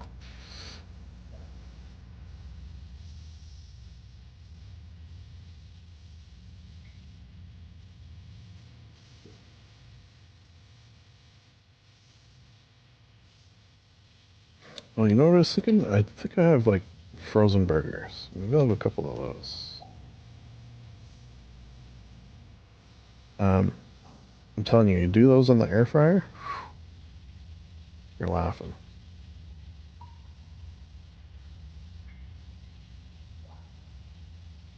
And then, like, when they're done, or, you know, near done, we're done, um, throw the buns in with some cheese on them. Again, you're laughing.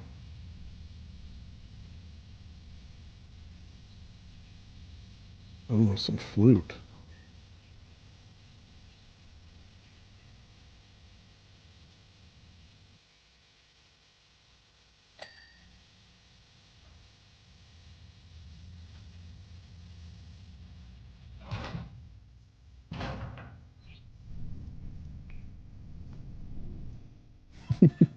How do ladders work?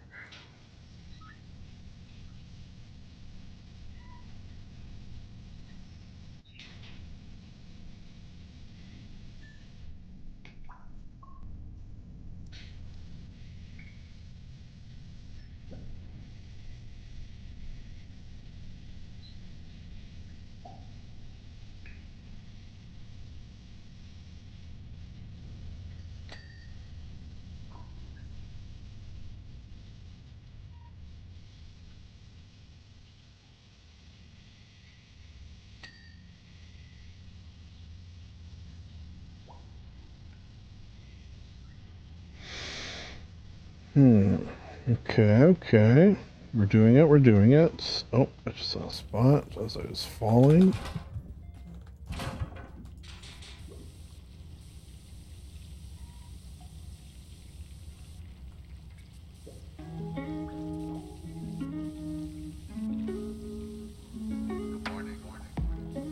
Morning.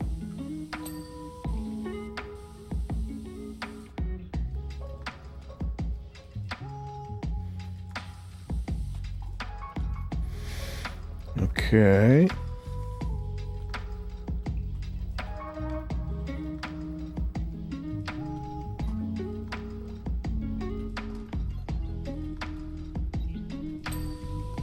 Lovely. Console. Oh, wait, what about here?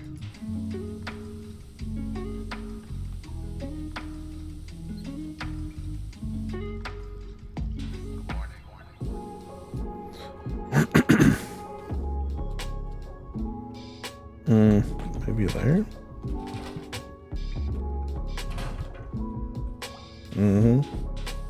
This has got to be it. You can't, like, the issue with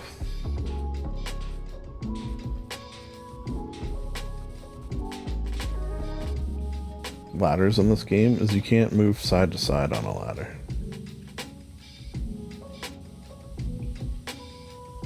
It's like up and down is your option.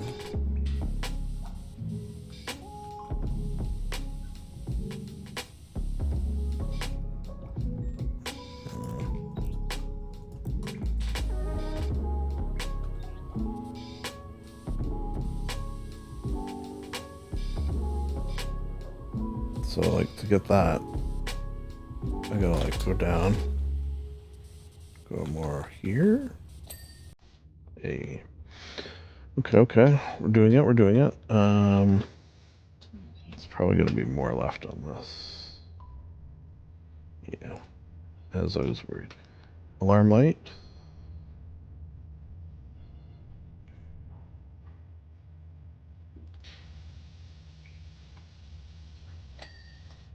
Computer alarm light. Followed by computer chair.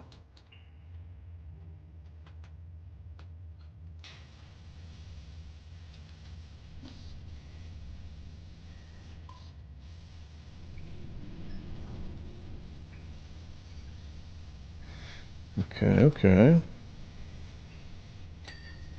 Chair.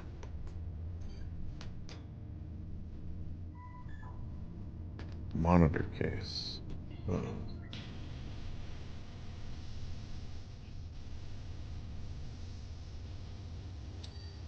Okay, good. That one had me a little worried. Ladder stand. Okay.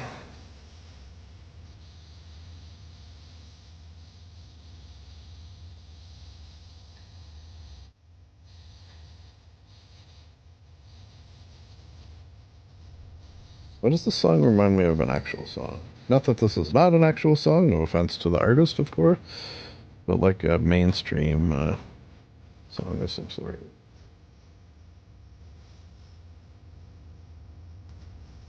What was this one? Hand of Justice Hand. Well, really? I didn't get the hand. Okay. Alright. So away.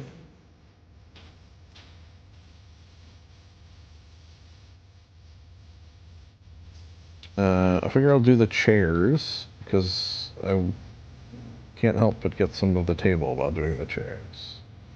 That's the theory I'm working under.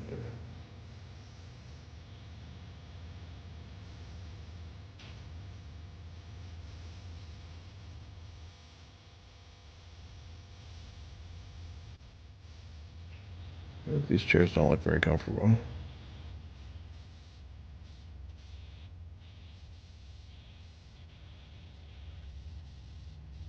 Any secret buttons under here?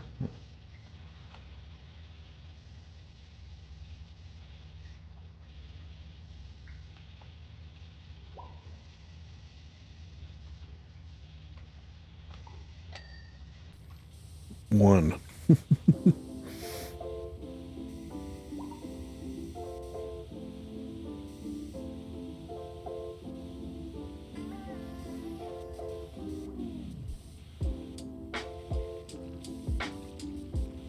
2, 3, 4.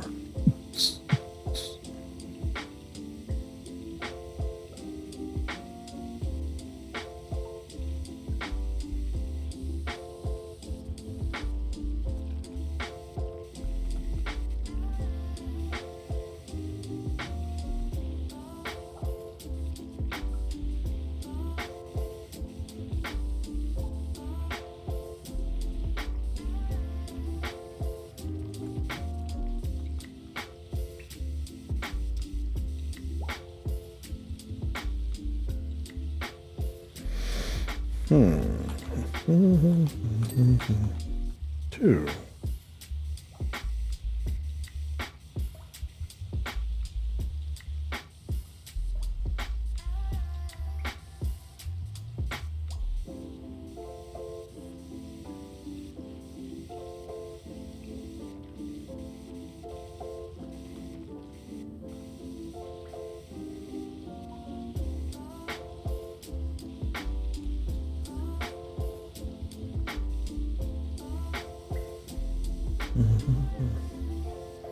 This is, how long is this?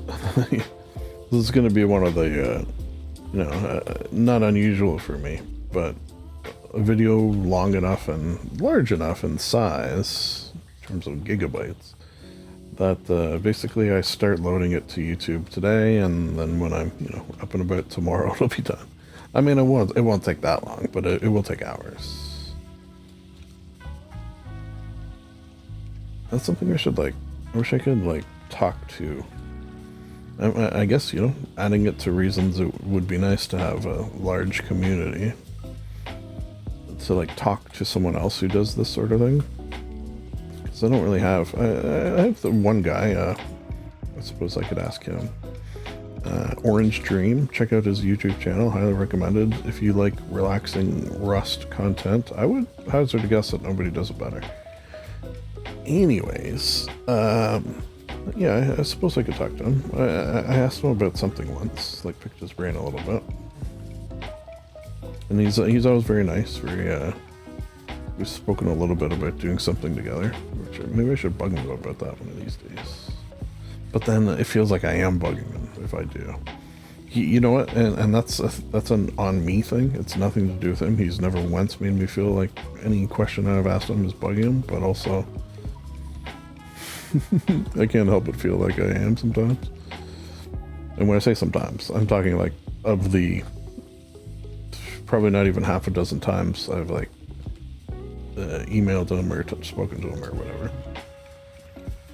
I made over once, and I think he genuinely did appreciate it, because if I was in a position I would appreciate it, and to one to others, where I made a sort of a compilation, or like a crossover between a video he had posted and a video I had posted.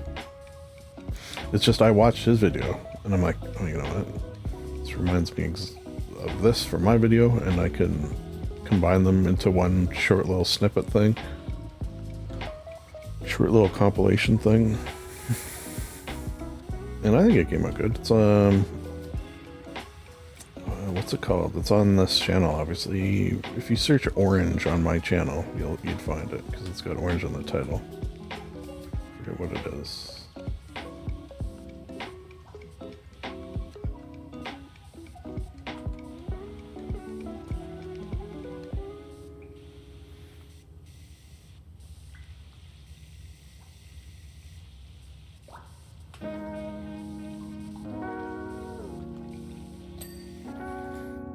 Oh, I thought that was the last one. That was disappointing.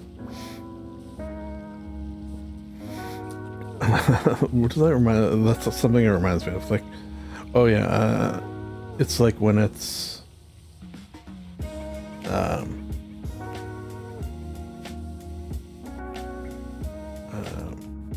when it's Saturday, but you think it's Sunday. Did that ever happen to you?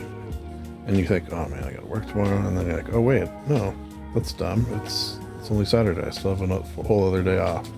What a gift that feels like. That's the opposite of what happened there, where I thought I was done. But it turns out, no, one more to go. Where I'd much rather have the opposite. Thinking there's one more, and then being pleasantly surprised that I am done.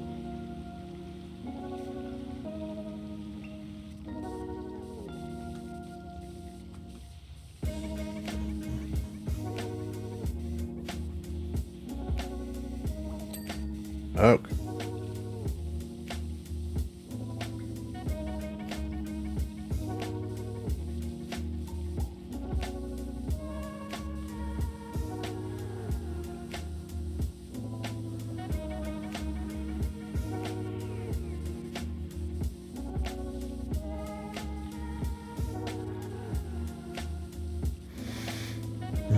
Maybe I do pillars last?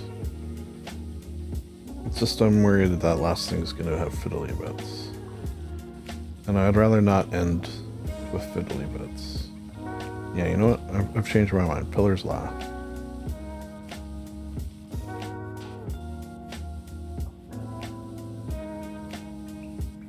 Is this all counting as one piece, it looks like? I think it is. That usually makes it easier than when it's like broken up into all little bits.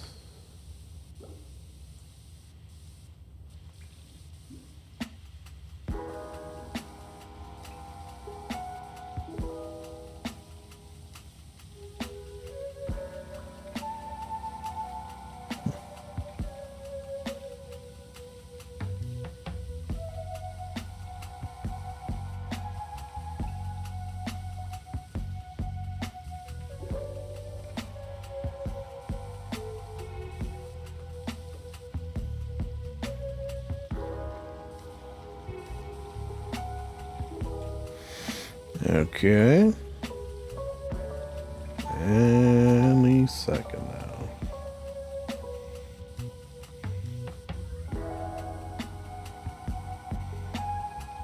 Hello?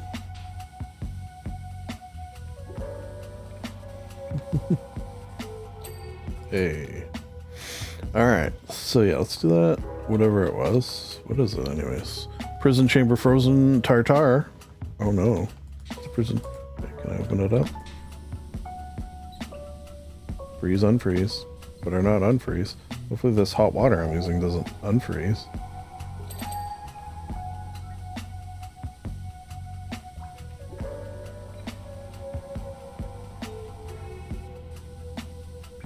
Is this their version of Mr. Freeze? Are we assuming?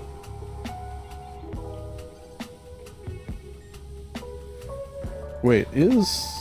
Oh, no, no, okay. I was gonna say that. For a second, I forgot that they just used money. That maybe they used seashells as money, which, you know, there was people for a time that did use seashells as currency. Anyways, if that was the case at SpongeBob, they could have like a giant seashell in here, like the giant penny in Batman's. How did he get that in there, by the way? Like by himself? Which I often think of, like, the Batcave, you know, it's incredible. Did he build it himself? Or did he have others build it and then murdered them so they wouldn't know? They couldn't reveal the secrets.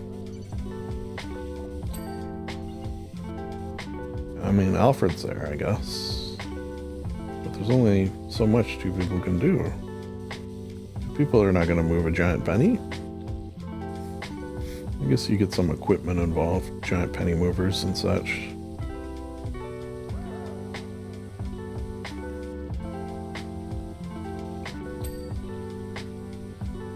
You know, your typical giant penny movers that we all employ from time to time.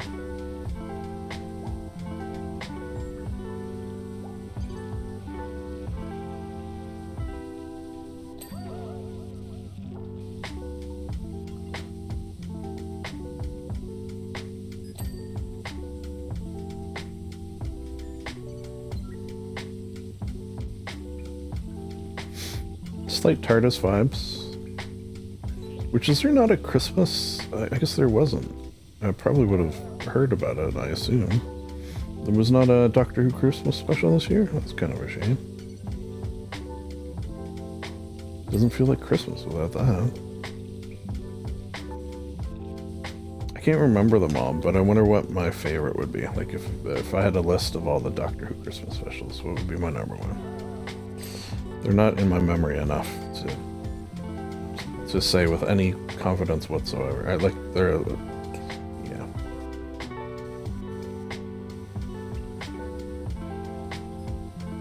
I've sort of debated a rewatch from Eccleston onwards. I mean, one day I will. I know that's just it's a in the cards thing. You know what? I've been starting to actually get the Deep Space Nine etch, which it's kind of surprising that I already have it. And the last time I watched it, it's happened fast. Faster than normal. I think it's probably a sign of the times, you know, looking for that comfort food. I'm not the only one who's, you know, watching these sort of shows from the past that they watched fondly in order to, you know, try to ignore the present. The horrible, horrible present and soon-to-be future. Merry Christmas, everyone. Happy New Year, whatever.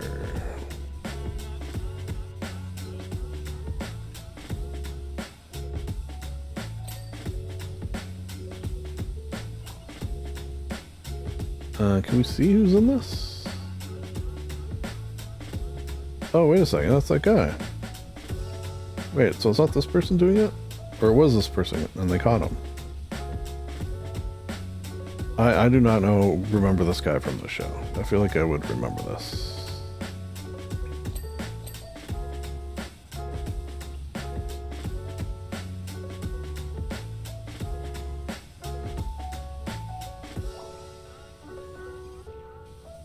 That's tartar? He's like a big glob of tartar sauce? Big glob of sentient tartar sauce? I mean, I like that, I'm not gonna lie. It'd be kind of scary if he like turned around and looked at me right now. Also, not gonna lie.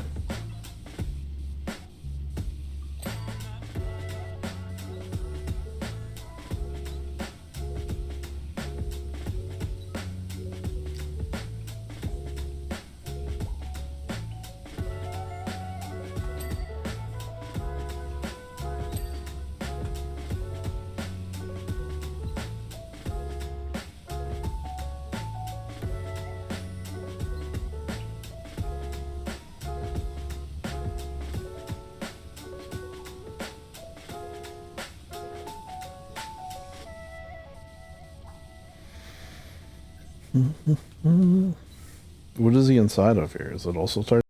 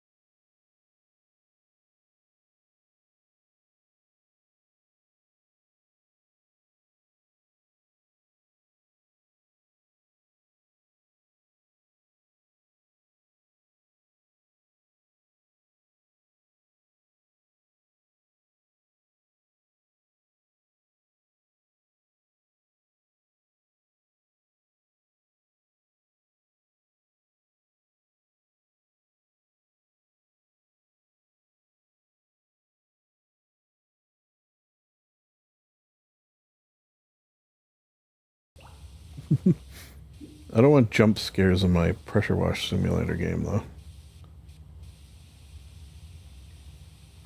No, thank you.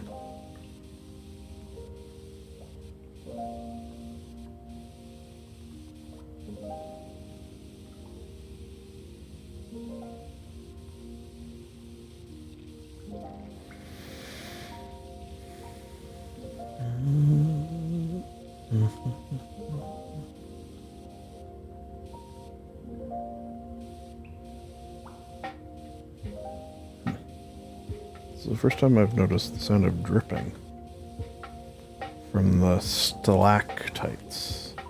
Oh, my hands. You know what? I'm glad this is the last one, because my back, my hands, my voice, my pussy, my crack.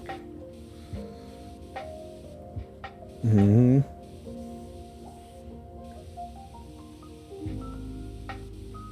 Okay, come on now. Let me off with it being not 100%.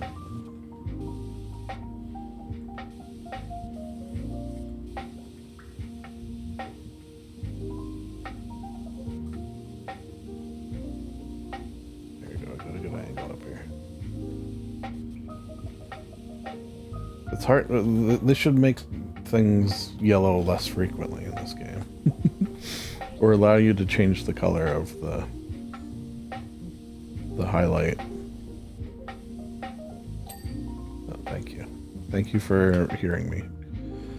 Alright, so surely I'm missing some things here. Chamber bulbs.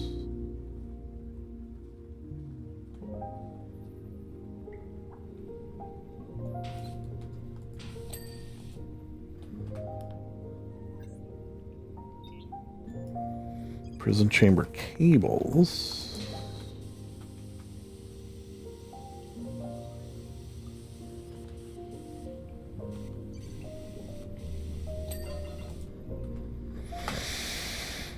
Oh, times 2. Oh, really? I didn't get either way. Okay, okay. Gonna get low.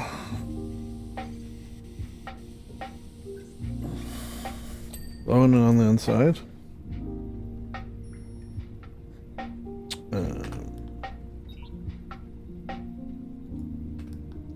Gauges, aka gauges, gauge,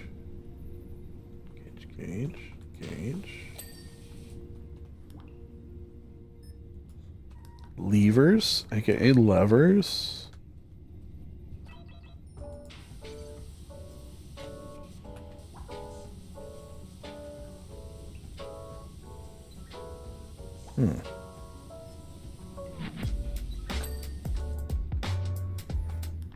Okay. What's that? Down to the nitty gritty. Ceiling chute. Oh, that's supposed to be that up there.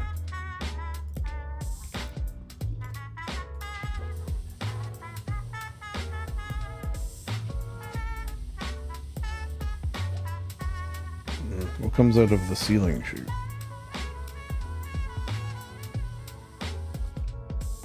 Land on that table.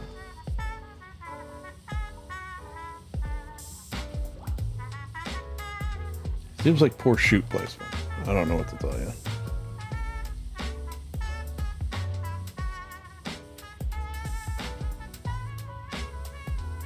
You're sitting at the table having a nice meal.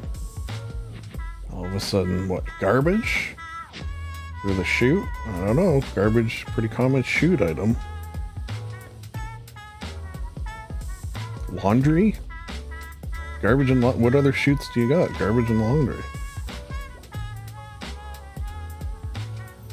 Oh, chutes and ladders. Oh my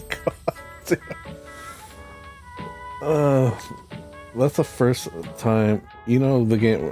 I mean, in Canada, I think, I don't know if it's universally true, but it's Snakes and Ladders in Canada.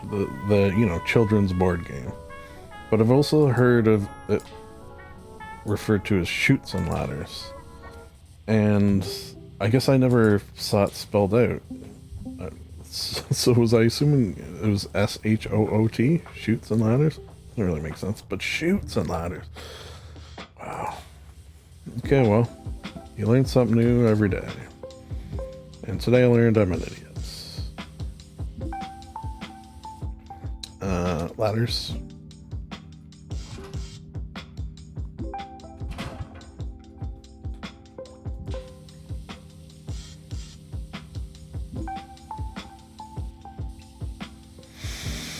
I feel like this is going to be a 4 ladder job. Meaning here. Go here. Maybe 3. Let's see.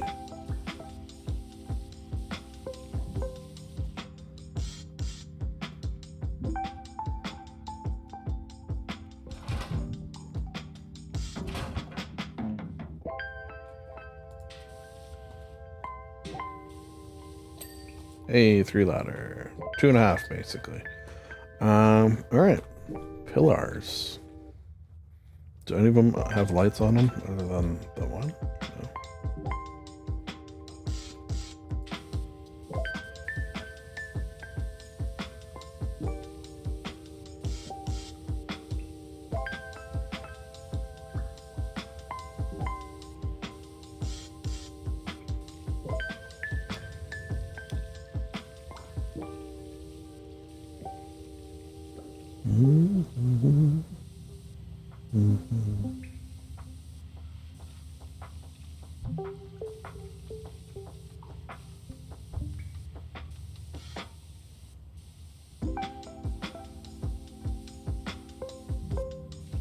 I guess the nice thing too about these, well, it's true in the base game as well. They did a good job of making everything sort of very colorful.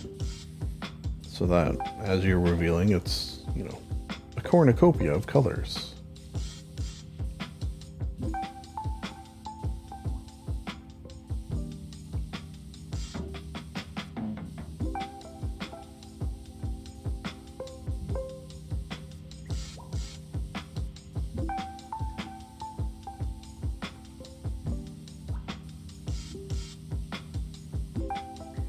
Everything with this?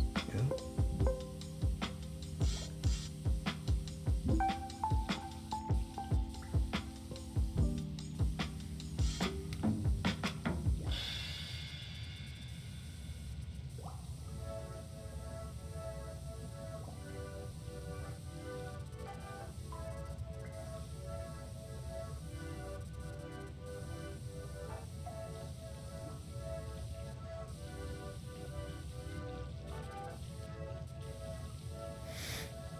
Okay.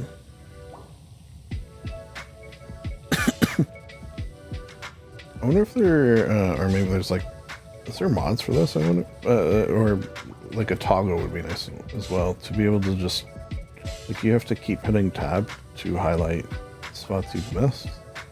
If you could just like toggle it on and off, that's not a thing that is an option, is it?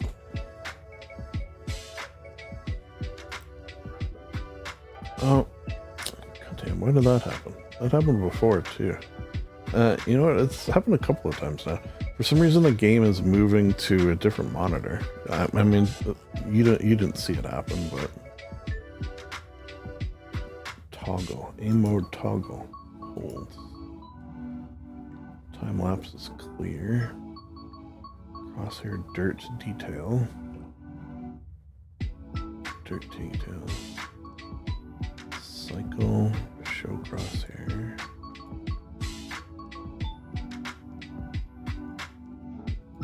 Oh, you can't change. Highlight duration.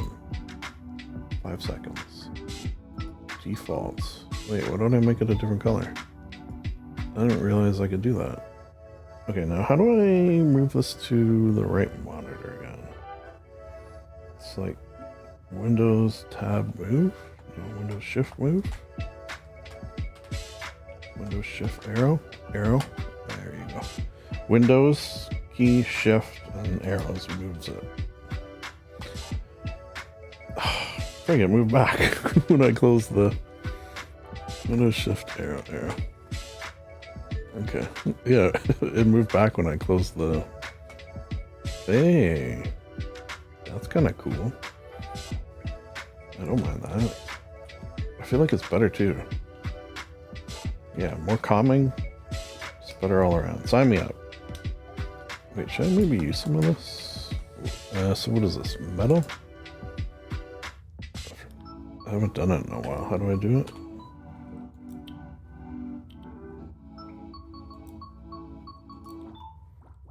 Multi-purpose. Metal.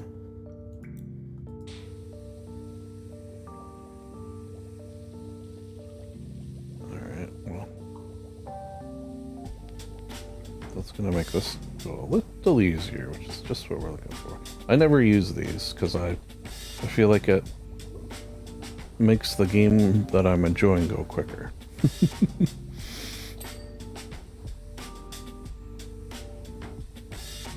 But in this case,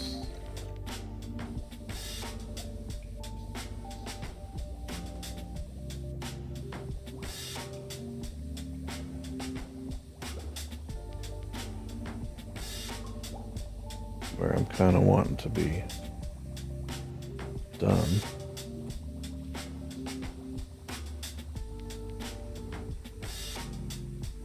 And eat my lunch.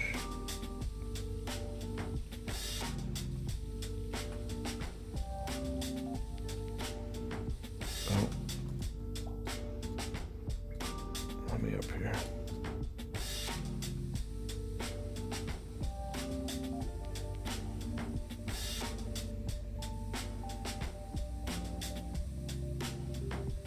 Am I out? Wait, I'm out? Well, I'm a friggin' 100,000 there. I can buy more. In the shop. Cleaning liquids. Out of stock. Okay. What the fuck? Alright, well. Fun while it lasted, I guess. Shit.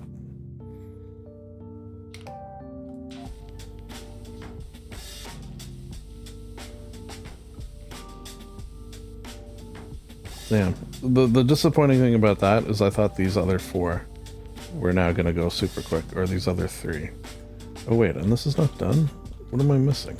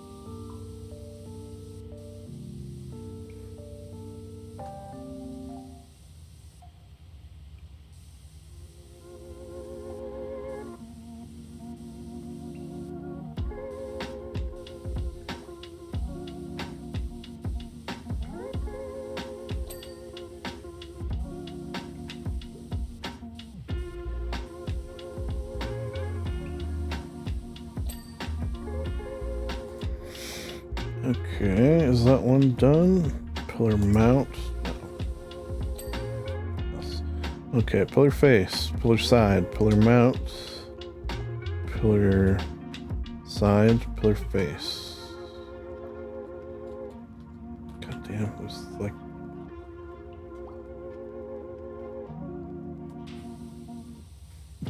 I like can't even see wherever it is. Okay, thank you. Thank you. Okay, let's try to get the base first.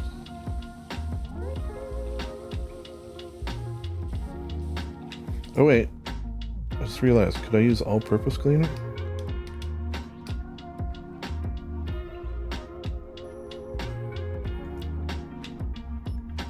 That would probably work, right?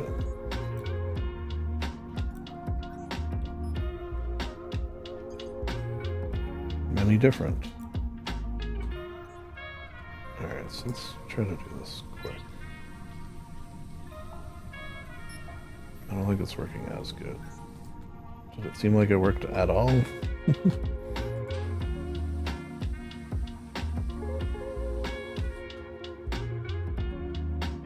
Oh, I'm out.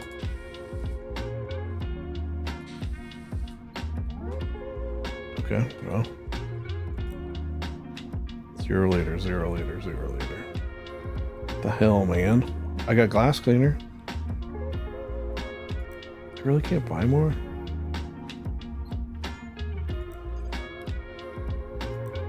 Pay to win, come on.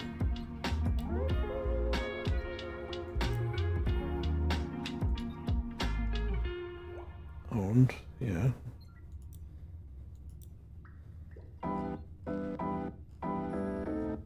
Yeah, there's my good owned. I guess it's just like locked because this is a career mode. Okay.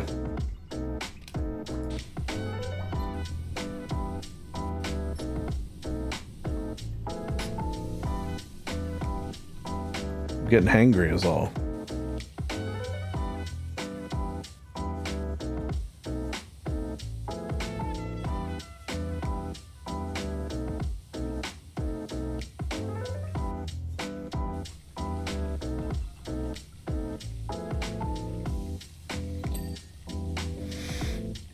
Maybe I do like a face.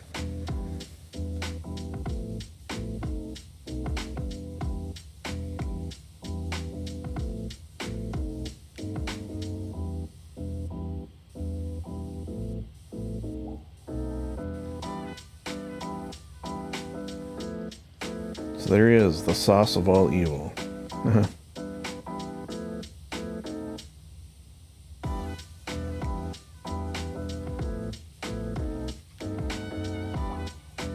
The dirty bubble trapped in the brine of justice.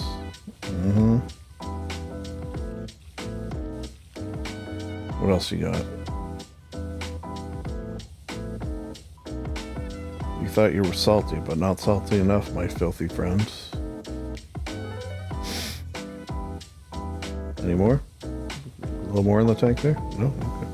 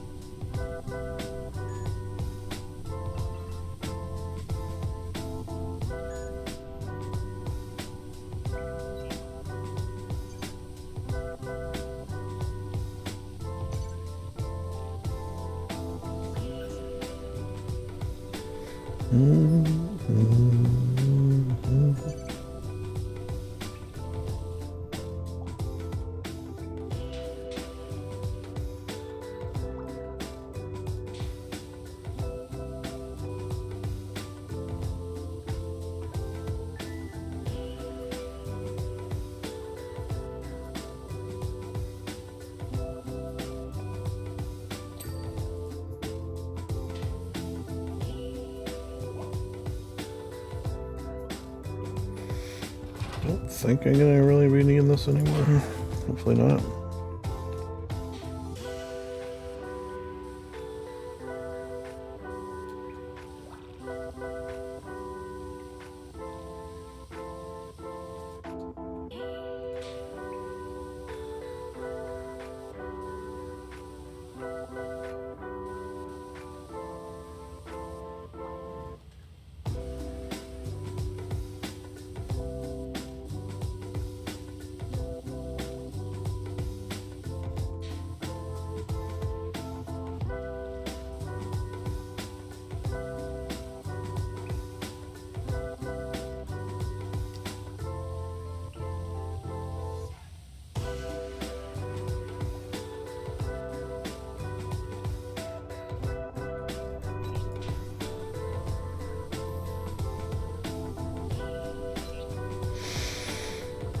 Yeah, I think this is a good way to do it. Sides and then middle.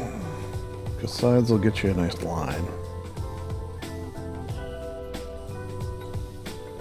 Ceiling mount's a bit of a pain.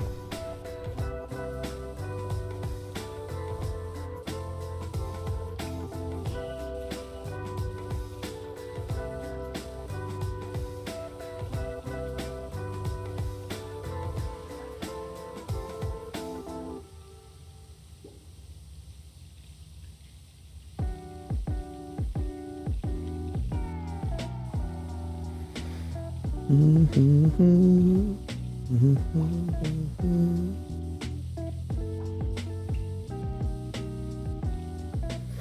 I have no reason to be in a real hurry. And actually, probably the longer this takes me, the better in some regards, because then I'll be forced to eat later, and then I'll be less hangry tonight. Yeah, that's what I'm going to tell myself. You ever do, like, I don't know if you'd even call them tricks, but sort of like tricks like that? Try to trick your brain. I feel like a common one is looking for the silver lining in things, which I almost feel like surprisingly, but maybe not surprisingly, works often.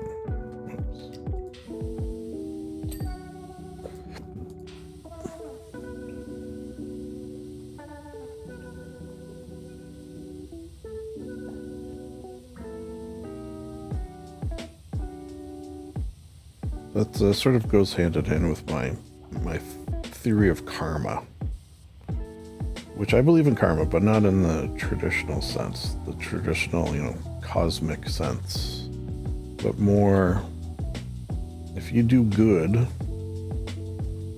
you are more likely to notice when good things happen to you.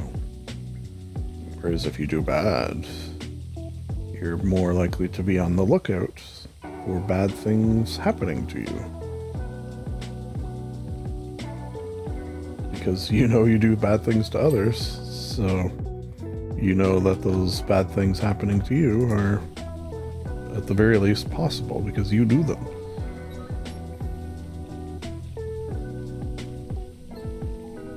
So your brain is just more attuned to the bad, more noticing of the bad, or good, if you have, quote unquote, good karma. It's my logical explanation, hopefully, of karma.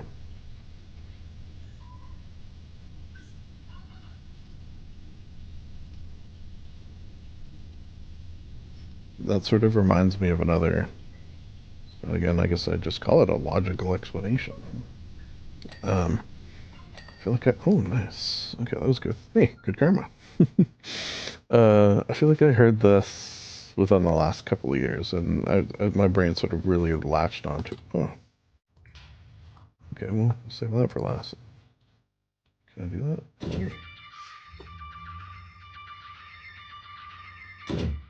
Thank you. Yeah, I heard this explanation for ghosts. What are ghosts? Are ghosts real? And my brain really latched onto it because it sounds so plausible. And like the potential to explain ghosts and their, quote unquote existence. So in caveman times, which one thing you have to remember is that our brains and the brains of our caveman ancestors are basically identical, which is one of the reasons why things like Australia banning social media for people under the age of 16 is fucking genius. Because our brains just cannot handle, seemingly, just the sheer volume of input, let's say.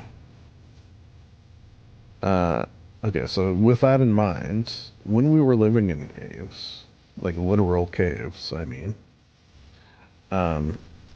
there were, micro vibrations in the caves that could indicate the potential for a collapse of the cave. And when a cave collapses, you don't want to be inside it. So we sort of developed the ability to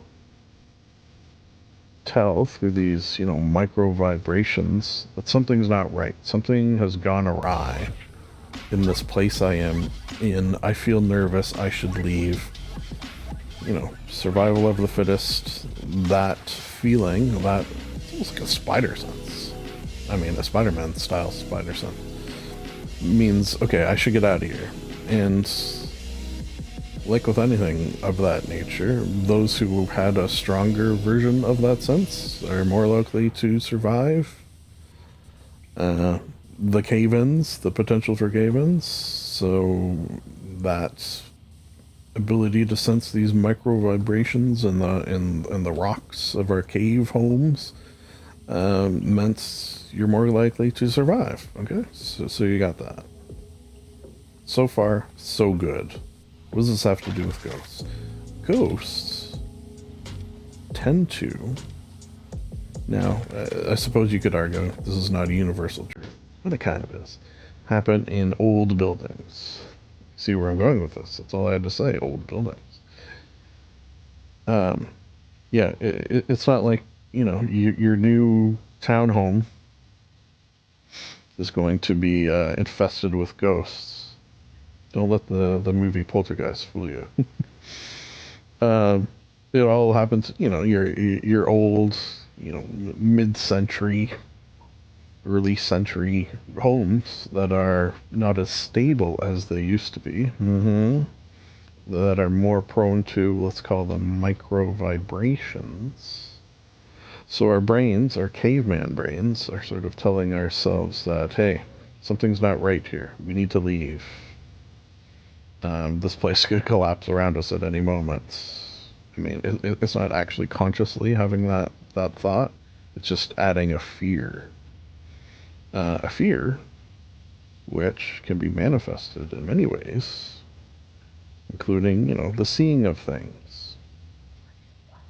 Anytime you get the senses, particularly, I guess, inner ear type senses involved, the potential for sensory, auditory, visual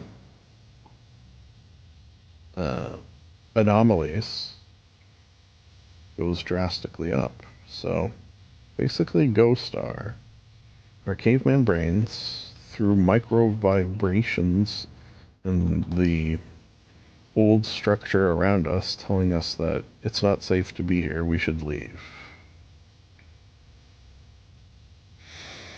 And as soon as I heard that, ghost explanation, I'm like, God damn, that sounds fucking awesome. Sign me up. It's perfect. I love it.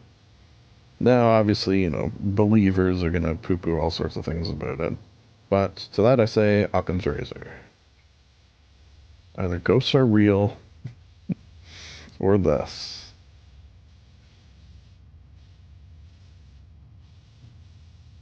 Alright.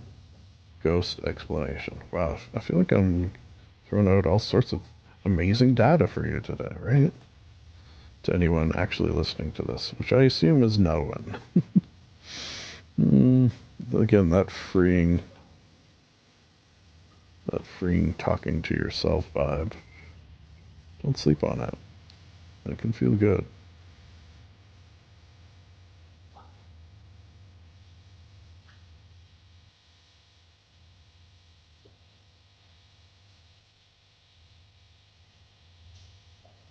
Yeah.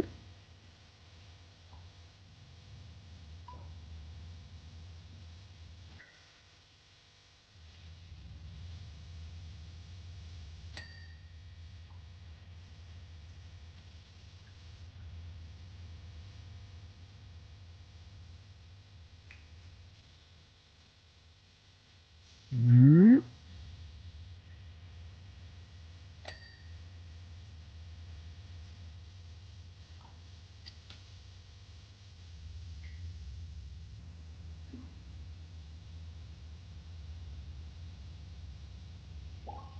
Beep, beep, beep, beep, beep. See, this song actually does have beeps in it.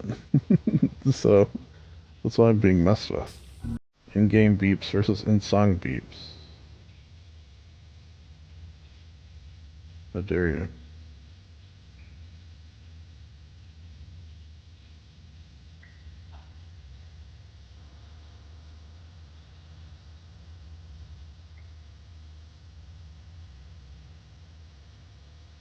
I wonder if I guess, will it be a quote-unquote generation? Or maybe sooner than that. In 16... Yeah, 16... Or maybe it's less, actually. Yeah, I guess it would be less. In what amount of years Will the banning of social media in teens 16 and under in Australia be noticeable in the population? And to skeptics out there of that, I would say, and this is, I like sort of boiling things down like this. Do you think there will be no difference? Do you honestly think there will be zero difference between their population and populations that haven't taken this measure? If you say there will be zero difference, there's kind of no point in arguing with you.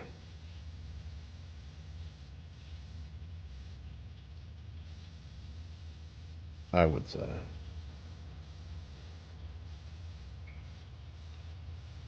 Sort of a fascinating, almost a countrywide, country-sized experiment in some regards. I wonder. It also gives me that thought of, what will future generations think of the things that are happening in the current times we are living at. Like when you look back and say, "Wow, I can't believe everyone was smoking. Did they not know it would kill them?" All the things that we're doing. Did they not know that it was dumb to do that? In a lot of the cases, yes, we did know. We did it anyways. Happy New Year again, did I mention?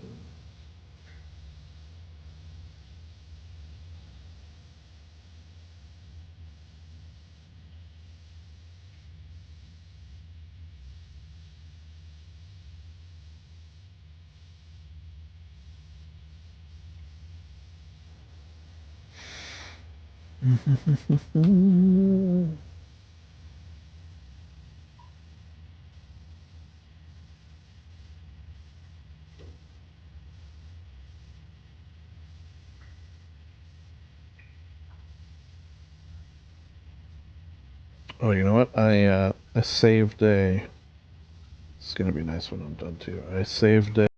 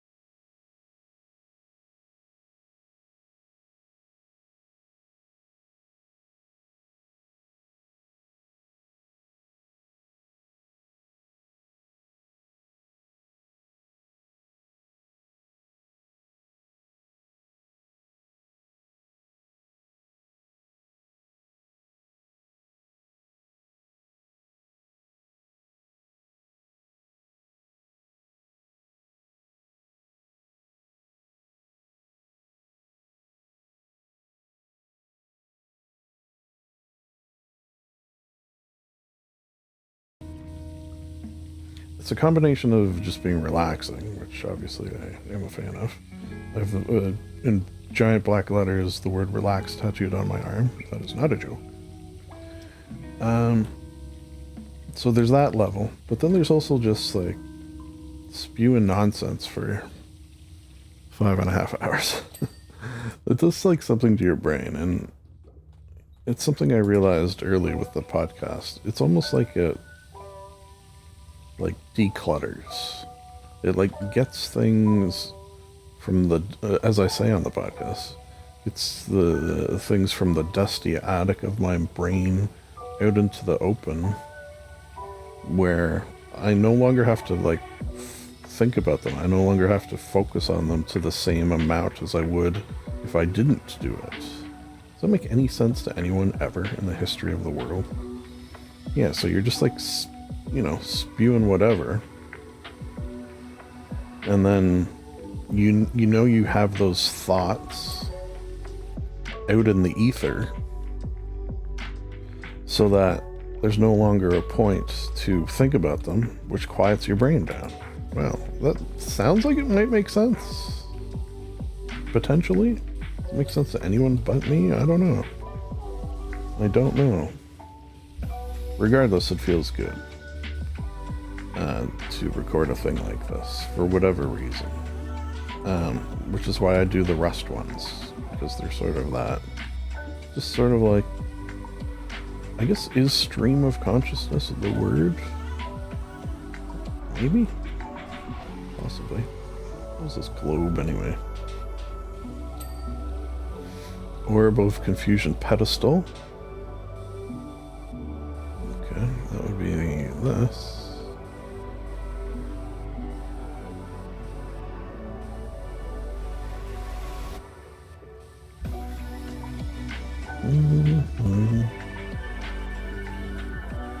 This pedestal is very dirty, apparently. Alright, and then I'm missing a couple of mats. Ceiling, floor. Floor, ceiling. Floor.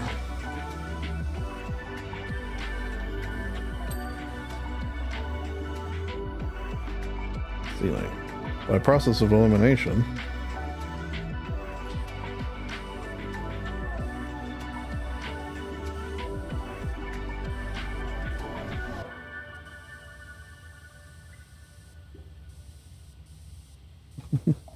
can't quite get back enough. Hey, folks. We officially have done it.